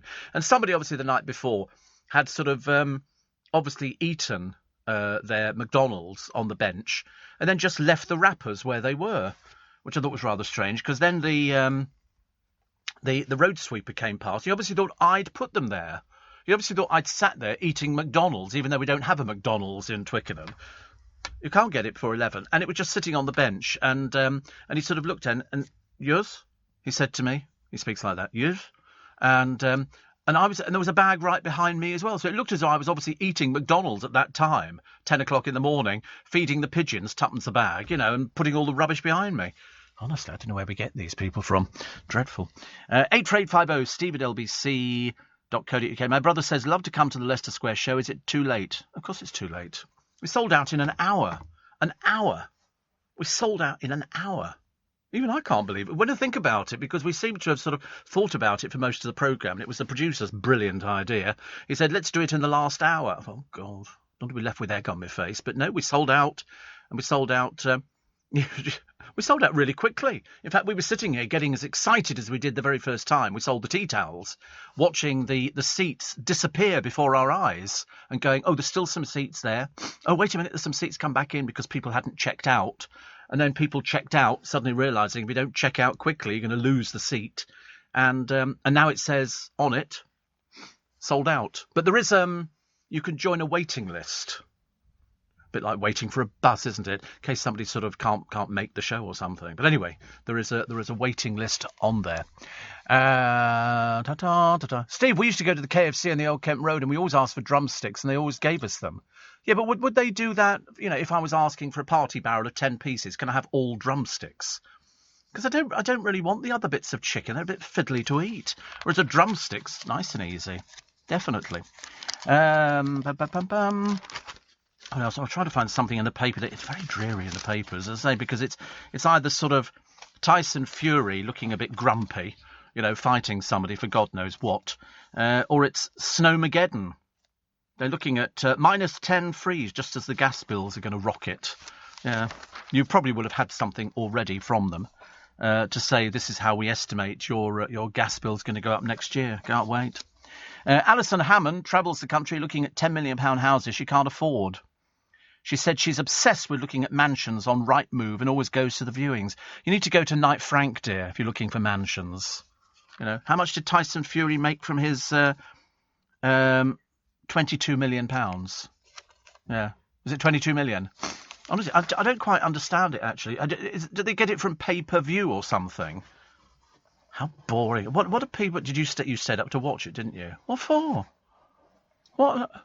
For fun? Oh, that's your idea of... See, my idea of fun is a paper chain and blowing up a balloon to make it look like a willy in the corner of the room. But, I mean, there's, other people want to watch Tyson Fury.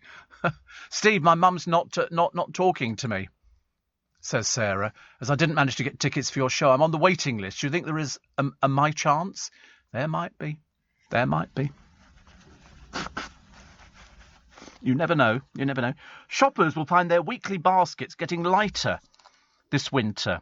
Packet sizes have shrunk as food manufacturers face rising on oil, flour, wages and energy costs. Crisp Giant Walkers have dropped 2 bags from the 22-bag multi-pack while keeping the price at £3.50. So in other words, it's now 22 bags. It's a right old swizz, isn't it? Persil have cut 75 grams from its washing powder box. Tesco have lopped 30 grams of cheese from its 70p mozzarella pack. Other changes in size, apparently, are likely to be seen in yoghurt, cat food, well, the cat's got to go then, cola, skincare products and wheat-based foods such as pasta. And we heard earlier on somebody saying that they couldn't get pasta anymore because the show will go eat something else. If they can't get it through, I mean, I wouldn't mind, but there isn't a shortage of any of these things. It's just that they don't have the drivers to get the stuff to us. It's very, very annoying. Very, very annoying. And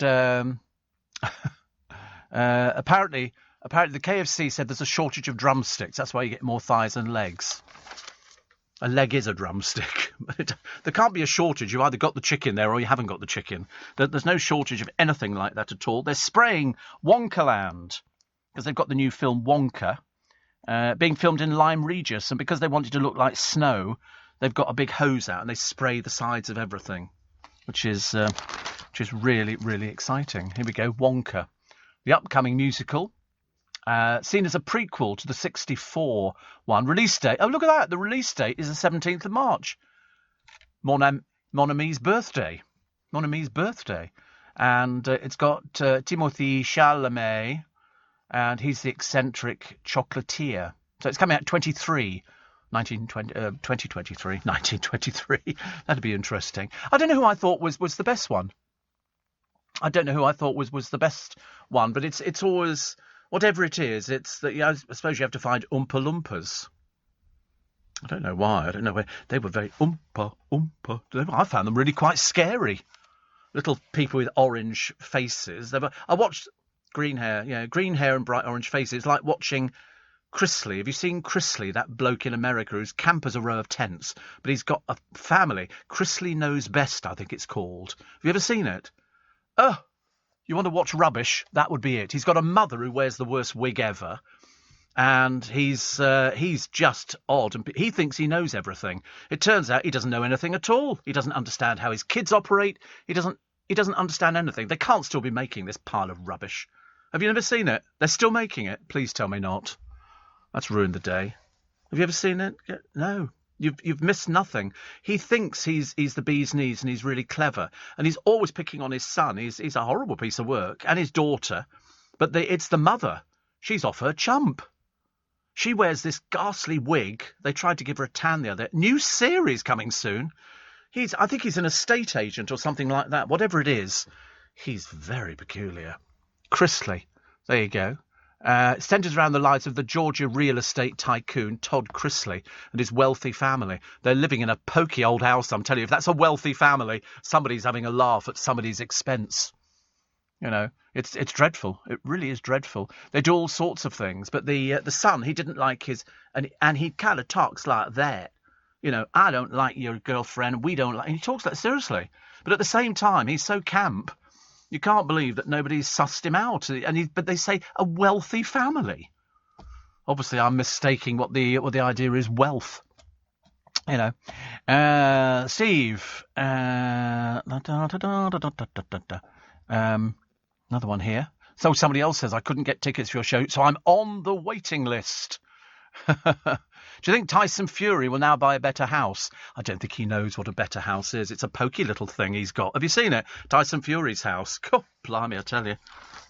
They seem to have lots of children running around all over the place. Daniel Craig and James Corden recreated 24 of the Bond stars' films in just 10 minutes, which is very good. And Rick Astley has no plans to meet his hero, Johnny Marr. I don't know who Johnny Marr is, but I'm assuming he must be some singer. Is he a singer in a band or something? From the Smiths. Oh, right. Yes, he is. He is in the Smiths, yeah. That's Morrissey's in the Smiths, isn't he? He's a dreary person. God, blimey, honestly. And Chris Packham. I mean, you have to spare a thought for Chris Packham this morning. He's vowed he won't buckle in his fight against hunting, despite masked arsonists torching the gates to his home. I mean, seriously. 2 hooded and masked men caused extensive damage to his property. Now, the only people... Did you see that in the paper the other day? Or perhaps I found it on YouTube or something like that. It was where they were showing you the Beaufort hunt, killing some of the hounds. Because it's perfectly legal, apparently. What they don't tell you is how many hounds are killed every year. And what they do is if they stop performing as part of the pack, they shoot them. They take them out and shoot them. And they were showing it. I couldn't believe it. I was absolutely horrified. So the sort of people, because Chris Packham is anti-hunting, you know, I think give the fox a 12-bore and then we'll see who's the clever one. You know, because it's just absolutely ridiculous. They go out there. So they went round to his house for fun. It's done for fun. There's no logical reason for it at all. We've got loads of foxes around our way. You don't see people in scarlet uniforms bouncing up and down the high street. Thank you very much indeed. So 2 hooded and masked men. You can imagine what thugs they are, can't you? They drove up outside in a car and set it on fire. The motor exploded, setting his gates alight and causing thousands of pounds worth of damage. He said, "What next? I will not be cowed. I will not buckle." Apparently it's the latest in a long line of attacks dating back, to, blimey, Lord, honestly, it's getting worse. Dating back 2 years. Dead foxes, birds and badgers had been repeatedly dumped outside his property. He said he feared thugs could burn the house down, cut the brake lines on his partner's car or kill him. But he said he will not stop in his battle to ban trail hunting with dogs from Britain. What sort of thick people are they who do this kind of thing? Well, they will find them because he's got CCTV. So, you know, you might be able to sort of turn up, but I promise you, they'll find you. They'll find you, and then we'll realise what sort of person you are. I think we've already worked out, haven't we? Leading Britain's conversation. LBC. Steve, we won't miss turkey at all. Christmas dinner's about pigs in blankets anyway. My favourite butcher... I've lost my mouse now. Where's the mouse gone to? My favourite butcher make their own with real Cumberland sausages. What, pigs in blankets? No, you can't make pigs in blankets with Cumberland sausages. That's ridiculous. That's wrong. That's wrong. Yeah, because that's a curly sausage. You don't do that. No. Pigs in blankets is sort of, you know, the small little cocktail sausages, slightly bigger. With the yeah, but you can't because a Cumberland sausage is round. I mean, how do you put bacon through that? It's rubbish. Let's start that one. So anyway, Matt Lucas is in all the papers today. He says he was abused by northern people who screamed obscenities at him after getting his phone number. The Bake Off star outed the alleged trolls on his Instagram account in an attempt to stop the attacks. There are pictures of them in the paper today. They'll be identified with the police by, I should imagine, if not now, certainly very quickly. He said, I think it's a bit tragic, but I'm genuinely trying to watch Squid Game. Celeb pals rallied round the star. Bake Off judge Paul Hollywood urged Matt to ignore the pathetic behaviour. And Joe Lycett joked, I find at least two of these lads really fit. Please send their details. There's a picture of them here. These are the homophobes. And he's lifted the pictures of them. I hope somebody's recognised them and they're going to tell the papers who they are. Then the papers can go round and visit them. Which makes it more entertaining. Much more entertaining. 84850 steve@lbc.co.uk. And there you go. That's a Cumberland sausage. Has that got bacon round it? Well, it looks quite nice, actually. I've changed my mind. Oh, yeah. It's a 2 metre long pig in a blanket. This is at Aldi. But you've got to cook the blooming thing. Imagine the frying pan, or you've got to put it in the oven, I suppose. They were selling on the television the other day, one of those shopping channels, a pizza maker. So in other words, you make your pizza, and then it's always been difficult to actually have a pizza oven. In America, they have them all over the place. We don't have so many, and it'll do a 10-inch or 12-inch pizza, I think. And I thought to myself, do you know how nice? I haven't had pizza for ages, but you could probably make a proper one, not as fattening as the stuff that you order, which hasn't even got proper cheese on it. I find it very disappointing. This rubbery cheese that they use and little tiny bits of meat cut up. There's so much profit in a pizza nowadays. That's why there's a plethora of these blooming places all over the place. But I'm quite liking this huge pig in a blanket feeding 10. It'll only set you back $4.99. That feeds 10, does it? Oh dear. I mean, that does look as though it's been cooked particularly well, doesn't it? You could just imagine cutting into that and just eating it. Just eating it. That I know, but that does look particularly nice. Does it say how big is that? Is that 10 inches? I don't really know. I'm not really well up on these sort of things. So it's 2 metre long centrepiece, and it's a giant pig in a blanket, about 6 feet. If you unravelled it all, but it does look particularly good, doesn't it? You could just have that with a bit of mashed potato. That'd suit me. A bit of mashed potato, a little bit of perhaps gravy or something. 11's. You know, if I had the strength, I'd probably cook it. I wonder if they've got it on sale yet, or all these things. Do they have them and then you've got to wait till Christmas? Oh, December. Who can be bothered? Why can't we have it now? We've got all the decorations out. The lights are going up. It's fantastic. Did you used to watch Dog the Bounty Hunter? No. I know who he is. He's an old man with sort of long white hair. He looks a bit peculiar. Wife died, and then he's just got married again.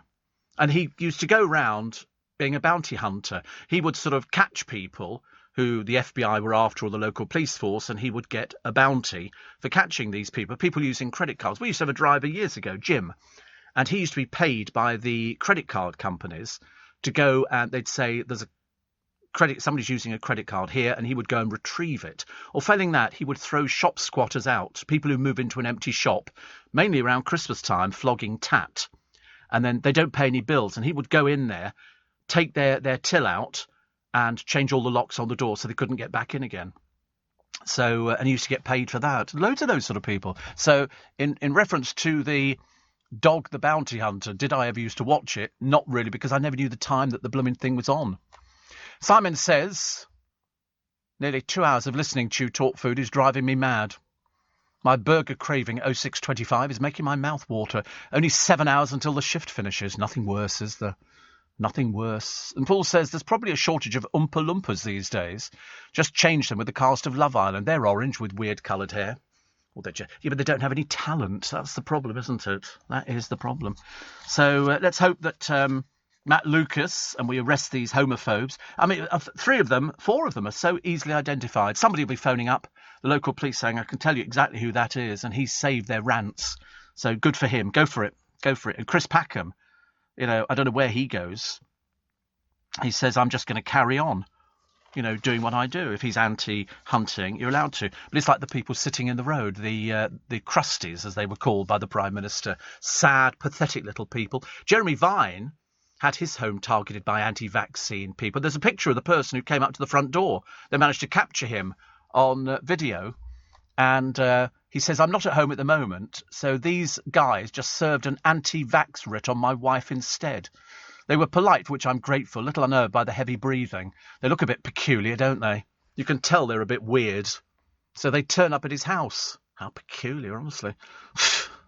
God, honestly, who are these people? Answer, spongers. That's what they are. They're all Tarquins who've got a few brain cells missing. Steve, did you know you can buy a tin of Quality Street and have it personalised? I have one. I got sent one by Selfridges. They do it there. You can decide what you want to put in it and have the tin personalised. Said Steve. What do you mean, what did it say? I've said that I've had it personalised. What did it say?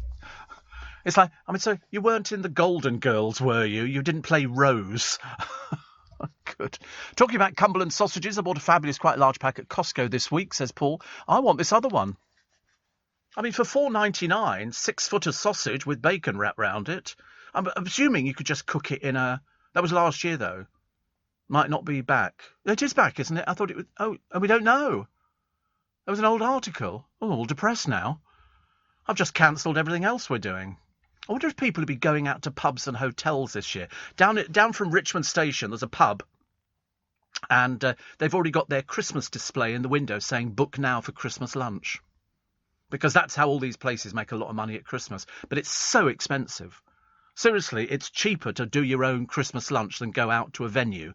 It's nice. The producer paid 80 quid a head for Christmas. I know, we did the same. Did that include booze? I bet that never... No, ours didn't include booze either.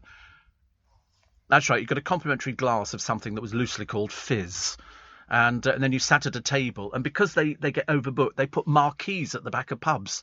And you find yourself sitting in a marquee. And you're in the middle of winter, exactly. 80 quid a head. And that's cheap.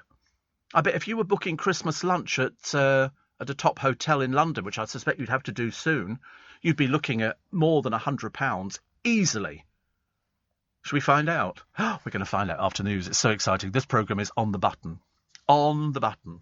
Because I think what we'll have to try is the Savoy Christmas lunch, and let's find out how much it would be at Grosvenor House. Grosvenor House. And then we'll come back and tell you. The road jamming Tarquins. Oh, hi, Sir Sebastian. And this is the wife. Don't laugh. Trying to recreate working-class eco-warriors to shake off their middle-class crusties image. An Insulate Britain meeting infiltrated by investigators heard activist Dr. Larch Maxey says they need to appeal to people in traditional Labour red wall areas to further their claims. I've never sneezed so much in my entire life.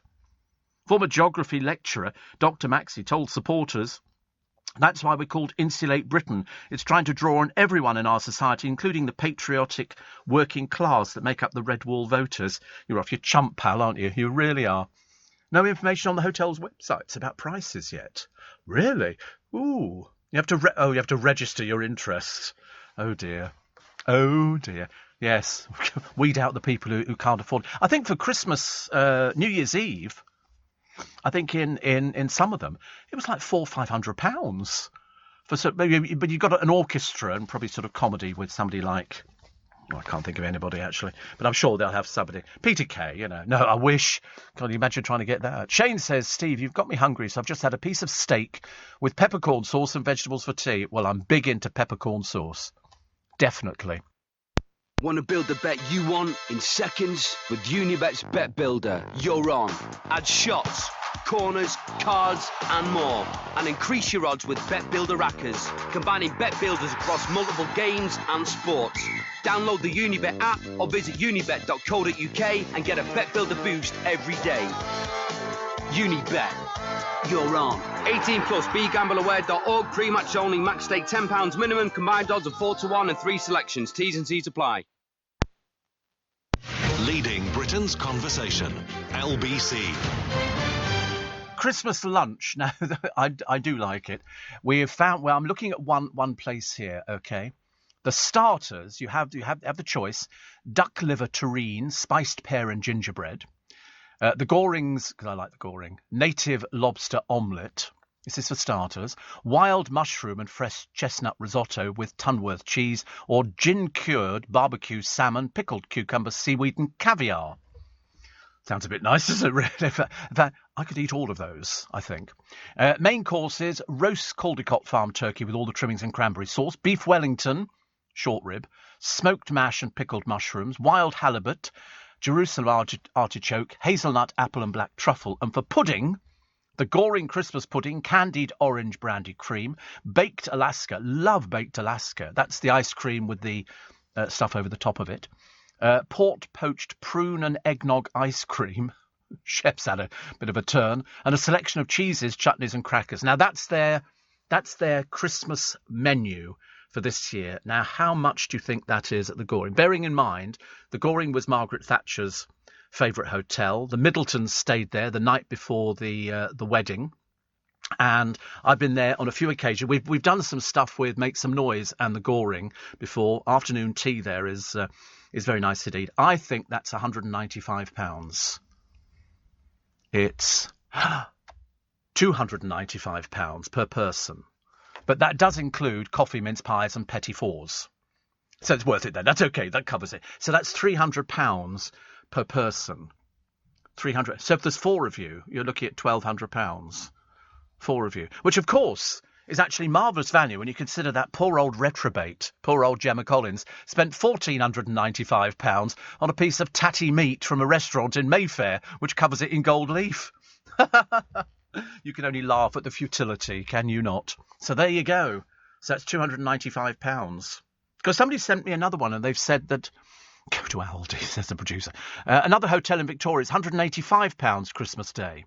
But if you don't book up for these things, I promise you, they get sold out because people don't want to cook. My mother always cooked on Christmas Day, and it was a very stressful thing, but she'd done it for so many years that she didn't think about it. So you have to start early. I mean, the turkey's got to be in the oven. But 3 years running, my mother left the giblets in. I mean, seriously, we'd be going, Mum, where are the giblets? Oh, blow, she'd go. Oh, blow, she left the giblets in. But my mother, unfortunately, she used to make her own sherry trifle. But she was a bit Keith Floyd. So she'd have a little bit of a nip of the sherry. So we'd be all in the sitting room, sort of debating when we were going to open the presents under the Christmas tree and all this kind of stuff. Mother, meanwhile, getting completely sloshed in the kitchen. And all of a sudden, you'd open the kitchen door and she'd be on her knees in front of the oven, crying her eyes out, but laughing. We go, what's the matter? She'd laugh her way through this whole thing. And yet she always managed to turn out a sensational Christmas lunch. Because she cooked it. And we used to have a turkey. Nowadays, people have turkey crown, which is a lot. You're not going to eat a whole turkey, are you? I mean, some of these things are blooming enormous. But I think Stewart's Sandy's, the fish shop in Twickenham, they sell more turkeys than anybody else. They queue up the road. He sells these Norfolk bronze turkeys, and I wouldn't like to imagine how many he sells over Christmas. I mean, it would run into four figures easily, I would think. You have it, yeah. Looks lovely, doesn't it? Turkey crown with cranberry glaze. I wonder what the new novelty for this year is going to be. Do you remember when you could get two birds shoved inside each other? Turkeys. Yeah. And they used to put 5 different birds inside, one inside the other, And I always quite fancied that. And I thought, no, not really. I'm not really sure how it works. And so we always have turkey every year, but we always have turkey crown. There we go, a 5-bird roast. Parma ham, duck's legs, sausage, and other things. I mean, I suppose people do have that, don't they? And pheasant's breasts, a 3-bird roast.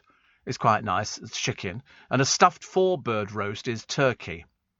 And if you go for a 5-bird roast, what birds are in it? Duck breast, duck legs, chicken breast, grouse breast, pheasant breast, partridge breast, sausage meat and cranberries. Sounds quite nice, actually, doesn't it? Sounds quite nice. Of course, if you're vegetarian, I do apologise. There is a nut roast version of it, the 5-nut roast. Hazelnuts, cranberry nuts. I love it. Simon says that price doesn't include the wine. Oh, yeah, absolutely. It doesn't include the booze. And, of course, what are people going to have on Christmas? Champagne? Prosecco? I mean, I'm not fussed either way with champagne. I've had champagne before. It's okay. I prefer Prosecco. Rosé Prosecco look quite nice. I might have to go to M&S today and try that. But you're right. You could effectively, in some places, not double the price, but, well, it depends what you're drinking. But it's very easy to rack it up. I mean, the kids will just be having... I wonder if the kids get it cheaper than $295. If not, let's take it home in a doggy bag. That's not the kids, that's the food. Steve, hope you're well. McDonald's opened its first restaurant in the UK in Woolwich on this day in October 74. I went there, yes. Because I didn't go on that day. We went a few days after that. And a friend of mine said it was lovely to get these... what are they called? Burgers, yes. But what's the one that's their Big Mac? He said, it's a Big Mac. He said, it's this big. I said, yeah. And we went there and we had it. And we had a milkshake, which was so thick, sucking it up. You had burgers before, but it was only Wimpy and things like that. The Wimpy burgers were quite nice, but, until you got the McDonald's treatment. And my friend used to drive all the way down there. We lived in, like London, and driving all the way down there to get the triple thick milkshake and chips, which were fries, and it was quite an achievement, actually. So that was 1974, October 1974. Wow, amazing, isn't it? Steve, the movie was made with only one Oompa Loompa. I find that difficult to believe, David. In the Willy Wonka thing? Was that which Willy Wonka are you talking about? They must have had 2 or 3 of them, because there was one doing the ferry. Maybe the remake's only got one Oompa Loompa and they've just sort of cloned him or something like that. I don't know how it works, actually. I just thought they looked a bit odd. Oompa, oompa, doobity-dee. Boris's luxury hotel. Well, it's not a hotel, actually. It's a house. It belongs to Zach Goldsmith, who he made a peer in 2019. So now you know. Mary Berry's bust home cook. Her BBC series Best Home Cook looks set for the chop after the production company, which makes it went bust. We love Mary Berry. We think she's fantastic. Apparently, there was only one Oompa Loompa in the remake in 2005 with Johnny Depp. Was there? All CGI'd? No. You imagine? And what did you do in the Johnny Depp film? I was an Oompa Loompa. Oh, yeah. Were there lots of you? No. One Oompa Loompa? And the rest was CGI'd? No. It's the same bloke. It's the same bloke. And he all the rest. Oh, how bizarre! Who'd have thought? Cheapskates. I shan't watch that film ever again. Mind you, I always thought Johnny Depp was completely mad as a fruitcake. But one Oompa Loompa and the sad state that we're in. So everything was done. So he's playing to himself, and they just CGI'd it the other way round. How clever, honestly. And Julie in the Sidcup says, I'm sure you would know this. Bob's your uncle and Fanny's your aunt. Where does that come from? I don't know. That sounds like a Victorian kind of thing. Bob's your uncle. I don't know why Bob would be your uncle. I can't remember. But there must be some reason for it. Steve, do you remember ordering a Big Mac in under 3 seconds to get it for free? No, I never bothered with anything like that at all. I was never into one of these people who produce these vouchers. I can get that but you have to tell them before you order it so they can make it a little bit smaller for you. Here, vaccines appeal for pregnant women. Pregnant women being urged to get the coronavirus jab. Seems like that would be a very wise idea. The comedian on how to travel with relatives. This is Jack and Michael. This is how to survive, which is good. Jack and Michael just seem to work quite well together, actually. It seems to be Jack and Michael. Jack and Michael, Jack Whitehall and his father Michael. I think they work quite well. Although I believe that Jack Whitehall's never going to do another nude scene in a film. He was worried about people freeze-framing it. So I'm never doing that one again. Petrol pumps are running dry and a festive turkey looks like a distant hope, but it will not stop Britain being a glass-half-full nation. 83% of us always look on the bright side of life, and just 17% admit to being negative. I know. And those we delete. So much fun, because we're positive. Here in the UK, we sell amazing products and services the whole world wants.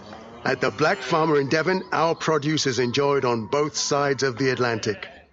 We're McKinnon and Saunders from Manchester, and our puppets are watched on 6 continents. So whether you're new to exporting or experienced, explore global growth for your business with free support from the UK government. Access information, training, events and expert advice to help you find new customers overseas. Visit great.gov.uk to get started. Is LBC. Nice to know in the darling buds of May, which is Bradley Walsh, he's managed to get his son a gig in it as well. So here is the son, who's 20. You've seen him actually because they've done stuff together, and so he's managed to get him into the programme. Also, Escape to the Chateau from Middlesbrough. This is a funny little story. This is a councillor for one of the country's most deprived wards. Ashley Waters should have his hands full dealing with a wide range of challenging problems. But yesterday, and for significant spells in the last year, Mr. Waters has been 500 miles away in the French countryside, helping to restore a chateau to its former glory. Although, how does this work? What, so he's over there and he's supposed to be working, is he? He's not broken the rules, and he rejects the criticism and claims to be the victim of bullying. Well, should you not be sort of, dealing with stuff back at home? Seems to make perfect sense. Yes, Bob's your uncle. Bob's your uncle. The British, in 1887, I should tell you the whole story, in 1887, the British Prime Minister, Robert Gascoigne Cecil, appointed his nephew, Arthur James Balfour, as Minister for Ireland. The phrase Bob's your uncle was coined when Arthur referred to the Prime Minister as Uncle Bob. Apparently it's very simple to become a minister when Bob's your uncle. So now you know. There you go. I bet you never knew that. And Steve. Oh, there you go. That's Christian Hatfield, the Prime Minister's nephew, worked at Hatfield House. I did a documentary on Hatfield House. I loved it. I thought it was great. 84850 steve@lbc.co.uk. Dan in Bexley, your bard. Okay. That's, I'm sorry, you have to be. Are you paid to promote the vaccine? Idiots like you. Really pathetic. Also, has the draw from the Mini and the New York trip taken place yet, says Valerie? I don't know. We're not sure. I can't answer that because they're not. It's a bit early in the morning for them. I'll try and find out for you for tomorrow. Okay. Also, breaking news: ex-BBC man and Dynasty star are wed. This is Simon McCoy, who used to work for the BBC. Now he doesn't. I don't know who he works for, but he must work for somebody. Oh, does he work for that one? Poor soul, honestly. Never mind. BBC presenter Jeremy Vine. Here's the man who handed the writ over. Something the matter with these people. They're not the full ticket, are they? This is anti-vaxxers. But there you go. Am I paid to promote them? You can only laugh at the sheer futility of these people and how shallow and empty they must be all the time. Yeah, absolutely. Millions. And fixing the cycle of crime. Jails teach prisoners to repair bicycles. Oh, that's nice. How useful will that be? I don't think anybody repairs bicycles. You take them into Halfords and they do it all for you. Why would you bother doing it yourself? Seems like a waste of time, doesn't it? In fact, we used to have a Halfords. It's not. It's now turned into a Tesco. Tesco Express. Halfords couldn't make it last through the pandemic. But you would go in there if you got a flat. Although you can now buy bicycles with tyres that never go flat. Yeah, they were selling them on one of the programmes. They're sort of like the run flat tyres on cars. But these are bicycles which never get a flat tyre. Because it must be quite bad if you're sort of... Because you see these people in their Lycra. Very embarrassing for some of them. And they sort of... If you get a puncture, and you can buy these bicycles now which have... you just don't get punctures. Best puncture-proof tyres for cycling. So in other words, you could cycle forever and a day and you never, ever get a flat tyre. I mean, that seems to me like a godsend. Absolute godsend. And I still see people cycling at night, especially through Twickenham, no lights on their bicycle. No lights at all, either front or back. And Steve. Bradley's son was cast before Bradley's, says Tracy. Didn't say he wasn't. I'm just saying they're working together again. God, honestly. Why do people read something into something that isn't there? Here's a picture of the Queen going to church in Windsor. And here's a picture of Princess Beatrice. And she was out the other day. She's the 12th great-grandchild that they have. And Brit appeared to be thoroughly enjoying motherhood. Well, she doesn't actually have a job, does she? She doesn't really do anything. So it's a case of, what should we do? Let's go and push the pram around for a little bit, which keeps it going. Jeremy Paxman has been hooked on angling since he was a boy. I know people like that. The fishermen, they love it. They absolutely love it. And there's a lovely picture of 3 foxes. And they're looking at what they hope is a large dinner. It's a large grey heron, which is standing in front of them. And so they're getting ever closer. The large grey heron is perched just feet away, looking for its own supper of fish. However, the wading bird appears to be completely unaware what the foxes have in store, and all it did, because the mammals will happily eat rabbits, rodents, frogs and birds. Unlucky for the hungry family, the heron had eaten its fill on the river in Dublin and took off before they could get their paws on it. I don't like things like that. I just look the other way. It's like watching any of these medical programmes. I mean, I don't want to watch anything to do with vets or anything like that. That's very peculiar. I like the Yorkshire. I don't want to watch I don't want to watch actual. No, thank you. And for decades, she's been known for her sleek, dark bob. But Dawn French has ditched her famous style and gone for a short grey quiff. And she celebrates her birthday today. She is 64. So many happy returns of the day. And hope she has a lovely birthday. What on earth you'd buy, Dawn? Chocolate bars. That's what you'd buy, chocolate bars. Also, the actor who died on the stage of the Bolshoi Theatre. This is Yevgeny Kulesh, reportedly killed during a set change minutes into the performance. He was said to have been crushed by a ramp as it was being lowered onto the stage at the Grand Moscow venue. Audience members initially thought it was part of the show, but panicked performers then began trying to get the attention of staff and the emergency services. One spectator said one of the artists halted the music with the word "stop." Somebody is hurt. They closed the curtains. And they were looking at the circumstances of the case. When they first did Miss Saigon, there was a travelator which brought part of the set down, the bar. The heat is on in Saigon, and that comes down. And when they originally started doing it, it's on the making of Miss Saigon, they couldn't stop the travelator from moving. It kept moving. And Jonathan Pryce was going, "Stop, it's still moving, whilst they were starting to go into the song. I had to get it all sorted out. And when they did Sunset Boulevard, it turned out the set kept moving by itself because it was triggered by people's telephones. They didn't realise. Somebody used a telephone while they were doing the rehearsals and the set would rise up so people could... It was really bizarre. Oh, God, I'd have had a nightmare. The cook praised by Nigella accused of poaching recipes. MasterChef's star book gets the chop in a plagiarism row.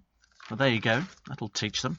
And Michael McIntyre's got a book. Everybody's got books out. Michael McIntyre's got a book out as well, which is called A Funny Life. I think one of our richest comedians.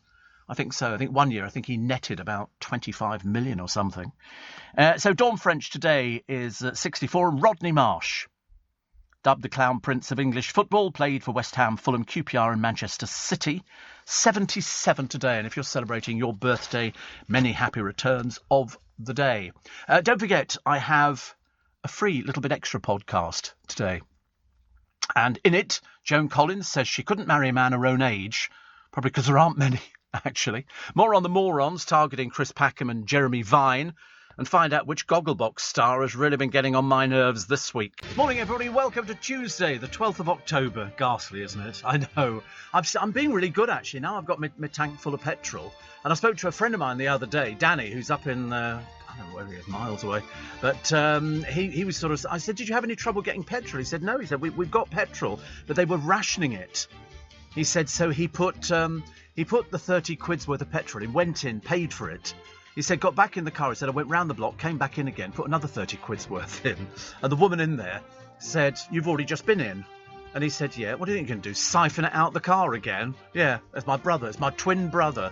And so he managed to get another load of petrol, bless his heart, which is good, isn't it?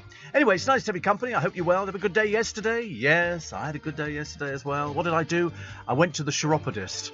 I'm so excited. Seriously, I've never been so excited in my entire life. Because when somebody else does your feet, it's very pleasing. Very, very pleasing.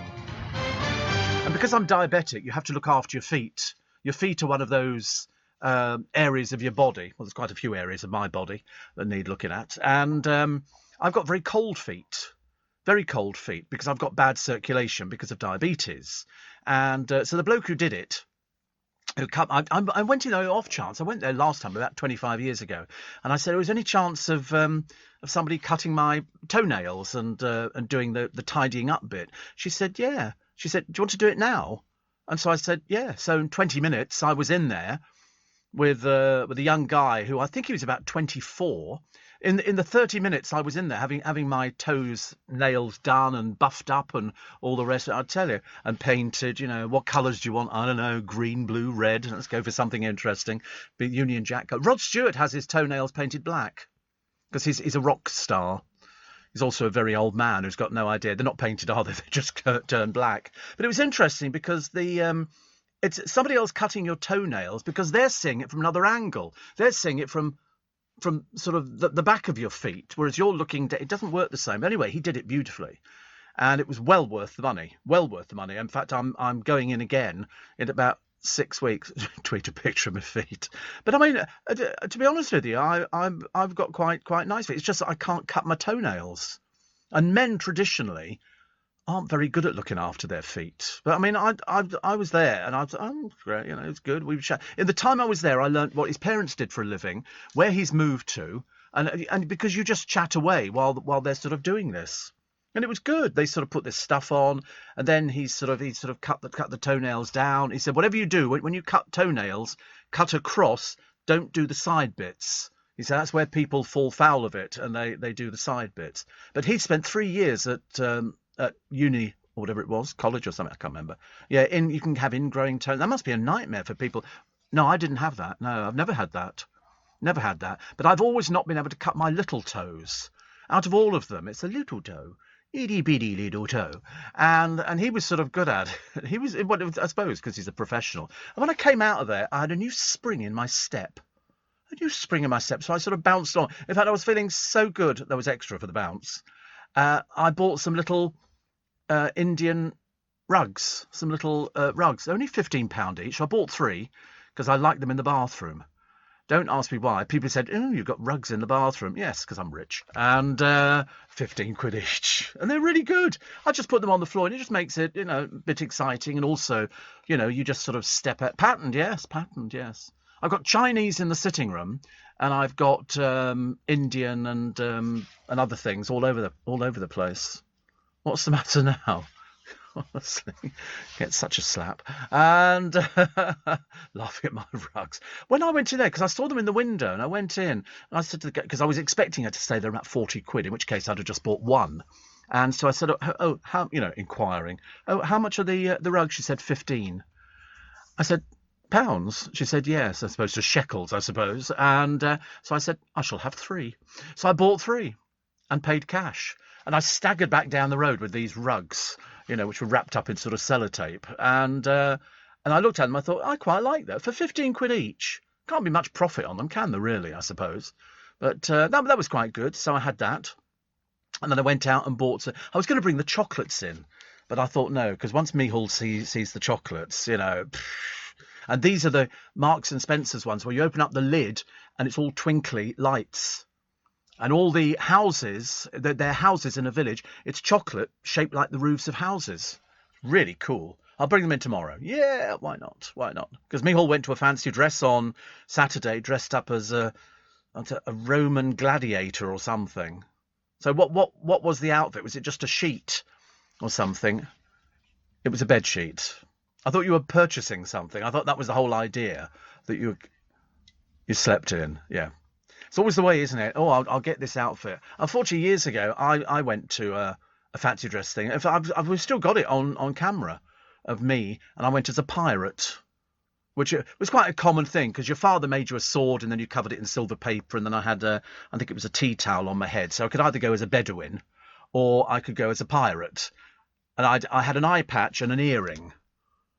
I mean, even in those days, it was patently obvious, what I was going to be later in life. A radio presenter. And then one time I dressed up as one of the 3 kings from Orient. the football club down the road, and I was on and I had to sing the song. Unfortunately, I sang "We Three Kings of Orient Are." I was tempted to go into the one in a taxi, one in a car, but I thought, no, let's not bother. And I did it, but unfortunately you can't hear me singing because there was no sound on Cinefilm. It was just pictures. There was just it. There was no... Yeah, might as well have added something, because I thought I was probably quite good. I wasn't nervous. And loads of people took pictures of me, which of course nowadays would be illegal and they'd be arrested. But in those days I was posing for, yeah, hello, yeah, I am one of the kings of Orient Are, you know. It was good fun, actually. I like the dressing up bit. But we used to do a lot of dressing up. Even as close as a few years back, I used to enjoy dressing up. You could get people in nightclubs to dress up. Now they won't, because they've got to get there. So if you're sitting on a bus looking like the Shriek of Araby or something like that, you can look a bit daft, aren't you? But we had no trouble getting people to dress up when I was working Richmond. You know, you get 1,000 people in on a Friday and a Saturday night. Halloween was huge. We used to bring trees in, real trees, and we'd strap them to all the pillars and everything else, and we'd hang bits of cotton down through the doorways so that when people walked through it, what was that? You know, a bit of cotton. They did it on Loose Women the other day. I think somebody there was scared of spiders, so they let one swing in front of her, and she nearly passed out, poor soul. Which is very... I'd love to have produced that. I'd love to, because I would do that. The one thing I don't like, I mean, I'm not bothered too much about spiders. I'm okay with spiders. Mice, I don't think I'd be very good with. Mice and rats and things like that, and snakes. If I was going to go for anything, it would not be a snake. But people send me in pictures of their pet snakes and stuff like that, and I thought, oh no, I don't like that. But we're still waiting for the pictures of me all in his Roman outfit. What are you wearing on your feet? Because that's a bit of a giveaway if you're a proper Roman, since you're in sandals. God, sandals. And did you have anything on your head? No, nothing on your head at all. Okay, must be the only Roman gladiator with sunglasses. Oh, only for the senators. Oh, right. Well, did everybody dress up as Romans then? Oh, right. There was a bit of a theme going. Themed murder mystery party. You know about these, ladies and gentlemen. We have talked about them in the past, where you say either they will come to your house and they will, you know, all of a sudden they'll go, the cook's dead. And then you've all got to work out who actually killed the cook. It's quite a clever thing, actually, and well worth it if you're looking for something a bit new. I was watching some people at a big Indian wedding on YouTube earlier on, Dancing Bhangra. They'd all learnt this routine. It was fantastic. The Taliban went to the fun fair the other day. You've never seen such a bunch of uglies going on the fairground rides. And the mum who stopped buying sponges, she stopped it because she eats them. She eats sponges. I've never heard anything like it. I mean, I am addicted, strangely, to flannels. No, I don't eat them. No, obviously not. I mean, that would be... But you do get people who eat strange things. I mean, perhaps there's something in the sponge she likes. I don't know. We've all popped strange things in our mouth, haven't we, over the years? Goodness sake, honestly. But no, I love a flannel.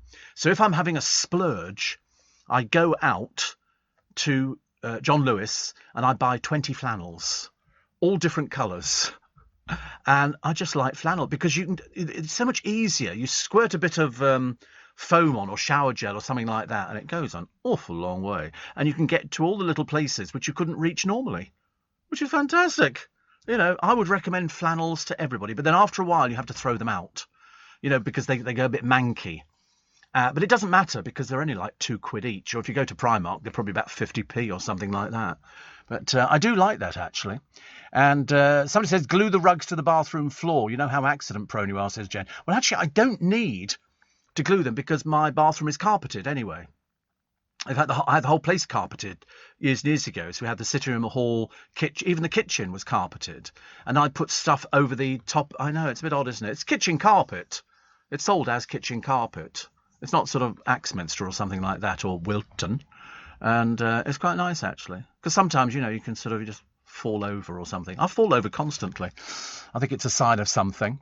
Yeah, having one of my falls. But no, so yeah, it was quite good actually yesterday. Yesterday was a nice day. Today I've got to go and sort my phone out. So I've got to go to a friend of mine this morning, and he's going to go through it, and we'll be dealing with O2. All of a sudden, my bill seems to have escalated beyond all belief, and we want to know why. Because it's, you know, even the producer pays £15 a month for everything. for everything. That's all his texts and emails. Well, my bill this month has come in at £114. Well, O2, you can stick it. And I own the phone. I buy all my phones outright. So we might be transferring from O2 after today, which actually is no hardship, because frankly, I was with Orange. I was one of the first people in the country to have a phone that was linked to Orange, because it was Hutchins and Telecom before that. And they had the Rabbit. What? They had the Rabbit phone. Do you remember the Rabbit phone? You won't remember them. I've still got two at home. And the Rabbit phone was... I don't throw anything out. I save everything. And you could stand under a sign that had the rabbit ears on it, and you could make your phone calls, but you could use the phone at home as well. And then they got taken over by Orange, and they wrote to us saying... if you'd like to continue with us, we'll give you a year's free rental on the phone. And they sent the phone over when we were in Hammersmith, and I got a brand new Orange telephone, fully charged up with a year's credit on it. And there you go. There's the Rabbit telephones. No, obviously it's not a rabbit on a telephone. That one there, which is next to it on the left-hand side. That one. Yeah, down here. No, across to the right. You see the Rabbit sign? There you go. Well, it looks like that. That's the phone there. I've got two of them at home. I mean, they don't work anymore, obviously, because you can't connect them up to anything. But I've still got a Sony V8 video system, which over the years has turned out to be quite useful. And but it's like a proper professional thing. It's like that big. He says, talking in stereo. It's like that big, and it comes in its own case, and I've got a stand for it, a tripod, which you sort of, pull up, and then you put it on there, and you could just sort of aim it, and it photographed in colour. Well, I've got that in a cupboard halfway down the hall. But I don't want to get rid of it, because I think I paid about £1,000 for it years and years ago. So now it's probably, I don't know, it's the sort of thing you'd see. But what? Brett, I'm halfway through telling people about halfway down the hall. I am teasing them. I'm teasing them that I'm here. I'm checking incidentally about the Magic Circle, which I think is going to be tomorrow. I'll tell you about that tomorrow, because that's quite a good one. And then I've got a meeting here in the building on Thursday, which I'm looking forward to. I get a free cup of coffee. They're also grateful to see me. Oh, look, Steve's here, still alive. We don't treat ourselves. Oh. We do treat ourselves with a meal out. The Amex Platinum card. With £300 global dining credit every year, you can eat at the restaurants you've always wanted to try. Representative 704.6% APR variable. Selected restaurants only. Annual fee. Terms apply. 18+, subject to approval. Leading Britain's conversation. LBC with Steve Allen. Morning. Adam says 20 flannels, Steve. Look at you splashing out. I'll get my coat. There's something about a flannel which I find very addictive. Yeah. But the milk's through there. Okay. And tell him it's in the... Yes. Yeah. And, yes. Sorry, flannels are very addictive. I don't know where the addiction started. I think it was some years ago. When I was little, at home we had flannels and sponges and everything else in the bathroom. But now not Marks and Spencer's, now John Lewis, do all these different coloured flannels for £2 each. I just have to buy a whole lot of them because they just look good. They look good and they're fine. And you can really make a little squirt of shower gel go a long, long way, which is lovely. And Steve, you made me smile now when you called us ladies and gentlemen. Soon you won't be able to do that anymore. Yeah, we should have taken that out, ladies and gentlemen. Ladies and gentlemen. It works at all the every show I've ever done. We've always gone, ladies and gentlemen, good evening, welcome to the so-and-so. I have no intention of changing it, unfortunately. It really British Airways are the ones who are changing it. You can't call them ladies and gentlemen in case somebody gets offended. Well, as far as I'm concerned, go fly somebody else. Because nobody else is doing it. It's just British Airways. I don't know who they think they're trying to impress, but it's certainly not going to be me. Steve, have you got elephant statues to go with your Indian rugs? No, everything in my place is Chinese. I've got Chinese Buddha. I've got Chinese spice jars. I've got a Chinese horse, which was a copy. It's obviously not giant size. That'd be ridiculous. I'd never get in the place. But, all the warriors that they uncovered on this farmer's land. It was the burial of an emperor, and it's called the Terracotta Army. Have you ever seen it? Oh, it's fantastic. The Terracotta Army in China. A friend of mine went over there many, many years ago and she took all these pictures. It's now housed in a huge warehouse. They put like a big covering over the top of it. They uncovered it and this was his tomb. And they've uncovered and they're all different.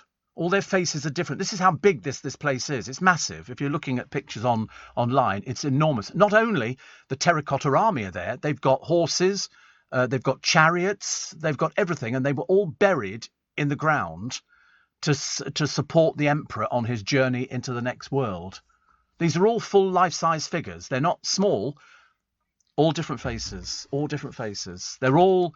And they've got all sorts of... And they've only uncovered a small bit of them. It was this farmer who uncovered the first one, so they then went in and started uncovering the load of them. They haven't got to the tomb because it is said that the tomb is booby-trapped if anybody tried to invade His Majesty's space and his journey to another world. They reckon that they would die. So I think what it would have been would be...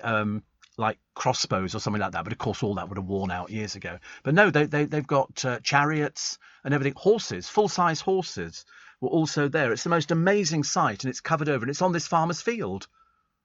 It's like you find something like that. And so you look at it. I think if you actually find, you can find the chariots and the horses, which will be here somewhere. We're just looking at the warriors. Put in Terracotta Army horses. There you go. And we go click at, it's just absolutely, it's stunning. It's the most amazing thing you've ever seen in your life. And this is the emperor's horses in Jiang in China. Thank you, Poppet. It's lovely. Is the bag still in it? It is. Thank you. Amazing. Have you never seen it before? Isn't it the most amazing thing you've ever seen? And the chariots, some of them would just fallen to pieces when they started uncovering them. But it's almost, as far as I'm concerned, one of the seventh wonders of the world. That's the stuff that's buried under the ground. And all we're worried about is a blooming volcano, which is still erupting. But if you look at these, and I've always, because we spent 2 years in Hong Kong, I was always fascinated by anything to do with China.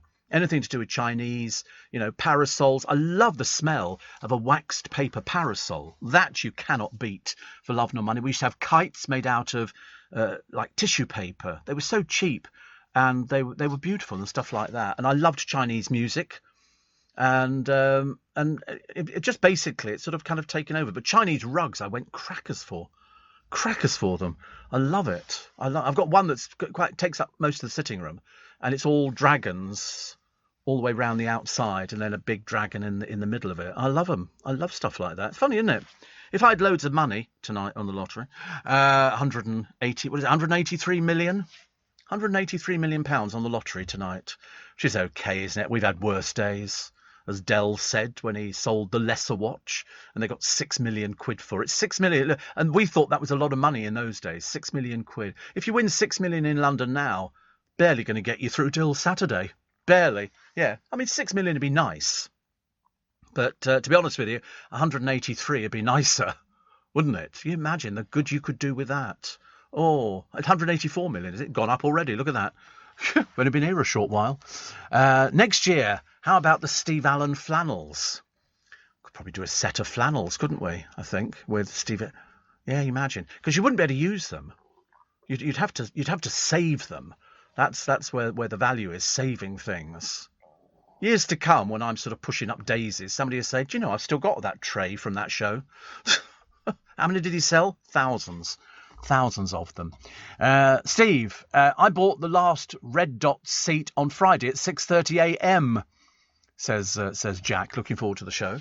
Yes, there is a waiting list on the site now. So if you want to, and it's for sort of people who, if somebody drops out or something like that, you can take their seat. I think that's how it works anyway. Because it's not huge for those people who've been before, and I know hundreds of you have been before because we've been there a few times, and it's lovely. Bigger than the Hippodrome, actually. The Hippodrome, I think, was only about 100 and something seats. Magic Circle's only 100 and 60 seats in their little theatre, but I think the Leicester Square Theatre is about 400. If you go to the LBC website, you can find out how to get on the waiting list. I mean, there isn't any guarantee, obviously, but it's there as a resort for those people who went, oh, couldn't get a seat.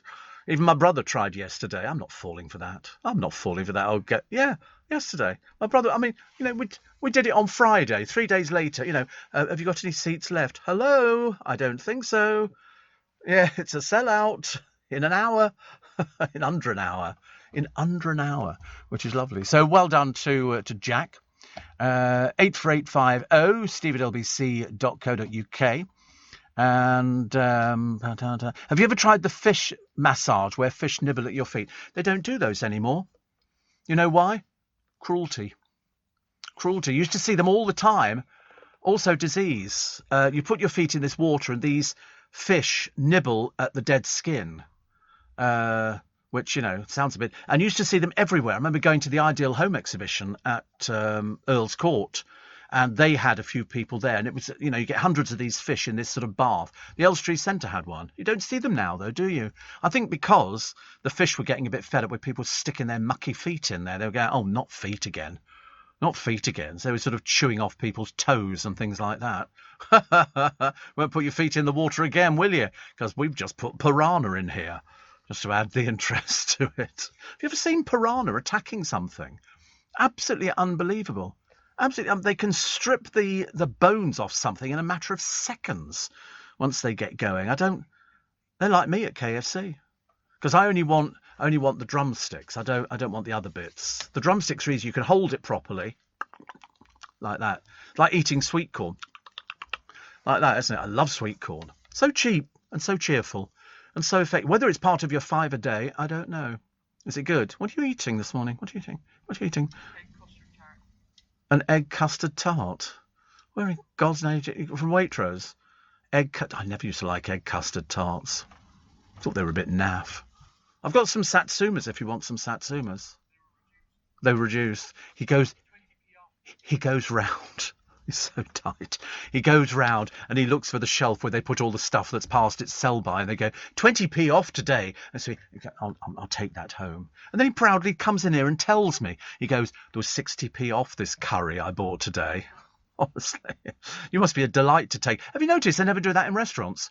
You never go in there and they go, yesterday the salmon was £22.50, today's £16.80. They never do that. It's a bit older. Yeah, the salmon's gone off. It's now banging on the fridge door trying to get out. He told me, he said, I've got a curry. He said, 60p off. No, he wasn't impressed with it. But now you've got the egg custard tarts, which also had the I'm too poor to buy the proper one, so I'm having to buy the discount food. Everybody knows when you get to the checkout, they look at you with pity in their eyes. They go, look at him, he's so poor. This is the wages that I pay them. Seriously, I thought they were going to be all right and they could make do with packet soup, but obviously I was wrong. Egg custard tarts and a curry. We dream of the living wage. Yeah, well, dream on, dream on. After I get that money tonight, I tell you, I'm gonna do. And when the press talk to me about it, they're gonna go, "What are you gonna do now, Steve?" And I'm gonna go, "I'm gonna spend." I mean, you have to at my age, don't you? I might not last till Sunday, so you have to spend, and you have to you just go berserk. I don't know what I'd do first. I've had this dilemma for years. I've still never won anything. But it doesn't. Well, I did win years ago, 4,000. But I mean, but that was years ago. For goodness' sake, honestly, get another rug, another Chinese rug, hang it on the wall. We used to hang them up in the shop I worked at. They were on the wall. It was on gripper rod. Gripper rod is where you have that put round the room, and it's nails but angled in it, and you put it down, and then they knee it into it, and it grips on the back of the carpet. So you give it good old kneeing, and then like that, you get in there, and it's good. It's very very physical carpeteering, but fitted carpet people. And yeah, I just used to sew. Oh no, I couldn't fit a rug for love nor money. I did used to sew rush matting though. We used to have rush what?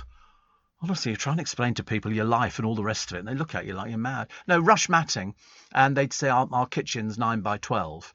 And so you would sort of then sew this rush matting together. So I became very adept at doing it. It's matting made out of rushes. It's Can you find Rush Matting for him on the thing? You'll have seen it before. You'll have seen it before. I promise you would have seen it. It'll be in the discount section when you go round some of the warehouses. There you go. That's Rush Matting. There. You know what it is now? Yeah. Have you not got any? I'll make you some up. Still got me needle and cotton. But you used to have to use string to sew them up again. I was very good at doing it. Very, very good. So each square you could cut separately, and so you could make it fit areas and stuff like that. I thought it was good. I love stuff like that, honestly. Steve Allen Rush Matting Incorporated. Next year. There you go, Steve Allen Rush Matting. Shane says, Steve, I'm a DVD hoarder. Nothing wrong with that. I never understand why people sort of go, oh, you're a hoarder, and you go, yep. And they go, oh, don't you feel awful about it? You go, no, of course not. Of course not. You know, I find things all the time, actually, which is, I've taken another break, honestly. It's non-stop, isn't it, on this programme this morning? It's so exciting. 1 minute discount on egg custard tarts in Waitrose, and the next minute a short break for the news. Sometimes running a business can feel like cycling uphill with square wheels. But Xero Online accounting software can help predict the future cash flow of your business, so you can stay one step ahead. Soon it'll feel more like freewheeling downhill. Woohoo! On a tandem. All right, mate. With a masseur on the back. Oh, that's nice. Search Xero with an X, because healthy business is beautiful business. Steve Allen. Tweet at LBC. We were watching a video earlier on, and it's of this island where these iguanas are chased by snakes. Now, as long as the iguana doesn't move, it's okay. The snakes don't see it. The snakes have got very poor vision, but they'll sense something that moves. And Attenborough showed it. And the snake is sort of trying to work out if there's something there. The iguana is not moving. It is absolutely motionless, because the moment it moves, there you go. It's now, oh, sorry, I'm talking to myself here. It runs. And these snakes come out of everywhere. There's like loads of them. And they literally try and catch the iguana, which is going to be lunch for the day. I've never seen so many snakes in my entire life. Being terrified of snakes, of course, it doesn't actually help. But did you see this before? Yeah, I mean, everybody saw it on the television because everybody was talking about it. And then at one point, one of the snakes grabs it and they try and wrap themselves round it. But I think in this particular case, the iguana gets away. It actually, whoa, gone. And the snakes are going, what was that? Where did that go to? Because snakes are a bit dim, a little bit dim. But it's because of their eyesight. They're following movement, a fraction of movement. But these snakes can go up rocks, vertical rocks. I mean, it's just, you feel sorry for iguanas. You feel like somebody should go and rescue them and go and say, look, yes, I mean, the trouble is the cameramen on all these programs are not allowed to interfere with nature. So when you see the lions ganging up on a wildebeest and her calf, they can't do anything about it. Because otherwise you'd be going, no, leave it alone. Leave it alone, please. It hasn't done you any harm. There's another one of monkeys, and they're taunting an otter in a pool, and the otter grabs the monkey. I've never heard of things like that. I thought otters seemed quite nice, because I saw Ring of Bright Water. Did you ever see Ring of Bright Water? Such a good film. It's a true story about a woman who sort of looked after otters, I think up in the Scottish Highlands, and because otters up there were seen as a pest because they ate the fish from the fishermen, but she had it as a pet. They would come in. It was a beautiful film. Virginia McKenna. Ring of Bright Water. Go and buy it. It's only cheap, actually. It's only cheap. 84850 steve@lbc.co.uk. And somebody else saying here, somebody else talking about rugs. Some people don't like rugs. I like parquet flooring and rugs, which you don't get unless you buy an old house or floorboards or something like that. But I'm always worried about mice in old houses. Always worried about things like that. I don't know why. I'll get myself into a tizzy thinking about it. Have ever had mice? Yes. Yeah. I mean, there's some in here. Oh, absolutely, yes. Because what they'll be, because all our floors are raised. So all these floors here are raised up. They put metal bits down and then the floor goes on the top of it. So underneath here is a veritable mice land, or whatever they call it, mouse land, because they can crawl up, all sorts of places. Once you've got two mice, you've got thousands. They just don't. They spend all their time at it.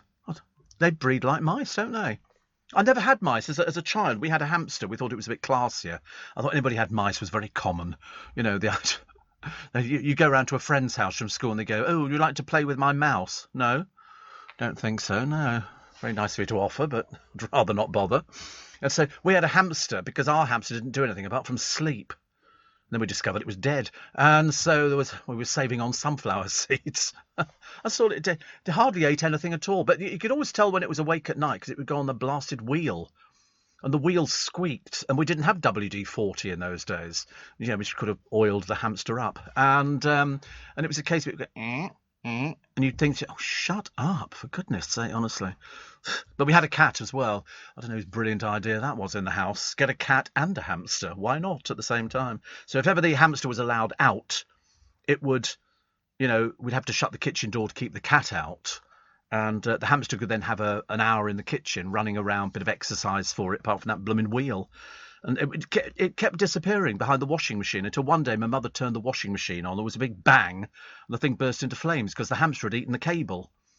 Like mice do, they eat, if you hang stuff up. There was a woman called, I can't remember what her name was now, but you'll know who she was. She was an older lady, but she wasn't as old as she looked. We thought she was about 80, she was about 55, and she lived in the middle of the Yorkshire Moors. They did a documentary series on her. She used to have to hang her food up in the house. Do you know the woman I mean?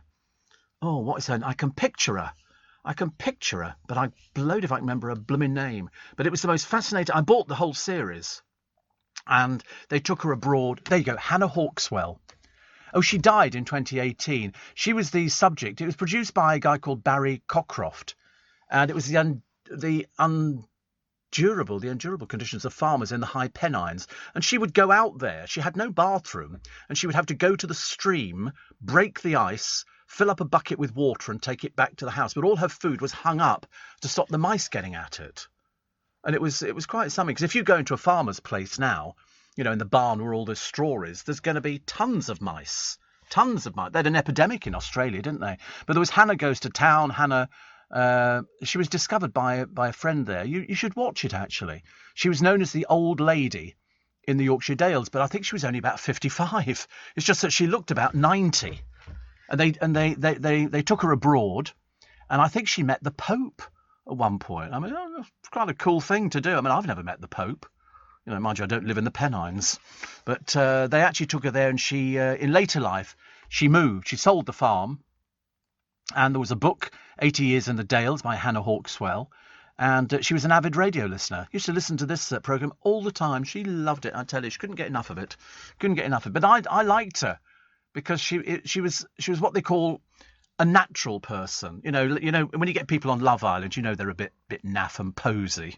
Hannah Hawkswell would never have invited onto Love Island. I mean, they, unless it was Old Pensioner Island or something like that. But all the ones on the television, because the boys shave their chests. They've all got sort of nipple rings in and tattoos and everything else, and they're all sort of eyeing the girls up like they're a piece of cheap meat, which actually in many cases they probably are. There should be a pensioner Love Island.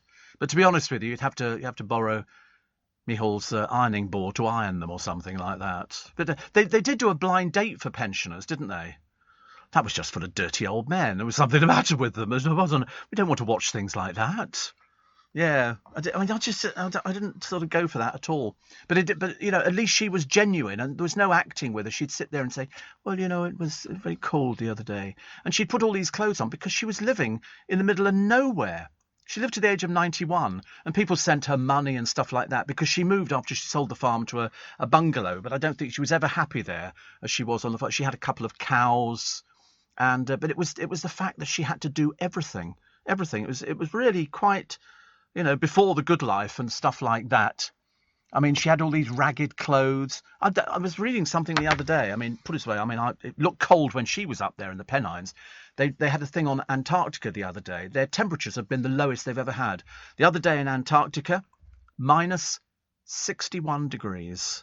You can only imagine what minus 61 must be like. That must be the worst temperature ever. I mean, I get a bit funny. I mean, she had no electricity, no running water. She survived on, wait for this, £240 a year. That's what she survived on, equivalent to £4,000. The average annual salary in the UK was 1,339. She survived on 240 quid. That's how distant it was. But I don't think she had any family. I'm pretty certain. But I mean, she had these ragged clothes, but she'd run the farm by herself since the age of 35 when her parents and her uncle died. And she just carried on.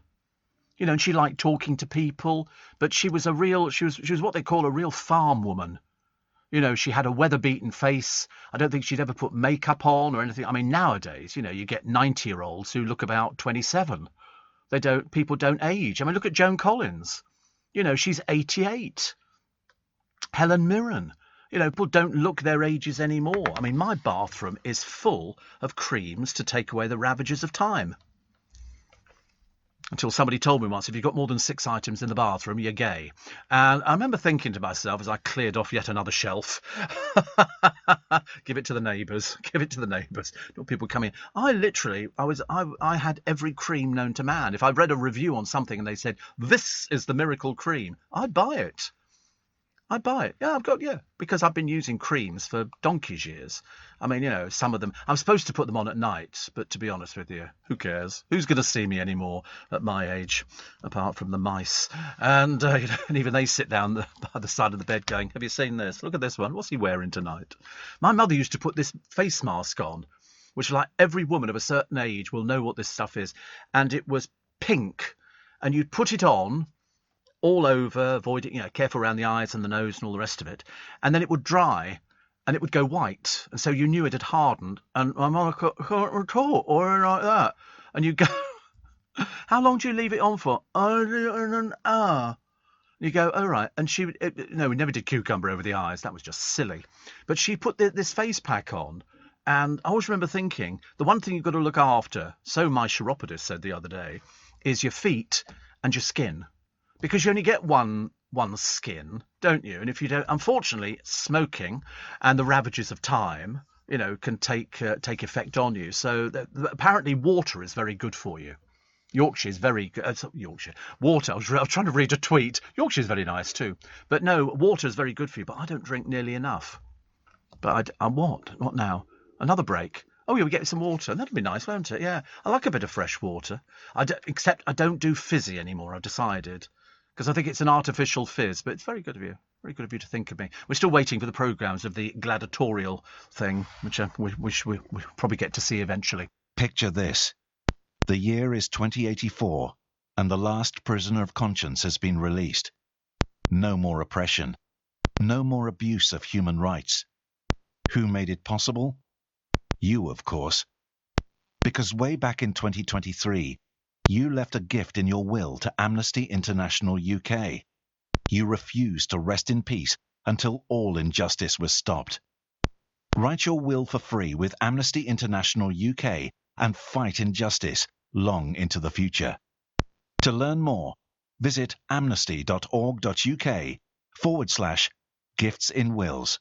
Steve Allen on LBC. Text 84850. Steve, have you been watching the Yorkshire Shepherdess and the 9 Kids? Yeah, I love them. I think they're great. The kids are really good. You know, and it's unusual to find people who have got the cameras on them all the time, behaving normally and not staring at the cameras. And the kids have got their horses to look after, their ponies, and they have to go out. They were looking at shepherding the other day. They had to try and find some sheep that they'd lost, but eventually they found them. Because sheep get themselves lost in the snow. They just basically stand there like idiots. The snow covers them. Rooney's got a sheep problem. Oh, you know, the Rooneys spent £4.5 million buying this plot of land to build a house for him and the missus. Well, we call her the missus, only in fun. And little Colleen. Ha, ha, ha, here she is. Yes, good old Colleen. We love her. And next door, the farmers applied for planning permission to put up a huge barn to house sheep. I mean, the Rooneys are going to go apoplectic. It's going to ruin Christmas. It's going to ruin Christmas for sort of, the family who live in a fabulous house, but I don't think they can cook because they put in this super duper kitchen. And I remember thinking, I don't think Colleen cooks. I don't think she... I don't think they have people. I think her mother goes round and cooks occasionally, but the rest of the time I think it's takeaway pizza. I don't think they do anything else. A little bit embarrassing, but I think there's going to be about 200 sheep here. Ironically, he is the boss of the Rams. So appropriate in so many ways, ladies and gentlemen. So appropriate. But I quite like them, actually, as sort of couples go. He's sort of not the most attractive person you've ever seen, and she just has to put up with everything. You know, and each time he sort of wanders off after he's had a few sherbets, they always go, seriously. Mind you, how old is he? I think he's about 35, isn't he? Is he 35? Interestingly, we're looking at a picture of Wayne. You won't be privileged to this. Otherwise, you'd be sitting here in the studio. It'd be a little bit crowded. I'd be sitting on the ceiling. Yes, on the Sun website. And you can have a look at the picture of Wayne Rooney. There is also a picture of Tom Cruise. Now, we looked at this picture of Tom Cruise at a game. And I remember thinking, what on earth has happened to him? Has he had fillers? He was at a baseball game and they couldn't work out. Do you have a look at this, Mick? Look. This is the oddest picture. Now, I don't know whether or not he smiled and it's a forced smile and that's what's made his face go like that.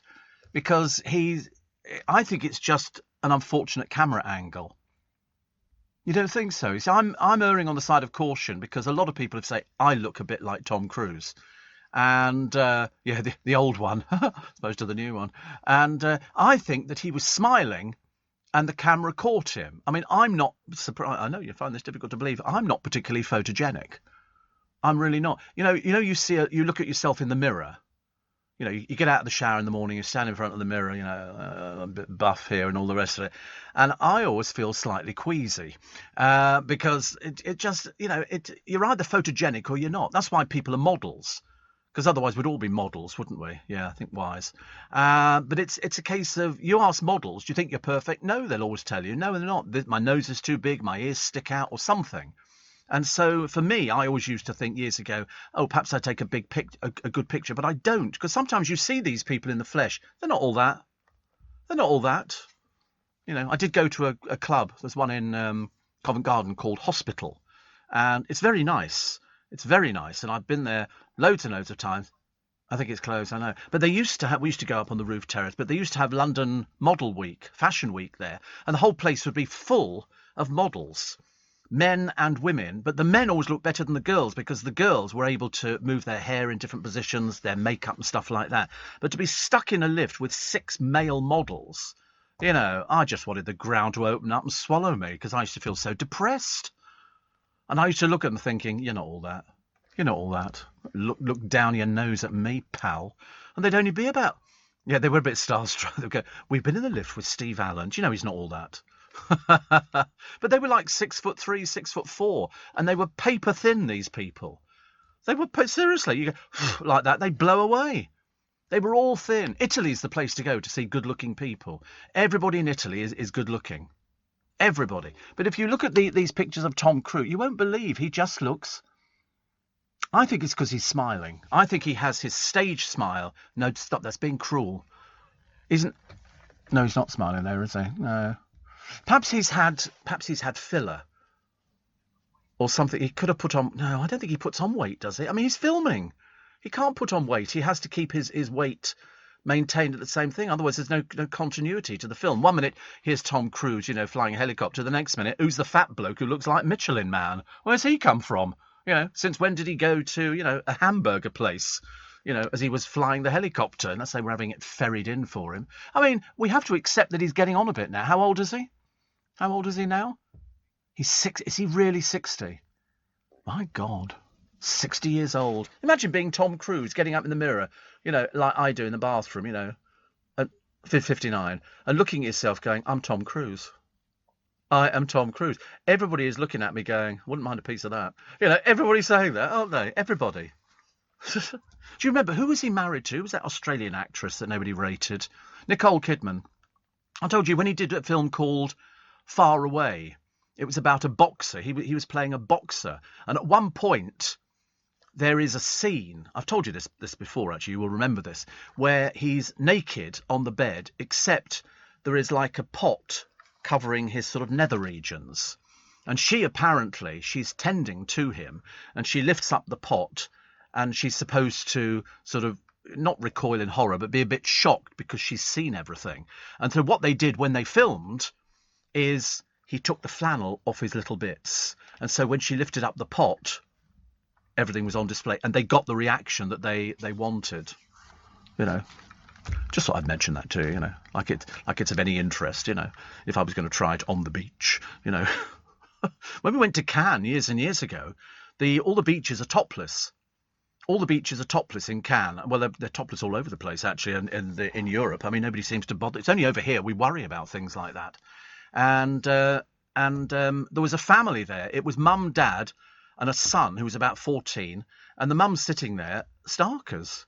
And I remember thinking, how do people cope with things like that? I mean, that must be the most peculiar thing in the world. I don't think I ever saw my mother with no clothes on, or ever expressed any interest in anything like that. But over there, they didn't seem to worry about it at all, which was odd. Steve, my O2 bill is in the 70+ range, which I think is over the top. I want a cheap one too. Please tell us which you changed to. I will. I'm going to find out why this is, why all of a sudden the bill has jumped up.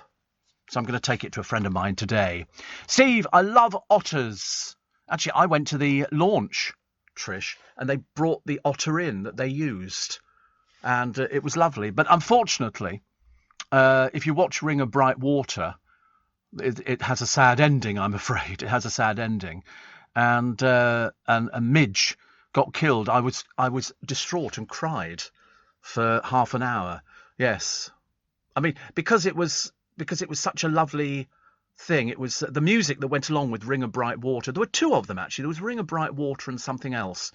And they were just beautifully done. But unfortunately, Midge, in the film, got attacked by somebody because otters eat the fish. And they eat a lot of fish. A lot of fish. And Midge was in a thing, and in this sort of hole. Bill Travers and Virginia McKenna, because they were married. I mean, it's fictional, but adapted from the book by Gavin Maxwell, and features the stars of Born Free, another close relationship. I love Virginia McKenna. She made so many good films, and Bill Travers I loved as well. Thought was fantastic. And so they had Midge, but there was another film, wasn't there? So it was Ring of Bright Water. And what was the other film that came out? I can't remember, actually. There were two. Yeah, somebody will know. But it was shot on the island of Seil, S-E-I-L.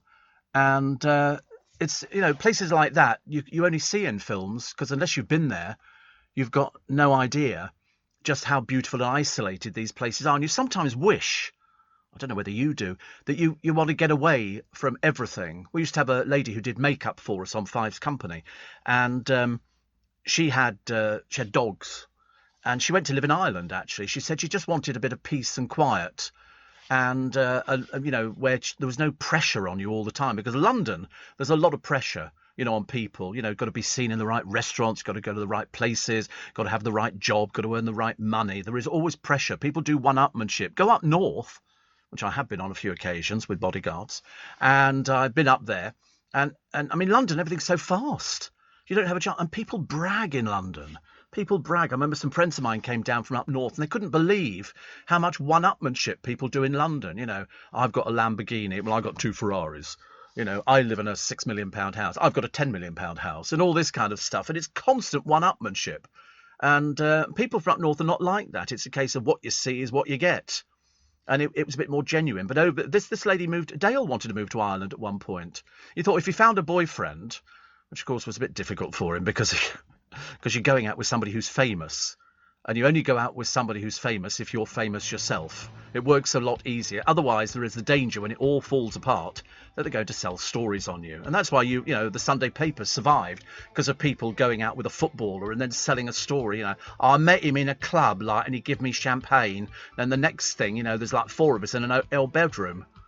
And then they sell the story of it. And you sort of think to yourself, God, honestly, life has not improved. Still to come, Tarka the Otter. Tarka the Otter. Thank you very much indeed. Tom Cruise has nothing on you, love, says Ivan. Oh, please, honestly, you're so kind, but of course so right at the same time. Still to come, the new World Conquer champion sharing some secrets, and Heinz bosses trying to invent a new bottle of ketchup that you don't have to bang to get the blooming stuff out of it. With an approved used Volkswagen, you're in good hands, because these are no ordinary used cars. We carefully inspect each car's history. Our Volkswagen technicians lovingly check them over, and we look after you too with 2 years warranty, 2 years UK roadside assistance, and up to 2 years MOT cover. Find your perfect car. Search Volkswagen Approved Used. You're in good hands. Cars with up to 100,000 miles at activation. MOT cover underwritten by Bespoke Underwriting Limited. Subject to eligibility, exclusions and terms. This is LBC from Global, leading Britain's conversation with Steve Allen.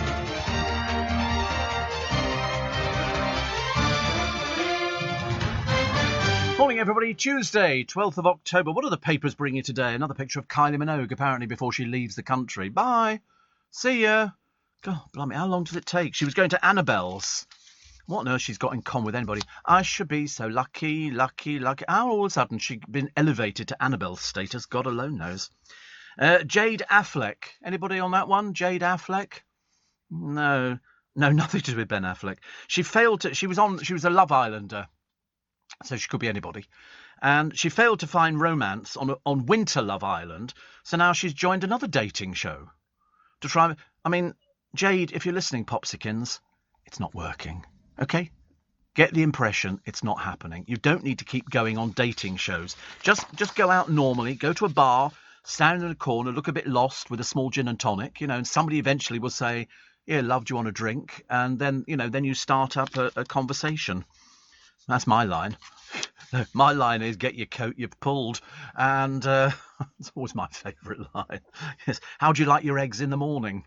It's always a good one. I can't do the follow-up line. Did it hurt when you fell from heaven?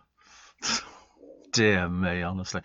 Do people use chat-up lines anymore? I mean, I can't believe it that people would ever use a chat-up line. They just swipe right. What's that mean, swipe right? Oh, on the app.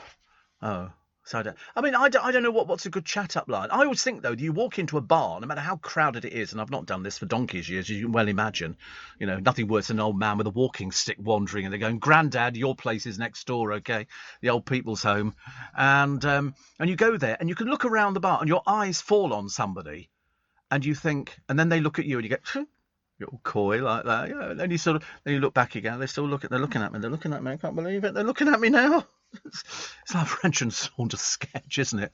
And then they sort of come over and they either trip and fall into you, or failing that, they sort of look at you and they go and walk away.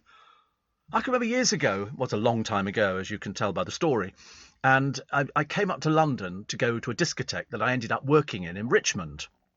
And I came up with a friend of mine called Rick. And Rick was a local DJ from Berkshire. And he was like the biggest thing in Berkshire. He was a little tiny bloke, but he had a big sound system. He had orange speakers, and it was all pretty, he was like, he went out for like 10 quid a night. I mean, we were serious money here. And we came up to London because we'd done an audition at this company called Goodhues, which owned all these nightclubs around London. And then they said, OK, fine, thank you very much indeed, blah, blah, blah. And they let us sort of free entry into the discotheque. And that was very exciting. And my friend Rick said to me, he said, should we go and pick up a couple of girls? I looked at him in horror, thinking, I'd rather actually go and have a mivvy, outside with a cigarette or something. Anyway, he sort of goes up to this girl. There were two of them standing there dancing around their handbag, as everybody does, that kind of stuff. And, of course, it was all more civilized in those days. And he said to this girl, because he was very successful, really successful. I think it was probably his height. He looked like sort of Polly Pocket or something. And so he wasn't really a threat to anybody. And so he's dancing with this girl. So I went up to the other one. So I said, do you want to dance? And she went, no, I've hurt my leg. And so I just sort of stood there like an idiot, staring into the distance, thinking, this is not going as well as I thought it might have done. So I walked away. I turned round. She's dancing with somebody else. Can you believe it? The snub. Small wonder I went home in tears. Not. But, I got the job, though, in the discotheque, and Rick didn't. So I felt a bit smug about it. Yeah. And where's that girl now, eh? Yeah, working in a foot shop. That's what she is. Working in a foot shop trying to cure people's gait and stuff like that.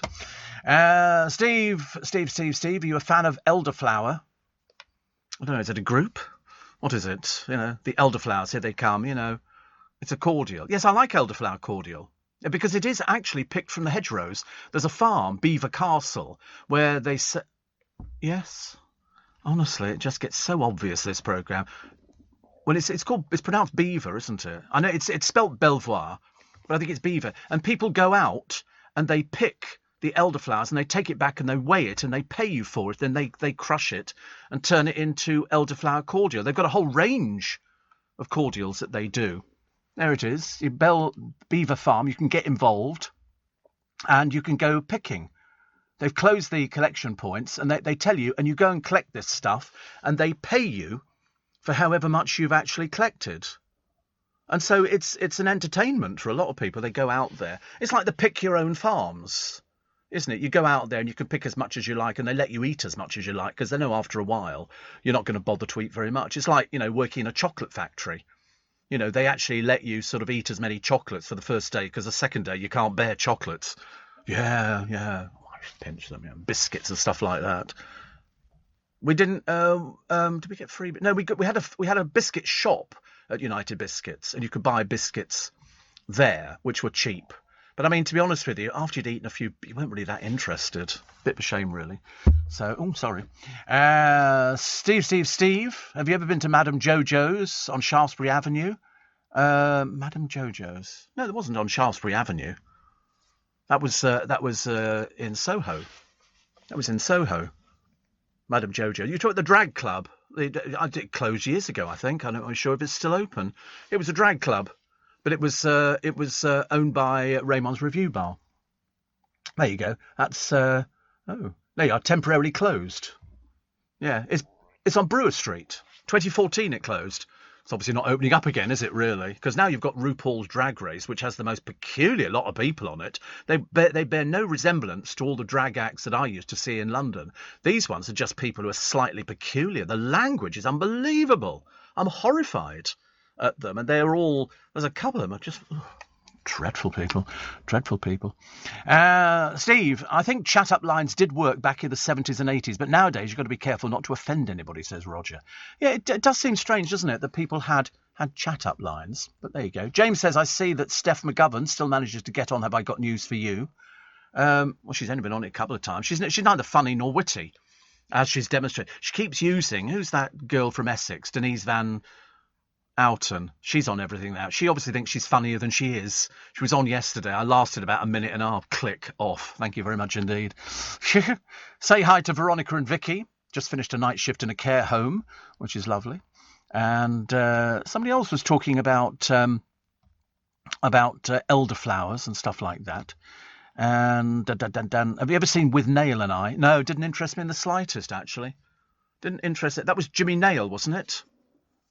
Jimmy Nail did With Nail and I, didn't he? Wasn't it Jimmy Nail? What are you looking at me like that for? That's what I thought was in it. Richard Griffiths in With Nail and I. See, where are you from? What land? What planet have you truly drifted from? Let's have a quick look, shall we? With Nail and I, portrayed by Richard Grant and Paul McCann. Oh, actually, who share... Well, no, I haven't. I didn't know. Richard Griffiths, Richard E. Grant... Paul Oh, right, yeah, lovely. Yeah, all right. That'd be clever. You only get something right once every 6 years. Don't make a big deal about it. So the answer is no, I haven't. The answer is I have not seen it. And actually, but I do like all the people who are in it, which is very good. Steve, can you do a shout out to Simon and Cindy Garcia and the rest of the hangovers of the wedding party in Alice Springs.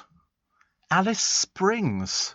Good Lord above. Alice Springs. That was my favourite book, A Town Called Alice by Neville Shute. I think we read it at school. And it was about a Japanese prisoner of war and all the women who were marched from place to place because they didn't know what to do with them. And eventually, cut a long story short, one of them goes back to London. She'd been to Alice Springs and she thought it was a Bonza town, which is a good town.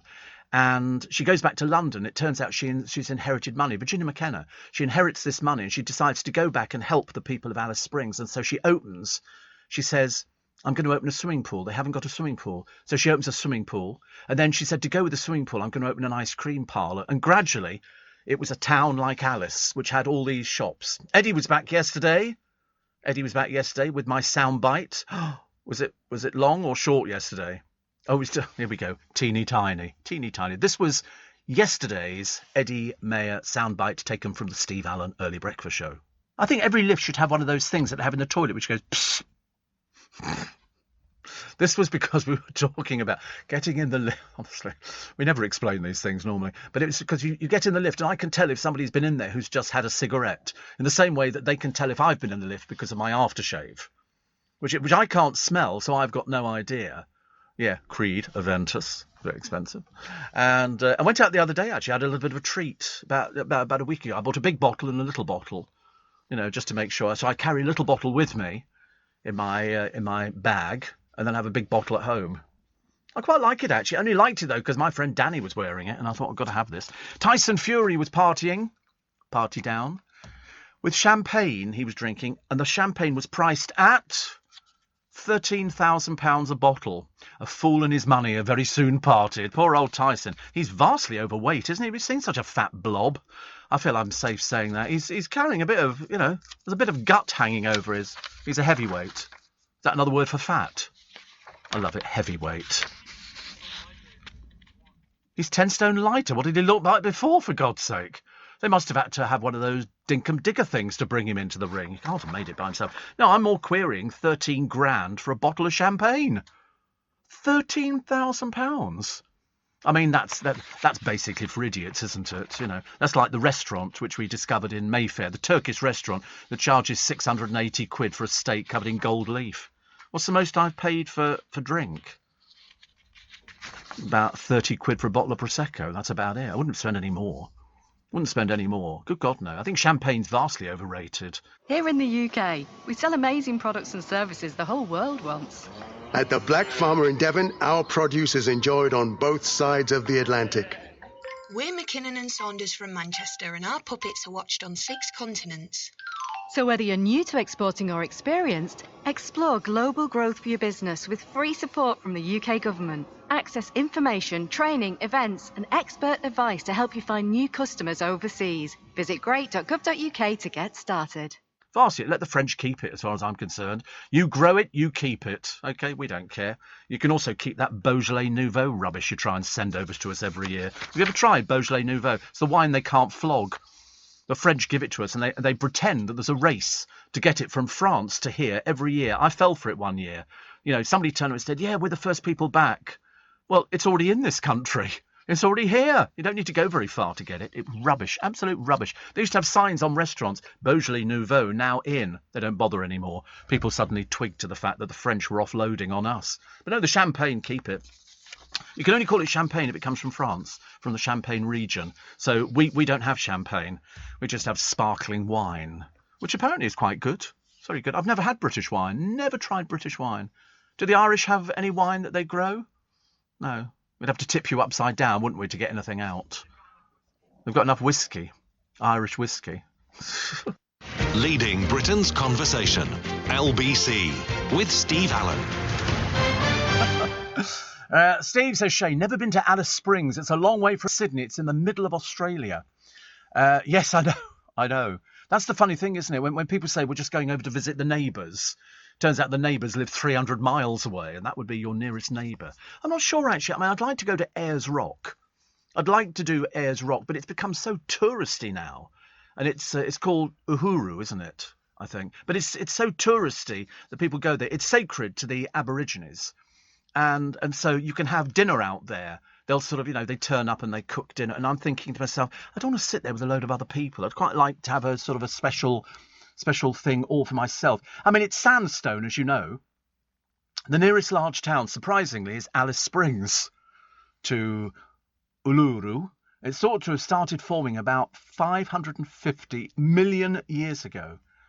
You see, I love stuff like that. I just think all of a sudden it rises out of nothing, and you look at it and you think, we were watching the volcano the other day, the live feed, and this stuff is spewing out from the centre of the earth. It shows no sign of slowing down at all, and it's going to completely obliterate the island. I mean, there's just so much of it. It's phenomenal.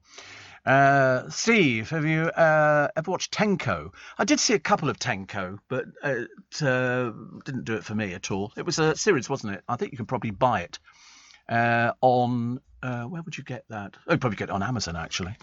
And Steve, you mentioned a few clubs in London. Do you recall Peppermint Park or Coconut Grove? It says, incidentally, when did Joe Allen's move? It moved, Sean, about a couple of years ago now. Actually, we're due to go there again. We're going to, the Steve Allen Lunch Club are going to be going out on a Friday. And there'll be Mr. Moyles and Gavin and Danny and me and Jordan. And we always go there. We just have a nice time. We just do a bit of sort of catch-up. Not the Jordan. Can you imagine if it was the Jordan? No, we definitely wouldn't be taking her out anywhere. Thank you very much indeed. Definitely not. Luckily, she's gone quiet at the moment, which is good. Steve, have you ever... Oh, somebody else asking about chat-up lines, which I don't think people use them. People just stand there and they just sort of go, you want a drink? I'll get you a drink. You know, and that's it now. I don't think there's no effort that's put into it at all. Jesse Nelson, warned by the Little Bix bandmates, because they don't talk to each other now. This is a story which is doing the rounds. What do they call it? It's called blackfishing. I'd never even heard of it, but I read it, and I think I'm up to speed on it. It's somebody who, and she's admitted she is a white girl. She's not, you know, a white girl pretending to be anything else. She says, I'm just a white girl from Romford. Both her parents were white. And she's been accused of this blackfishing, which, as I say, I'd never even heard of the thing before. I didn't know what it was, but it's people who want to be taken for something else. So she's, am I getting this right? Her dress and her hair, I'm trying to find a definition of it. So when she got her hair braided, people were saying, oh no, that's not for you, because I didn't know anything. I didn't know anything else about her. I just know that they all fell out, and I can't remember why they fell out. But apparently she'd been told by somebody else in the group about this blackfishing, and she's trying to launch a career. But when you look at a picture of her recently, it's in the papers today, of her and Nicki Minaj, there's a lot of similarity. And Nicki Minaj fell foul of this programme a short while ago when she started talking about Boris Johnson, something she knows nothing about. So I think maybe Jesse Nelson has made a bit of a mistake with this one. So blackfishing is a term used to describe a white person who takes on black cultural references in order to appear cool. Now, they may do that through hairstyles, use of makeup, or even surgery. In some cases, to pick what they perceive to be the best stereotypical features of black heritage. Jessie says she hasn't done that. But she'd been told by the record label, apparently. Was that right? She was told by the record label that she had to sort of watch this sort of cultural misappropriation. And I think somebody else in the band had said something. Leanne in the band had said, Leanne Pinnock had said that as well. It's like, perhaps that's why they fell out, I don't know. But all I know is nobody's following anybody at the moment. It's all a bit embarrassing, really. So we wait and see. Mind you, there was the case of a woman in America who was white, but she thought she was black. And we were all looking at her going, no, she's definitely white. And she went, no, I'm black. And in fact, it just didn't seem to make any difference, really. Criticism tends to intensify when white people are seen to do it whilst gaining major sponsorship deals or earning lucrative amounts from portraying themselves in this way. It's this cultural appropriation. There was somebody it's on YouTube, it's a bloke who's got his hair in dreadlocks, and this black woman says to him, you can't wear that. That's cultural appropriation. He went, leave me alone. Leave me alone. I mean, it's used for personal gain, often without due credit. No danger of that happening to me, I don't think, anytime soon. Apart from the fact I can't tan, I'm definitely not going to have dreadlocks in, am I? Let's face it. There's no hair to tie anything to. Honestly, we live in hope. Steve, have you watched Clarkson's Farm? I've not. No, I like Clarkson. I was talking to somebody the other day who said that they were a big fan of Clarkson. They don't like the new Top Gear programme. It's not the same. It really isn't the same. But no, Clarkson's Farm, very good. Gave me an insight into how hard farming is, says Chris. The neighbours hate him. Neighbours hate him because he's so successful. Because on television he's very, very successful. And the farm he's had for 20 years. Now they're making, a song and dance about it. They need to stick their noses somewhere else. They're jealous of him, isn't it? But you get people like that. You get people who are sort of jealous of somebody who's very successful like him. He's making a lot of money. He's got something that people want. You know, people want to go and see him. They want to go to the farm. They want to go to the farm shop. He's going to open a restaurant there. And the locals can do one, because he's not bothering about it. Oh, the transport chief's wife. I think she's a member of one of these extinction programmes. She superglues herself to the top of buses. She's obviously a little bit of a desperate attention seeker. She lives in a £1.5 million house. And her husband's just quit his job. He was looking after the road system in this country. Amazing, isn't it, really? That's a picture of this miserable old baggage sitting on top of a bus. She's married to the TfL boss, $170,000 a year he gets, in charge of keeping public transport moving. Her name's Cathy Eastburn. And she's been arrested several times for blockade, although she doesn't call herself a criminal. She's only been arrested about 12 times, dear. But here she is. She's one of these pains in the rear end, I'm afraid. Looks like a pain, is a pain. She glued herself to the roof of a DLR train in Canary Wharf. See, I'd have left her on there and just sent the train off on its way. Cling on, dear, cling on. That's it. And there's her husband. There he is. Benedict Plowden, a Transport for London director in charge of public transport. I think he's stepped down from the job. But it's amazing, isn't it? She just looks like one of these people who's just very infuriating. Very infuriating. You enjoy your little 5 seconds of fame, dear. Because next time, hopefully, Priti Patel will have you locked up. Because that's what they're doing to people now. Although we haven't seen any evidence of it yet. It's just more gaff from Priti Patel. Kate Garraway says Derek Draper, her husband, still sleeps for 20 hours a day. 20 hours a day. I mean, he's clinging on. He's clinging on, thank goodness. The MP, who's come out as bisexual, says it's not a big deal. What do you come out for, then? Who cares? Who cares? It's not a big deal. Well, shut up. We don't care. Nobody's in. I don't ask my team. I'm sorry, is it bisexual? You know, I don't ask people that. It's of no interest to me whatsoever.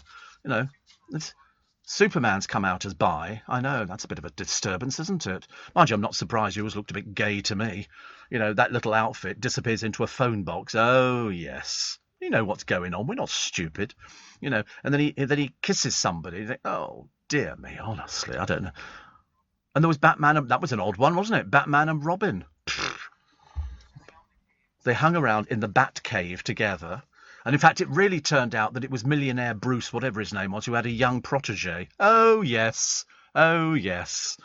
And they all went to Gotham City in a car when they put their mask on, and nobody knew it was Bruce Wayne. Nobody spotted him. I mean, you'd have sorted that one out. I fancy going out with your pants over the top of your trousers. That's the silliest thing I've ever seen. And here is young Robin, you know, who he looked after. I'm not sure about that, I tell you. I really wasn't sure about that one at all. Yes, it was his sidekick. And I can't remember what they did. Did they go and sort of fight baddies? That's what they did. But nobody knew it was Bruce Wayne. He looked like Bruce Wayne. He took his glass up and immediately, no idea who it is. But I mean, so now we... like me. So now we've got... the bad news is for EastEnders. Spoiler alert. Christmas time, just to really celebrate the festive season and sing all the carols, they're going to have a terrorist Christmas going on in EastEnders. Isn't that fantastic, ladies? I bet you can't wait. I bet you can't wait. You know, let's blow the Queen Vic up. And apparently, here is the tease. The tease is nobody is safe. So in other words, what they're doing is basically trying to drum up interest in the fact that they could be sacking loads of people in this. Really, what is the point? What is the point? Sales of trampolines have doubled over the year. Which is interesting. I always fancied a trampolining sort of kind of thing, but I've never had one. We could set a trampoline up out there. That'd be nice, wouldn't it? Could see I can think of lots of people I'd like to see bouncing up and down on it, but you know. Weak radio signals in space could indicate the presence of aliens. Apparently, they've said they're picking up what do you think they're doing? Help! You know, of course they're not. There's no radio signals in space. I mean, a whole lot of radio is in space anyway, but not in space. That means they're aliens. Listen, if they're that sophisticated, why are they living out in space? They might as well come here and just take over the Earth. You know. Go move to Blackpool. You'll love it in Blackpool. It's full of people like you. All like that up there. Dreadful. I can't believe it. The customer whose parcel was 6 hours late phoned up, said, excuse me, where's my parcel? And the bloke at the other end said to him, maybe the driver's died. I mean, you know, like, No, it's late. The parcel is late. Why is it late? I got one that said your parcel's been delivered, and it hadn't been delivered, but yet the following day it turned up. I bought some little paper clips. I wanted some paper... What? Had them delivered, yes, because there was a packet of them. Listen, if you go onto Amazon, I mean, it's a lot to carry. I had to order them from Amazon, and I think I've got 60 little gold paper clips, useful for all sorts of things. I thought of a few more ideas, actually, just looking at me all this morning. I love it. They're only little type. They really are quite small, actually. I specifically wanted small ones. I didn't want anything that was... Ooh, I just spat on the table. I didn't want anything that was too big. So they're little... When they came, they were even smaller than I imagined they were going to be. I thought, that's okay, isn't it? Kerry Katona said she's not cooked for her children in 6 months. I bet they're relieved, dear. Wouldn't trust you anywhere near the blooming kitchen. God blimey, turn the oven on. I hope not. Definitely not. And she's on a new reality show. It's finished, love. It's finished. Okay? It's finished. Just get over the fact you're very dull, very boring. It's finished. Go and get yourself a proper job. Go to Lidl or Aldi or some of these places and see if you can get a job on the till. Okay? Or stacking shelves or doing something, because it's just winding down now. Just winding down. But, that's me being cheerful this morning. Honestly, I do love a Tuesday. Tuesday's one of these really good days, isn't it? Where happy Tuesday, I always say to people. I greet people first thing in the morning. I always go, happy Tuesday. Happy Tuesday. And they always go, you're always so cheerful, aren't you? I go, not always, no. I get annoyed occasionally.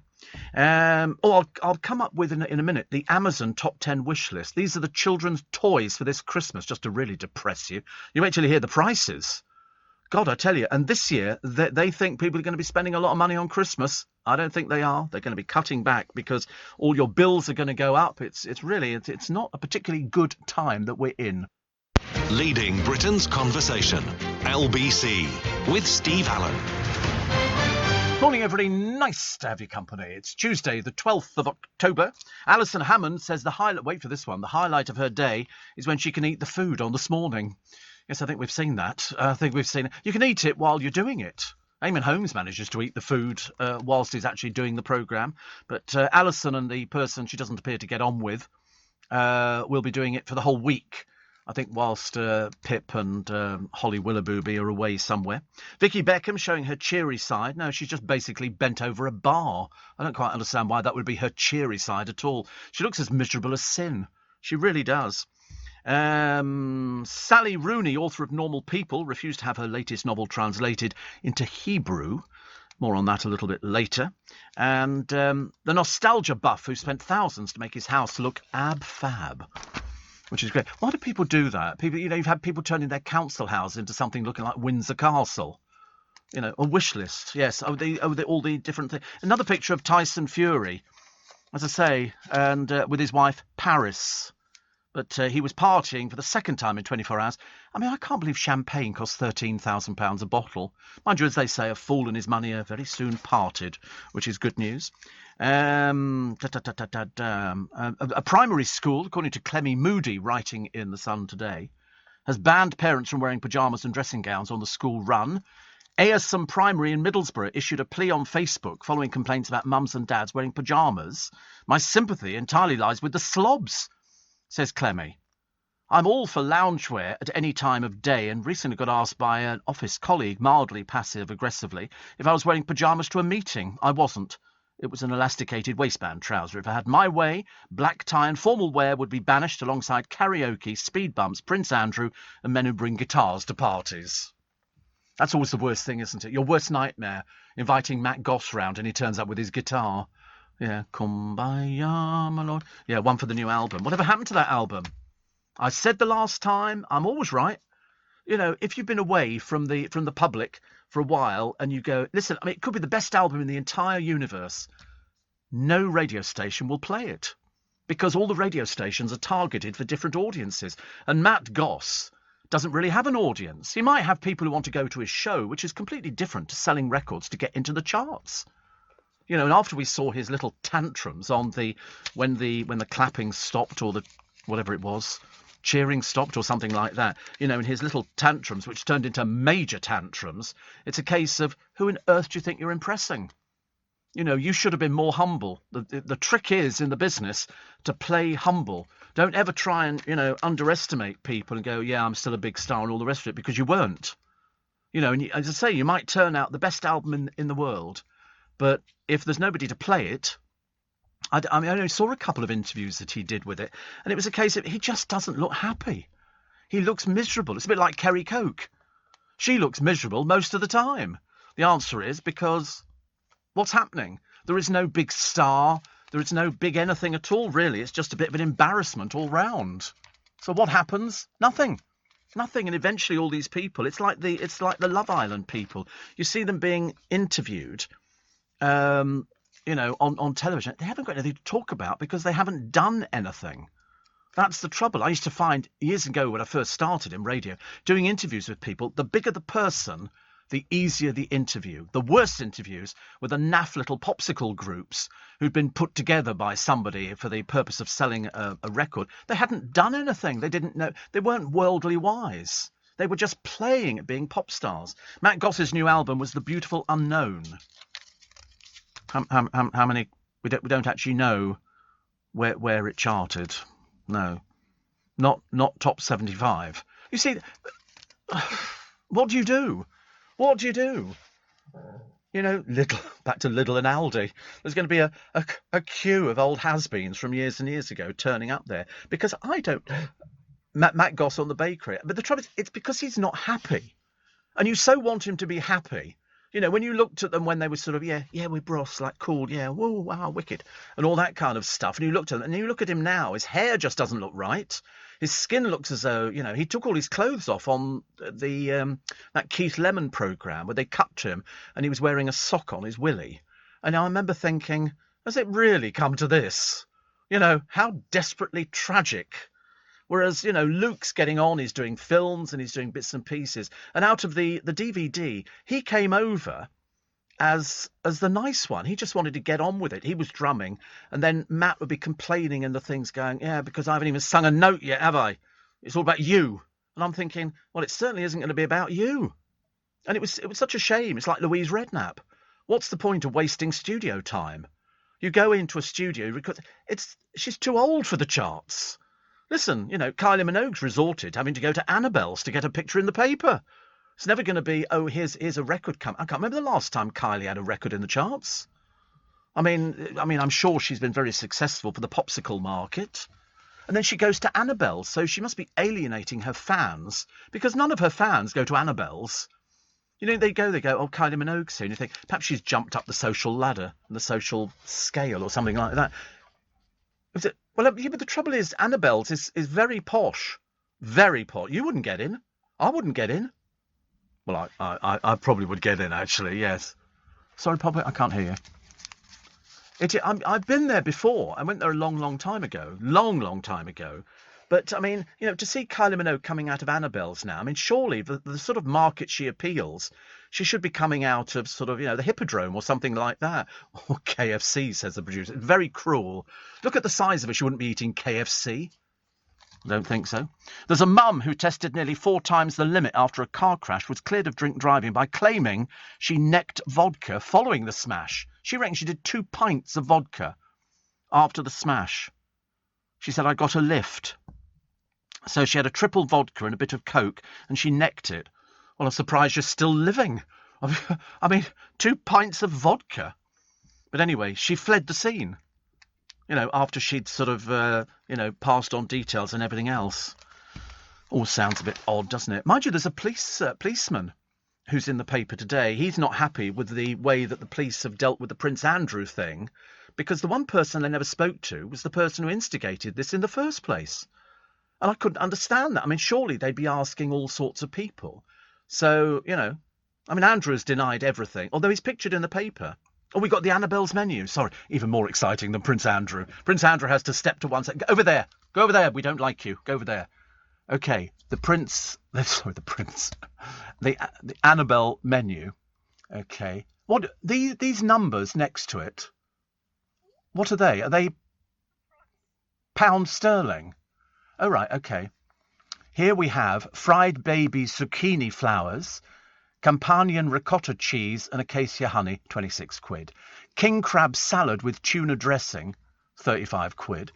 Spaghetti, blue lobster and datorini tomato sauce, £83. I think Kylie needs to sing a few more tunes. What do they have for pudding? Do they have any pudding? Which one? What am I looking at? Yeah, that's the one I've just done. The blue lobster.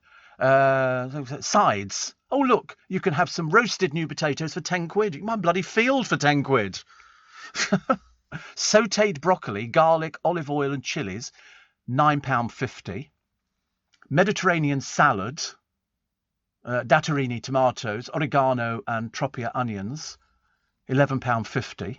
God, it seems an awful lot, doesn't it? I'm going to have something from Marks and Spencer's Day, which is like a pata thing with black truffles. It sounds delicious. It doesn't have a price on it. But I might have to sort of cut back on, turn off some lights or something like that at home. It's not cheap, is it? It's not cheap. Oh, they do an exotic Eton mess, which I love Eton mess, 15 quid. Chocolate soufflé tart, Madagascar and vanilla ice cream, £16. Roasted apricot, almond granita and rosemary, £14. Blimey. Red berries and elderflower jelly cheesecake for 2 to share, 26 quid. I think I'll be sticking to Joe Allen's, thank you very much indeed. Ice cream and sorbet, £6 a scoop. £6. Yeah, we're all sitting here with jaws on the floor going, that sounds a wee bit expensive. Wee bit expensive. So there's the Annabelle's menu. Mind you, that's even before... How much is the joining fee at Annabelle's? I think you have to be proposed for it. I don't think you can just walk in. But unless you're Kylie Minogue, they go, excuse me, Kylie Minogue would like to come to Annabelle's this evening. Of course. I can remember Dale phoned up the Ivy once. And the Ivy was notoriously difficult to get into because it was full of Essex blokes. And he phoned up and he said, oh, hi, I'd like to book a table for this evening. And so the lady at the other end of the telephone said... She's told me this story countless times. She said, I'm sorry, I've got nothing at the moment. He said, oh, is it nothing later on today? No, nothing. I've got nothing for 3 months. Because they get booked up, but there's always tables available for the right people. So he said, I tell you what, if I leave you my phone number, can you phone me if something becomes free? She said, well, I doubt it will. He said, it's Dale Winton. This is my number. And she said, what time did you want to eat? It's so good. I love stuff like that. It's like theatre shows. There's no such thing as a sold-out theatre show. Because they can... Just imagine Buckingham Palace phone up, Her Majesty would like to come and see Phantom this evening. What do you think they're going to do? Fully booked up, dear, for the next few months. Would you like to pop in later? Yeah, I've got one with restricted view. No, of course not. Of course not. They will always find a seat for somebody. Hopefully one day it'll be me. Leading Britain's Conversation, LBC, with Steve Allen. It's interesting that William Shatner, who is 90, I mean, I can't believe it. I mean, he must have been Botox to the hilt. Seriously, you've never seen anybody like it. I mean, the hair can't be his either. But anyway, he is going to be beaming up into space. He'll become the world's oldest astronaut. Frightens the life out of me. Frightens the life. I can't think of anything worse. But he's going to take the record from Wally Funk, 82, who was on board Bezos' test flight in July. And this is Jeff Bezos' Blue Origin craft. He said, I want to go up there and look down on the Earth. Which I quite like the idea. But I just don't want to do it. Other people will be going up there. There's an entrepreneur. They're going to launch from Van Horn in Texas. The 10-minute flight will... 10 minutes? Is that it? 10-minute flight will take them 66 miles above the Earth. 10 minutes. Blimey. I thought they were going up there, they'd float around for a few hours or something. 10 minutes, hardly worth it, is it? Prince Andrew grinning. Irritating little so-and-so. I can't help it. I'm sorry, I just don't like him. Do you think he knows that people don't like him? The only person who seems to like him is his ex-wife. Here's a picture of Maisie Smith, a little bit old for going out wearing one of these little sort of bralettes, dear, at your age. I don't know how old she is, but she was in EastEnders. Now she's not in EastEnders, but she's so desperate to be famous that she'll be pictured out wearing what can only be described as a really cheap outfit. Really cheap. She's 20. She's never 20. Is she? God, she's the oldest looking 20. Born in 2001. Blimey. So she's going to leave this year, but her first role after quitting Walford, wait for this one, is on is with Jamie Lang as a guest judge on his new BBC Three dating show, I Like the Way You Move. That'll be watched by nobody. She's 20? Good God in heaven. Blimey, I'd take the going out life a little bit easier, dear. She played the regular role of Tiffany Butcher. No idea. She was born in Westcliff-on-Sea, Southend-on-Sea. Mary Louise Colander Smith. Maisie Louise... She's 20? Colander. She's 20. She's the oldest looking 20 I've ever seen. Good grief. I'd have had her down at 40 at least. Seriously. Look. That is never the picture of a 20-year-old. Oh, she looks lovely, says the producer. Creep. Who says things like that? Oh, I really like her. She's great. All the rest of it. A pair of garden ornament sphinxes valued at 300 quid turned out to be from ancient Egypt and sold for 195,000. Well, where did they get those from? Very worrying, isn't it? Oh, here she is, Kylie Minogue, grinning on a night out. Yeah. Soon you'll be back in Australia, dear, where you'll be...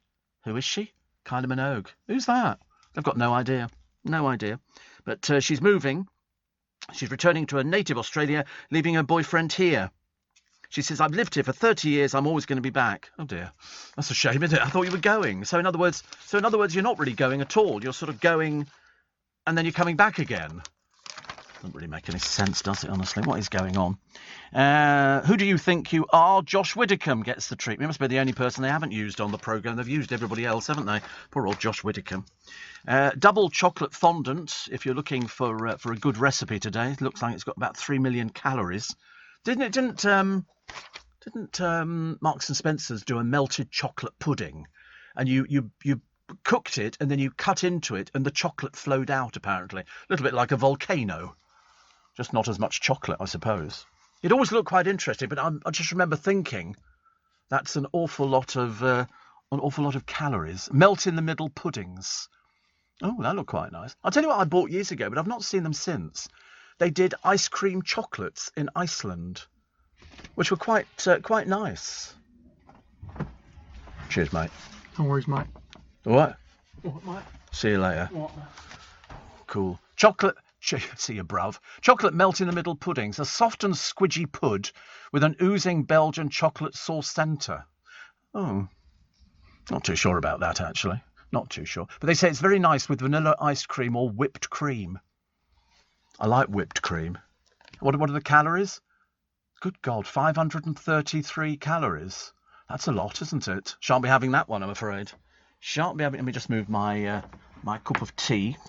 I need my cup of tea in the morning, actually. I was looking at Mystic Meg's column. They appear to have killed off the original Mystic Meg, and you're left with somebody who's wearing the same wig by the look of it.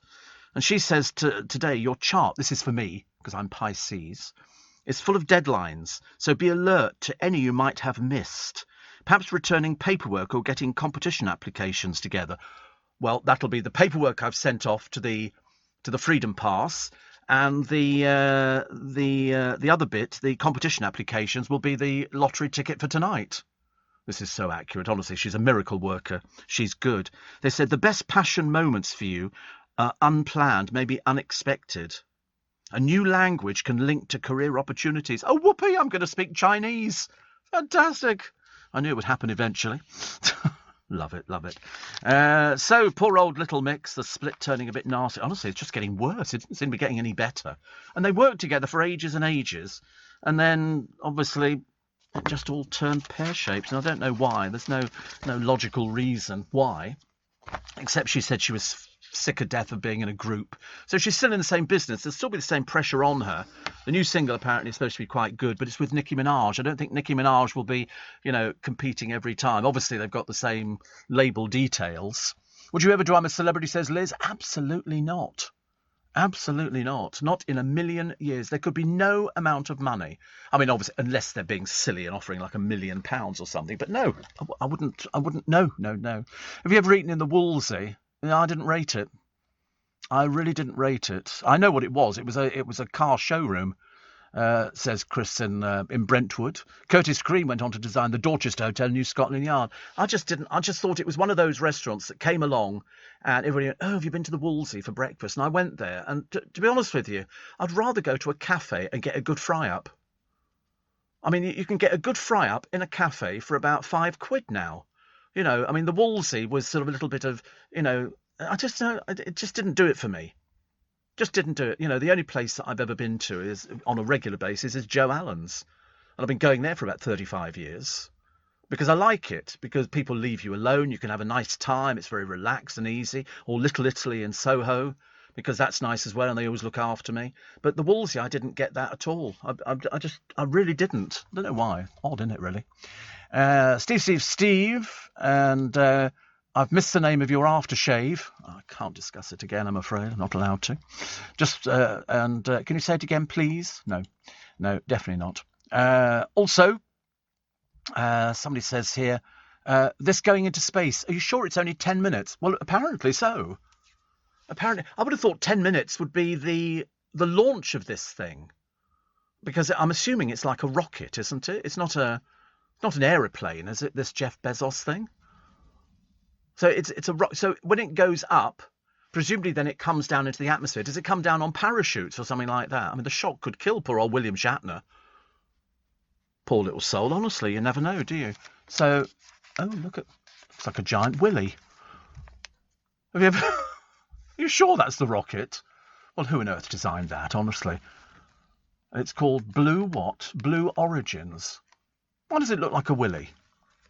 How does that work? That's very bizarre. It's an aerodynamic shape. I've never seen anything like it. So when this thing comes down again, which I'm assuming because it goes up, it must come down. Does it come down on parachutes as it enters the atmosphere? It must do. I mean, how else? Like a plane. It's jet propelled, this thing. They've obviously only got enough fuel for 10 minutes. So it's 10 minutes. So I don't know how long it takes to get out of the atmosphere. Whatever it is, though, it's going to be very, very expensive, I should imagine. Very expensive. 24 held as a passport gang is smashed. And they found all sorts of people. It's apparently the gang paid up to £2,000 to people willing to sell their personal details for fraudulent passport applications. But they've caught them now, which is good. Also, a lot of people talking about the jabs. A lot of parents being a bit funny about it, actually. Cliff still got it. He bounded onto the stage at Sheffield City Hall. He oozed oomph and shook, rattled and rolled, proving, although he's nearly 81, his thirst for the spotlight is unquenchable. He sounds exactly the same on stage now. Yes, I'm going to see him later in the month. And absolutely charming. Beyond a shadow of a doubt, his fans are so loyal. But I'm glad to see that he's still giving it the all. He's a showbiz boy, and he loves every minute of it. And who can deny him that? For goodness' sake, I think it's the fact that he's fit that he's kept going. I mean, he does play tennis a lot. He looks amazing. I know, really. Paul McCartney's talking about the Beatles again, and Al Capone heirlooms. The gangster's favourite gun, a Colt pistol, fetched over $1 million. Amazing, isn't it? The stuff that comes up now.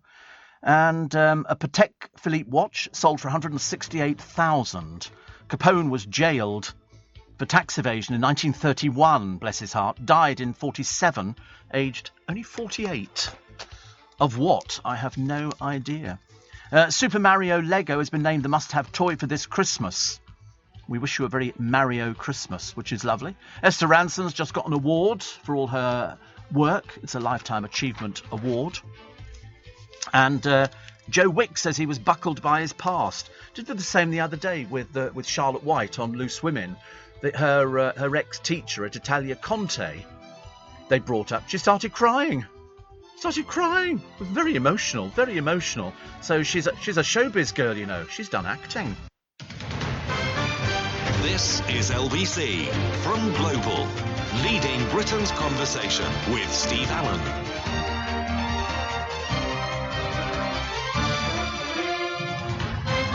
Morning, everybody. Nice to have your company. It's Steve Allen's Early Breakfast on LBC. It's Tuesday, the 12th of October. You are very, very welcome. And Stella says, when you talked about the Wolsey, people usually hype up places, but at the end of the day, it's personal taste. Absolutely. You know, it suits some people, some places, you know, suit other people. Everybody's got something that they like, you know, and they like going to because of either the atmosphere. As somebody said the other day, I don't think I've ever been to Joe Allen's and went there for the food. I went there for the atmosphere because it's got the best atmosphere going and it's nice and the staff are pleasant and the people on the front desk are great. You know, just everything about it, which I liked. The Wolsey, I just felt slightly intimidated. Perhaps it's not my sort of place. Anyway, my friend, says Stella, really raved about the Trevi Fountain. But when I visited it, I thought, is this it? Yeah, it's down a side alley. It's down a side alley and they've got this... It's rubbish. It's absolute rubbish. And people... And it's literally... It's hemmed in by buildings on all sides. It's pokey. And the day that we went there, they had it drained. It looked even more yuck. Yeah, they knew I was going there. And it's typical touristy places around there. The restaurants, I've told you about the restaurants, where it was just rubbish. They were just, you know, not really very good value at all. They were counting on the fact that we were tourists and we'd come to see the Trevi Fountain. But nobody was more disappointed than me. We walked down this thing, I was expecting it to be a big, huge courtyard and fantastic. Nothing like it. You'll be really disappointed if you're going. You know, it looks very impressive, but you suddenly realise when the camera pulls back, you can suddenly see where everybody is. And that building behind it, you know, it's sort of, it's pokey. You know, that's the best they can offer. Rebuild it again, I think. Have I done the... No, I can't find it in the papers. I've lost the blooming thing. I'm very disappointed about losing the wish list. It was in one of my papers I was reading earlier on, and then it vanished. I shall find... Don't worry, I shall find it. I persevere on this programme. Here we go. We have it. We have it. We have it. So this is Amazon. The top 10 toys for this Christmas. Now, bearing in mind, sometimes things change. So these might be the toys that they have. So I think that's number 1, isn't it? Are we starting at number 1 and going down? It's a chart, yes. Yes. Yeah, it's the chart. We will find it. I had it in the papers. I've lost it again. In-Betweeners star Blake Harrison hit out at parents for letting their kids watch the expletive-filled show. It was very rude, actually. It was very rude on the television. I couldn't believe how rude it was. It was lots of sort of things going on, which you certainly couldn't sit there and watch it with your parents. You'd be too embarrassed. Here's Victoria Beckham trying to look sexy. It's not working, is it? Posing at a bar. The trouble is, she just looks bland. You know, she's sticking her bum out and she's wearing some open back gown, which is great. You know, if you like that kind of thing. It's she's launching her latest beauty line. I don't know. Perhaps we could have a beauty line that makes you smile. But and then she arrived at New York City in a belted trench coat and tartan trousers. She looked like an out-of-work bag lady. The trench coat doesn't fit her. It's got ridiculously high lapels. The trousers are way too long. I mean, seriously, why do I have to give advice to Victoria Beckham? She's had her little company for a while now, hasn't she? But I mean, a trench coat on women? I don't think so. I mean, really, it just looks absolutely... And the trousers, which are dragging on the ground. Can't she find something that fits? I mean, I realise it must be difficult for her, but, you know, we do our best. It's not a good look, is it? Not a good look. What are we looking at here? She's 47 now, and it's the strolling through the airport. I'm surprised she didn't walk into walls. You know, she's got the mask on and sunglasses. Indoors. Who wears sunglasses indoors? Nobody. Unless you're Victoria Beckham. A trench coat, dear. And look at, I mean, is that a pocket down the side? Somewhere to keep your phone. An oversized handbag. She just looks, I don't know. Has she got a security guard with her? God in heaven. Nobody knows who she is. Nobody knows. Heinz bosses are trying to invent a new glass bottle. Customers don't need to bang to get the ketchup out. I've never banged a bottle. Have you ever done that? You know when you get the bottle on the table, the plastic ones, you just squirt it and out it comes. Well, they're trying to do it with a glass bottle so that you don't, because normally you have to bang the... Well, no, just leave it with the plastic ones. Yeah, you just give it a shake because it's quite thick, isn't it, when it comes out? I mean, I do like a bit of ketchup. I think a lot of cafes cheat. I think they buy cheapo stuff and they put it into the Heinz bottle. That's what I think they do. I'm pretty certain. Because sometimes, yeah, or the plastic tomato. You know, you can buy those from Lakeland. Like, I bought a couple some years ago. Yeah. I wish I'd not told you that. I should come back to haunt me, I should imagine. The new World Conquer Champion's secret to success is precision over power. Apparently, Jasmine Tetley has been crowned the victor of the tournament for the second time in a row. And the environmental scientist says that her carefully planned tactics were the key to win this year. I thought that you were supposed to soak your conkers in vinegar. That's what I thought it was. Or failing that, you could bake them in the oven. It hardened them up. It's against the rules, is it? I mean, most schools now will not let people use conkers because if it comes off its string, you can do somebody some serious damage. So, what can I tell you? And also, we used to use a skewer for pushing through it, and then you put your string through and tie the knots in the end of it. In fact, I can remember now having my hands whacked on more than one occasion doing things like... So I don't do that anymore. Even though we've got a big tree up on Twickenham Green that has conkers. That'd be a conker tree, wouldn't it, actually? Horse chestnut. Thank you very much indeed. I'm trying to... I can't find this blooming list. It's so annoying. It's so annoying. I watched a sex programme on the television the other day. It's with this woman who's going around talking to people who perform on the internet and doing all sorts of things. I think it's on Channel 4. It's a most peculiar person she is. She's really peculiar. She's in the room when these people are performing. Do you used to work with her? She's odd. I've never met anybody that peculiar. Honestly, she must be deeply affected by these things. She had 2 gay guys the other week who were performing on the internet, and then there was some other people the other day performing. I couldn't believe it. I was quite shocked, actually. In fact, I was very shocked. I was shocked even beyond belief.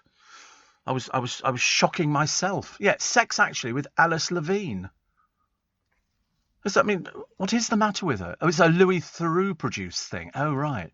She explores what sex means to people. Pleasure, money, or something spiritual. Money. Money for most of these people. You know, apparently somebody, for somebody everywhere. My former producer, Mark, says to me, apparently Heinz employ people to drop into cafes at a moment's notice to check the contents of the bottle of the proper product. Really? Yeah, my friend's father used to work for KFC. He would go round to the KFC shops, finding out if they were using all the right ingredients from KFC. Because if you have a franchise, you can only buy from them. You can't bring in your chicken from elsewhere. You know, the 11 herbs and spices and the secret recipe. Well, I'm quite sure it can't be that secret. You could probably recreate it, couldn't you? But I just want to buy the drumsticks. I'm not being difficult about it. I just think it's unnecessary that I should have to eat some of these enormous pieces, which I can barely manage. They're very messy. I can't find this blooming list. It'll turn up somewhere before the end of the programme. I've got the list, but we don't have the numbers on it, which is a shame. Another picture of Tyson Fury wearing another one of those ludicrous outfits that he wears. Honestly, seriously, dear. You look as bad as Lewis Hamilton. And you knew that we had a lot of trouble with some of the items he was wearing. 184 million tonight, the jackpot, which is so far the biggest has been 161 million. This is Colin and Chris Weir. He died, and I think I can't remember if they split up or not. I can't remember. There was something. Most people who win a lot of money on the lottery split up. He was carrying a lot of weight, and they won it. They were living in a 3-bedroom house. There we go. We found a 3-bedroom house. Yeah, we found a 3-bedroom house. Well, a 3-bedroom house in North Ayrshire. No, because we've talked about how difficult it is if you're renting in London. If there's 3 of you, it's so expensive to actually find a 3-bedroom place. You can find 1, 2, 4, 5, 6. But you can't find 3. 3's difficult, and it's so expensive. Yeah. He was telling me all about how much it costs to go and rent these places. I was horrified. It's absolute madness, isn't it? People exploiting, young people who don't have a lot of money to spend on whiskey. And so anyway, the jackpot will be capped at 220 million euros. So whether it's this one or not. But anyway, they invested in some fabulous period property. This is Colin and Chris. Adrian and Gillian Bayford. I think they also divorced. They won 148 million. Patrick and Frances Connolly have given away more than half of their fortune to charities, and they won 115 million. Also, somebody has missed out on a Euro Millions ticket. It's worth £1 million. That was bought in Harrow on October the 30th. Harrow? Sorry, I couldn't resist it. It's such an old joke, isn't it? But you'll have to check. The winning code is ZVWT 35504. Oh, it's me. £1 million. Well, how do people know? I mean, do they go on holiday and forget about the fact they bought a ticket? 184 million tonight. People can lose the ticket, but of course it's no good saying I've lost the ticket, can I have the money, because you can't have it. You've got to produce the ticket to win. It's like in the pawn shops. People go in there and what they've done is they've taken a box and they put a watch in there and they said, I bought this and it didn't work. I want my money back. I paid $500 for it. And the bloke, Les Gold, used to say to them, have you got your pawn ticket? No, I haven't got it. Well, we can't do anything about it. You know, because people could just take something home, change the watch over and take it back and say, give me my money. But no, definitely not. Joe is in tears. This is Joe Wicks. He's got a book coming out. I thought he had a book coming out. I knew there'd be something. But he was happy and making the programme would be easy. He's relived his troubled childhood in a documentary. It's called, he's chatting to his heroin addict dad, Gary, and his mum, Raquela, who had OCD, bulimia and anorexia. Good God, they've got the set. I mean, you need, if you're making a television programme, you've got to have everything nowadays. He said, my dad was probably still using at the time, so it must have been hard to leave us. So now he's a fitness guru. He turned up, I think, the other day, or he's coming into Loose Women, I think Wednesday. So he's obviously got some book out. Yeah, I mean, he's done quite well, hasn't he? Not bad at all. Oh dear, honestly, I'm going to find this thing, actually. I'm going to find this blooming thing. Oh, the MP who was overwhelmed by the outpouring of love after declaring she's bisexual is Dehenna Davison, who was representing Bishop Auckland in County Durham in 2019. First Tory since the seat's creation. And she says, if anybody were to explicitly ask me, I certainly wouldn't try and hide it. Why would we ask? You know, are you going to go up to some stranger? Excuse me, you're bisexual. Why would you ask anybody? Make any? Oh, I found the Christmas wish list. Brace yourselves. Steve Allen. Tweet at LBC. Morning. Nice to have your company. 21 minutes past 6. So the toys. Now, listen, take this, you know, not as verbatim. This is what they're hoping to sell this year, because things always change. I've always discovered, I've read these lists out for the last 40 plus years, and you can guarantee at the last minute something will turn up that everybody's got to have. You know, I mean, well, when I was a kid, it was Cabbage Patch things. It was, you know, I mean, Tracy Island was that big one, wasn't it, that they couldn't get hold of. And the producers was Tamagotchi. That was that you had to keep it alive, didn't you? Yeah, we had Furbies. People... Yeah, well, we didn't have top toys when I was a kid. You asked for something that you wanted, and you got it. So if you wanted a bike, you had a bike, but we didn't have toys like you could get on Amazon. So at the bottom of the list, Paw Patroller 2. I don't even know what that is, but it's £55.99. God help you if you've got a large family. The next one up is the Balloon Dino. £79.99. The Batman 36-inch transforming playset, which I'm looking at, is sort of, I don't know, that's £105.28. Do these people realise there's a bit of a recession going on and people don't... I mean, for Batman and Robin, Little Live Pets Gotta Go Turtle. And you know what this is? This is £36.92. It's a turtle that goes to the toilet. They're obsessed with it, aren't they? Didn't they have a baby some years ago that wetted and did the other thing as well? It was a doll that did it. And I remember thinking, this is slightly peculiar. Spidey and His Amazing Friends, Marvel Web Quarters playset, £57.99. Link Immel's Dance and Grove Penguin, £25.99. Positively normal. LOL Surprise Movie Making Studio, £147. Polly Pocket Rainbow Funland Theme Park, £48.99. Pictionary Air Harry Potter, £21.99. And Lego Luigi Starter Course, £44.99 at number 1. They say that's what your kids will want under the tree. They'll have a bloody chocolate egg and like it. I'm pushing money out like that. Small wonder parents despair at programmes that pump out these things because the kids see it. They don't... See, the trouble is, you know, up to the age of, well, if you're on Love Island, about 20, they have no concept of money whatsoever. No concept. I know we're looking at that... You pour liquid into this Gotta Go turtle, and it's called Turtle. Yeah, and its neck looks as though it's sort of eating, and then you sort of sit it on its own toilet, and you push a button. And I'm having to watch this at the moment. Seriously, it is the most bizarre thing. And then they show you that it's going to the toilet, presumably.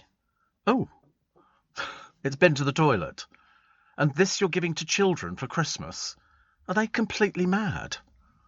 I don't know what... I've seriously never seen anything like it. So it's Shelbert Turtle, Real Life Pets Unboxing, Gotta Go Turtle.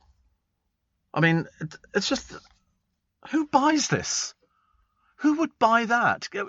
I can't even see any kid. Somebody says £79 for a balloon dino. Yes? 80 pounds. It's a penny shy of £80. And parents must be despairing, going, let's not bother with Christmas this year. Let's sort of buy them something else. It's a lot, isn't it? I mean, there is a penguin here, an interactive penguin, under 30 quid, and it teaches kids how to count and dances to music. Well, that's okay. That's okay. I don't understand something. I do understand something that is reasonably educational. But this one here, after Gotta Go Flamingo, this year's pooing plaything is the turtle. Kids feed Shelbert magic turtle food, but when he starts singing, oh, gotta go, it's a race to get him to the loo on time. That one that we just watched. I mean, I must be on the wrong planet or something. Am I in the right world? Matthew Redfern, toys category manager at Amazon, said, we at Amazon are doing everything we can to spread a little festive cheer. What with the turtle that goes to the toilet? What does that teach kids? I suppose it's that trying to teach kids to go to the toilet. Well, you sit them on the potty. It's like training a puppy, isn't it? Don't do it in your granny's handbag. Come back. Do it on the potty. That's what I did. Reason, I wish. The Christmas toy market is worth around £1 billion. Not this year, I can't see it. Seriously, it's absolutely unbelievable. Although somebody says here, you know, with price increases, people need to shop early. I think not. I think not. Although actually somebody was asked the other day about freezing stuff for Christmas. And they asked about freezing a turkey. Can you buy a turkey now and freeze it? Yes, of course you can. Just remember, take it out 48 hours in advance to make sure it is thoroughly defrosted. You cannot cook a turkey that is half frozen. 74 sleeps to go. Father Christmas is really busy at the moment. Really busy. Trying to find as many pooing turtles as he possibly can. Yeah, you watch the reindeer shortage. Unfortunately, he'd like to fly around the world, but he's only got 2. The others have gone on strike. And the others say they weren't going to do it anymore ever. Spare a thought, they say, for Timothée Chalamet. It sounds so exotic, doesn't it? It's this Willy Wonka star. And many internet users said the actor more accurately resembled Gonzo as Charles Dickens in The Muppet Christmas Carol. One of my favourite films. One of my favourite films. Also, what have we got here? Sam Fender. Do you know who Sam Fender is?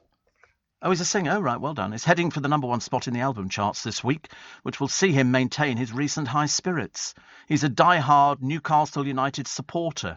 He bravely appeared on the breakfast programme last Friday, where he admitted he was really hung over after celebrating the club's sale.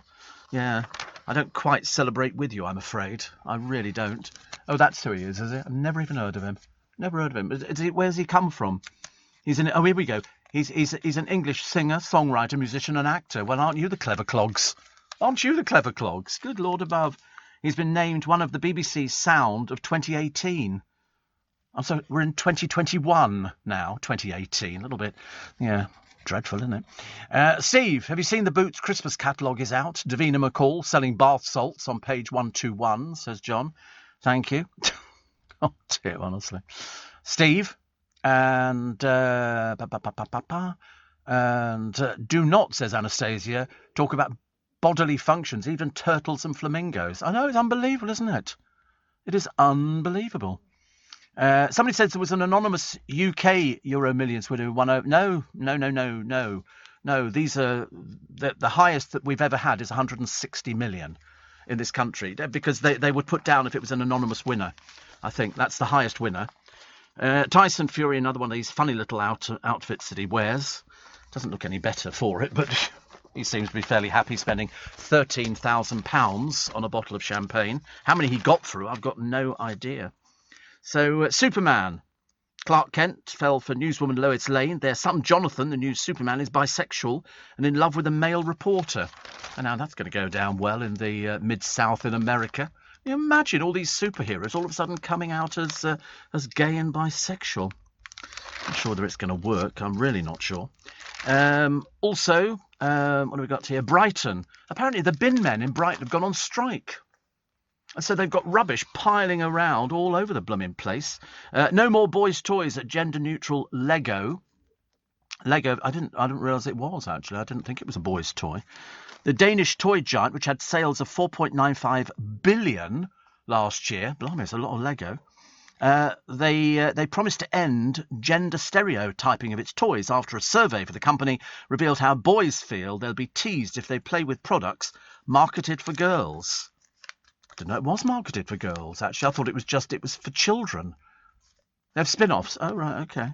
Lego didn't explain exactly how it would modify its products. I had no idea, actually. But they say they will focus on products for both genders. So boys are... But the sort of people who play with Lego... Although isn't there a television show at the moment where they have to make things out of Lego, and it seems to be adults doing it. Really naff way of sort of doing a television programme, I think. Here's some Lego. Oh, and Paul McCartney. He's got a hearing aid. It fell out during an interview, and he just popped it back in and raised his eyebrows, and that was it. So he wears a hearing aid. But he's had 60 years in the music business. I'm surprised he hadn't gone deaf long before this one. But it's interesting, isn't it, that now they say... he's 79. 79, for goodness sake. Paul McCartney was always the good-looking one in the group, wasn't he? Always the good-looking, wasn't he? Everybody liked Paul McCartney. Everybody thought Paul McCartney was great. The papers, of course, have run out of ideas, and they've said that what you could buy with your 184 million. Leading Britain's conversation, LBC, with Steve Allen. Morning, welcome to Tuesday, which is lovely. Steve, you might want to have a look at how much Tyson Fury earned for his last fight. A little bit north of 50,000 quid. 50 million. Yes, no, I don't think he picked up that much. No, it'd be in dollars anyway, wouldn't it? So I can't remember what he picked up, actually. I can't remember what he picked up. I thought it was 20-something million, wasn't it? I think. We're just having a quick check. Steve, I think, says Paul, James O'Brien mentioned just the once, only in passing and very subtly, had a board game out this Christmas. He has not. He has not. Well, not as far as I know. Not as far as I know. And do you not think that, I would know about these things? We do have the biggest lottery win. Biggest lottery win ever. Okay. James O'Brien does have a board game. According to Clive. Well, where is it? We can't find anything about it. We can't find anything about it. And also, what is it, Clive? Come on, put your finger out. Tell us now. Messing around with me. In 2018, a person who chose to remain anonymous... Oh, this wasn't our lottery. This was South Carolina. And it was $1.537 billion. Sold in Michigan. And the largest lottery prize... But you don't get all of that. That's the problem. It's a case of they do it. You either get so much if you want to take the money there and then, or it's spread over so many years. So that's the biggest lottery win ever in South Carolina. So, and that Clive was out with James last night. What is going on in this place? Honestly, what are you doing? He was talking about the game. So... Nothing else. Oh, I can imagine. I should imagine he hardly mentioned it at all. Well, we can't find anything about it at all. And we are... Oh, it's not out yet. But it is coming out for Christmas. You thought they'd have started teasing it a little bit. Anyway, if you do win 184 million tonight on the lottery, you can buy 236,200 iPhones. Very useful, isn't it? You can also buy 10 Bombardier Global 6000 jets, that's 18 million. Oh, seems quite reasonable, doesn't it? 506 Rolls-Royce Phantoms. Sorry, there's no overexcitement. £360,000. You can buy 7 6-bedroom Knightsbridge apartments, 24,950,000. This is if you win 184 million tonight. You can spend 105 years at Claridge's Corner Suite, which is £4,781 a night. Why did they come up with such an odd amount of money? Why can't it just be £4,000 or £5,000? Yeah. You could buy 920 space trips with Virgin Galactic, 200,000 a time, and 4,404 years of education at Harrow, which is £41,775 annually. It's quite a bit of money, isn't it? Quite a bit of money, which is quite nice. Have you read the Superman bisexual story? I don't know, you must be late to the party today. Definitely. We did that ages ago. It's almost become tedious now. I think he's gone straight again. I think they've decided to sort of make him straight. Other stories in the papers. Never mind the quips about Mars and Venus. Some wives genuinely believe they are star seeds, spirits from the depth of space. What in God's name is that? There was one woman here who says, in dreams I used to leave my body to travel the stars. It sounds like a drink problem to me, actually. It's not quite normal. And so a photographer here called Violet says, it's my job to make humans feel better, so I never say no. Where are these people coming from? I don't get any of this at all, actually. But her husband, Anthony, says, I like to joke that Violet isn't all there, but in a nice way. Whilst I do know she isn't hurting anyone, I do point out that she's from the same place as the rest of us. Oh, she's one of these people who believe in sort of the extra planetary system and people have come from... I don't think it's right, actually, is it really? I like the idea of a simple test diagnosing Alzheimer's using 1 drop of blood and up to 5 years before symptoms develop. Because that's what we need to know, isn't it? Dumped by Cowell. This is Michael McIntyre. He's got a book out as well. Everybody's got books out. James O'Brien's got a game coming out, apparently. We don't know what it's called. It's called the Mystery Hour game. Nothing if not original. Nothing if not original. And he'll never mention it, I promise you. He's so shy and retiring, honestly. Sometimes you just want to slap him. Seriously, you just want to go on, tell him what it is. Good old Dave.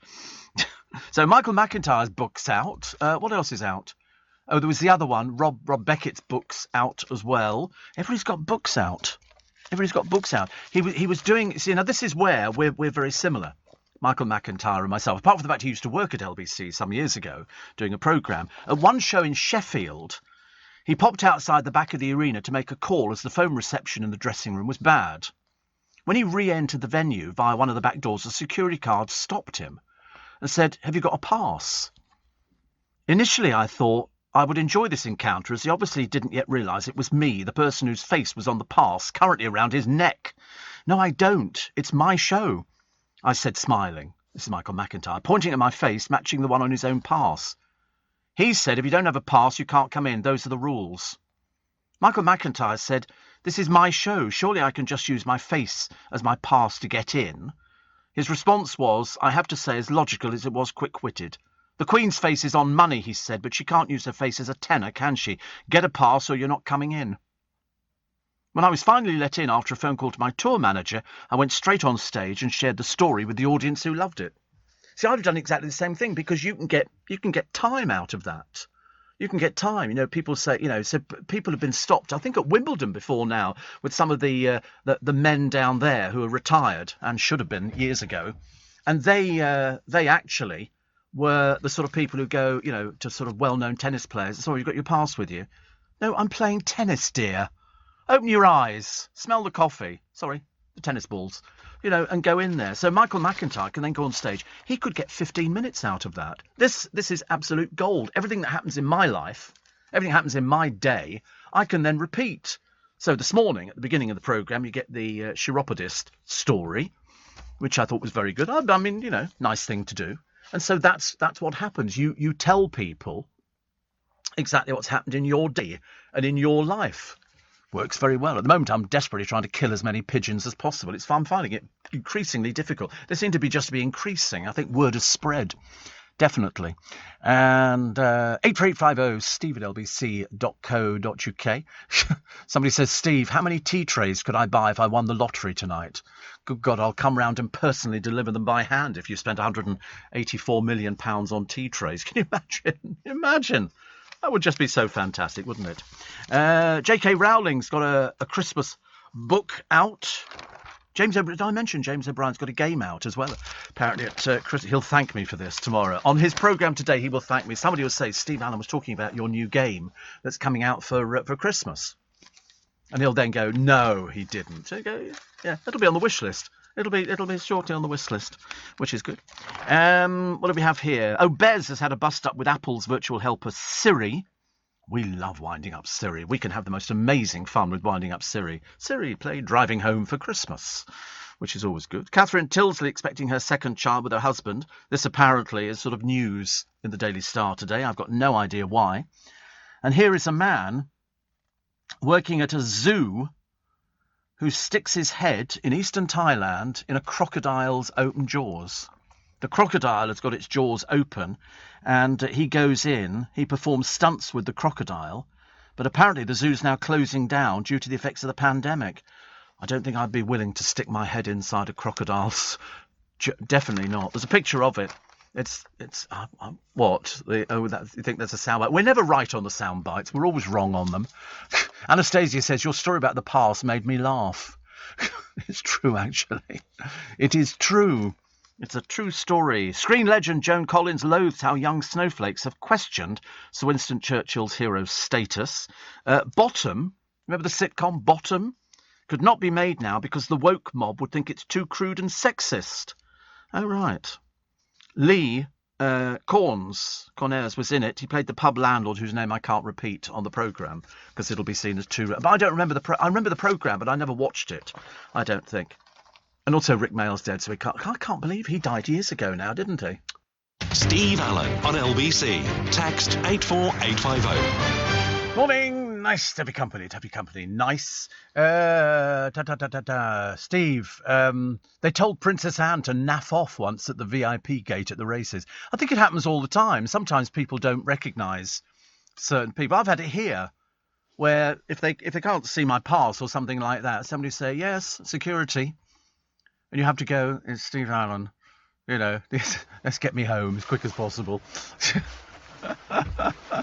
It's good. Old one here, somebody saying, Steve, BA have told pilots and cabin crew not to refer to passengers as ladies and gentlemen. Yes, we did that before. They're the only people who've done it. It's a bit of a non-event story. Yes, we are ahead of the news. In fact, before everybody. Oh, by the way, the answer to the tea trays is 12,266,000 tea trays for £184 million. Depends who wins the money. I mean, I'm assuming that most people wouldn't be buying all my tea trays, which is very sweet. And Eamon Holmes admits that Ruth Langsford waits on him at home. Well, I mean, he can't walk. His feet are bad. Poor old Eamon. He's having to use a machine to help his feet. We've seen it on the television. The 61-year host of a new cookery contest, Farm to Feast, says she does the cooking. Good God, I mean, putting Eamon anywhere near food is fatal. Seriously, when you watch him on This Morning, I mean, it's almost like the entire set disappears in front of his eyes. So, Harry Potter and Polly Pocket, they put this on here. I don't think any of these toys are going to make the list for Christmas. I think it's going to be something completely out of the ordinary. There'll be a game show. Did I mention James O'Brien's got a game coming out at Christmas? I think it's called... What's it called? I can't remember what it's called now. Dave's Mystery Hour quiz. What is Honest Dave? All right, mate? Yeah. So, yeah. Can't imagine it's going to work. Poor old Victoria Beckham showing her cheeky side. There is no cheeky side to Victoria Beckham. There is no cheeky side. There's no good stickering in. Again, it's another one of these dresses which doesn't fit her. Because this one's dragging on the floor. It's going to be absolutely filthy dirty. Really. And oversized. They need to find something that fits her. But the trouble is because she's so thin. I mean, oversized is fashionable. Is it? What, to wear things that are too big for you? What's the point of that? Baggy? But there's nothing of her. Normally you wear baggy to cover up weight. You know, if you're Victoria Beckham size, as I say, she's the size of a pencil with two very small ping pong balls at the top of it. I mean, I just don't understand why you'd want to wear something that trousers that drag on the ground, which goes back to the 70s and things called loons, which basically they were worn. You could buy them. They were $1.99 a pair, and they were like tight jeans. So tight you could spot religion. And they were sort of, you know, they dragged on the ground and they got filthy dirty. You know, they were sort of like bell bottoms. Bell-bottoms. Oh, you could buy an island if you win the 183 million tonight. There's one for sale in America. 39 million will get it. Which is, why would you want to go and live over there? I mean, surely the whole idea is to sort of do a little bit for charity, and then just, I don't know. Most people would give up work, I'm assuming, on 183 or 4 million. I, of course, would be the odd one out. How much would you give away? Well, I don't know. Half? Oh no. I mean, I'd be giving out of 180. I don't know. You see, the trouble is, by the time you'd helped out friends and family and things like that, and then you gave to your charities. I'd probably give to three charities. It'd be to Globals Make Some Noise, to Cancer Research, and to Diabetes UK. And then by the time you bought yourself a house, and then by the time you've changed the car, and then by the time you've sort of had some hanger-on friends who'd be going, "Oh, have you got any money for me?" I mean, what do you do about the begging letters? Well, in my case, I'd carry on sending them. And so that would be it. I don't know, actually. I don't know. I mean, there is that couple who've given away most of their money. They've said that this is how much we need. But then I think I'd leave that to somebody else to worry about it. You'd have a nice time, I think. You'd have a very nice time with it. And you could do all the things you want to do. But there's a limit to how many cars you can drive, how many outfits you can wear, and how many houses you can live in. I mean, I quite fancy doing a cruise. But I said before, I don't want to have to get dressed up for dinner. Somebody asked if you have to dress up for Joe Allen's if you've had a day sightseeing. No, you could buy the ship, I suppose. You could imagine your own ship. Hilarious. I'd love it. Anastasia says, Steve, it's not good to be fat. I wouldn't want to be fat in a wheelchair. No, definitely not. But it's very easy, isn't it? Because you're not getting the exercise. You do see people on some of these, not in a wheelchair, but what do they call them? These mobility scooters. And some of them round our way, I mean, they're quite hefty people. Quite heavy. I've seen some of the people in Benidorm, I think, who sort of have them over there. And they're smoking and drinking and everything. I think you can be drunk in charge of a disability scooter. It is entirely possible, I think. But very interesting. Ashley reveals how to train your dog like Pudsey. There's a book out called Happy Puppy, Happy Dog, How to Train Your Dog. Because dogs... I mean, it's like babies. You have to train them, don't you, to sort of do things. So why not dogs? Pudsey doesn't exist anymore. Pudsey died. Yeah. Do you not remember? Pudsey, the dog, who won the Britain's Got Talent thing. Yeah. You look a bit vacant on that one. Is that a... No, no, Pudsey. No, and so she's telling you how to train your dog, because a trained dog is a well-behaved dog. That's why sheepdogs are trained. They have to be, otherwise they go mad and they'd be attacking sheep and everything. But they don't. They just send them round there. They're like a little bit intimidating. John Barnes hopes the world will be in motion for many more years to come. He joins Kerry Katona and Jodie Kidd in Celebrity Trash Monsters. To be honest with you, anything that's got the word Kerry Katona on, we switch off instantly. It's too tedious for words. It really is. She doesn't really contribute anything to anything. Poor soul, but anyway, at least she makes an effort, I suppose. And Anthea says, Steve, I'm not sure whether to laugh or cry. I guess global warming has gone. No, but they're still saying to people, be careful. Be careful. There are things out there. And as I say, the main problem that we've got in London is all these... I mean, I've never known a capital city with so much going on in the building trade. You look at London's skyline, it's just cranes. You go out of Waterloo on the train, cranes everywhere, flats, all the way, with no views, nothing. In fact, your view is looking into somebody else's flat. Or a building site, which is going to go on for years. I mean, every little bit of property now. You see something which you think is about the size of a postage stamp. Next minute, there's 16 flats built on it with an underground car park. Yeah, $1 million each. And they go, oh, luxury housing, as opposed to, it's really rubbish.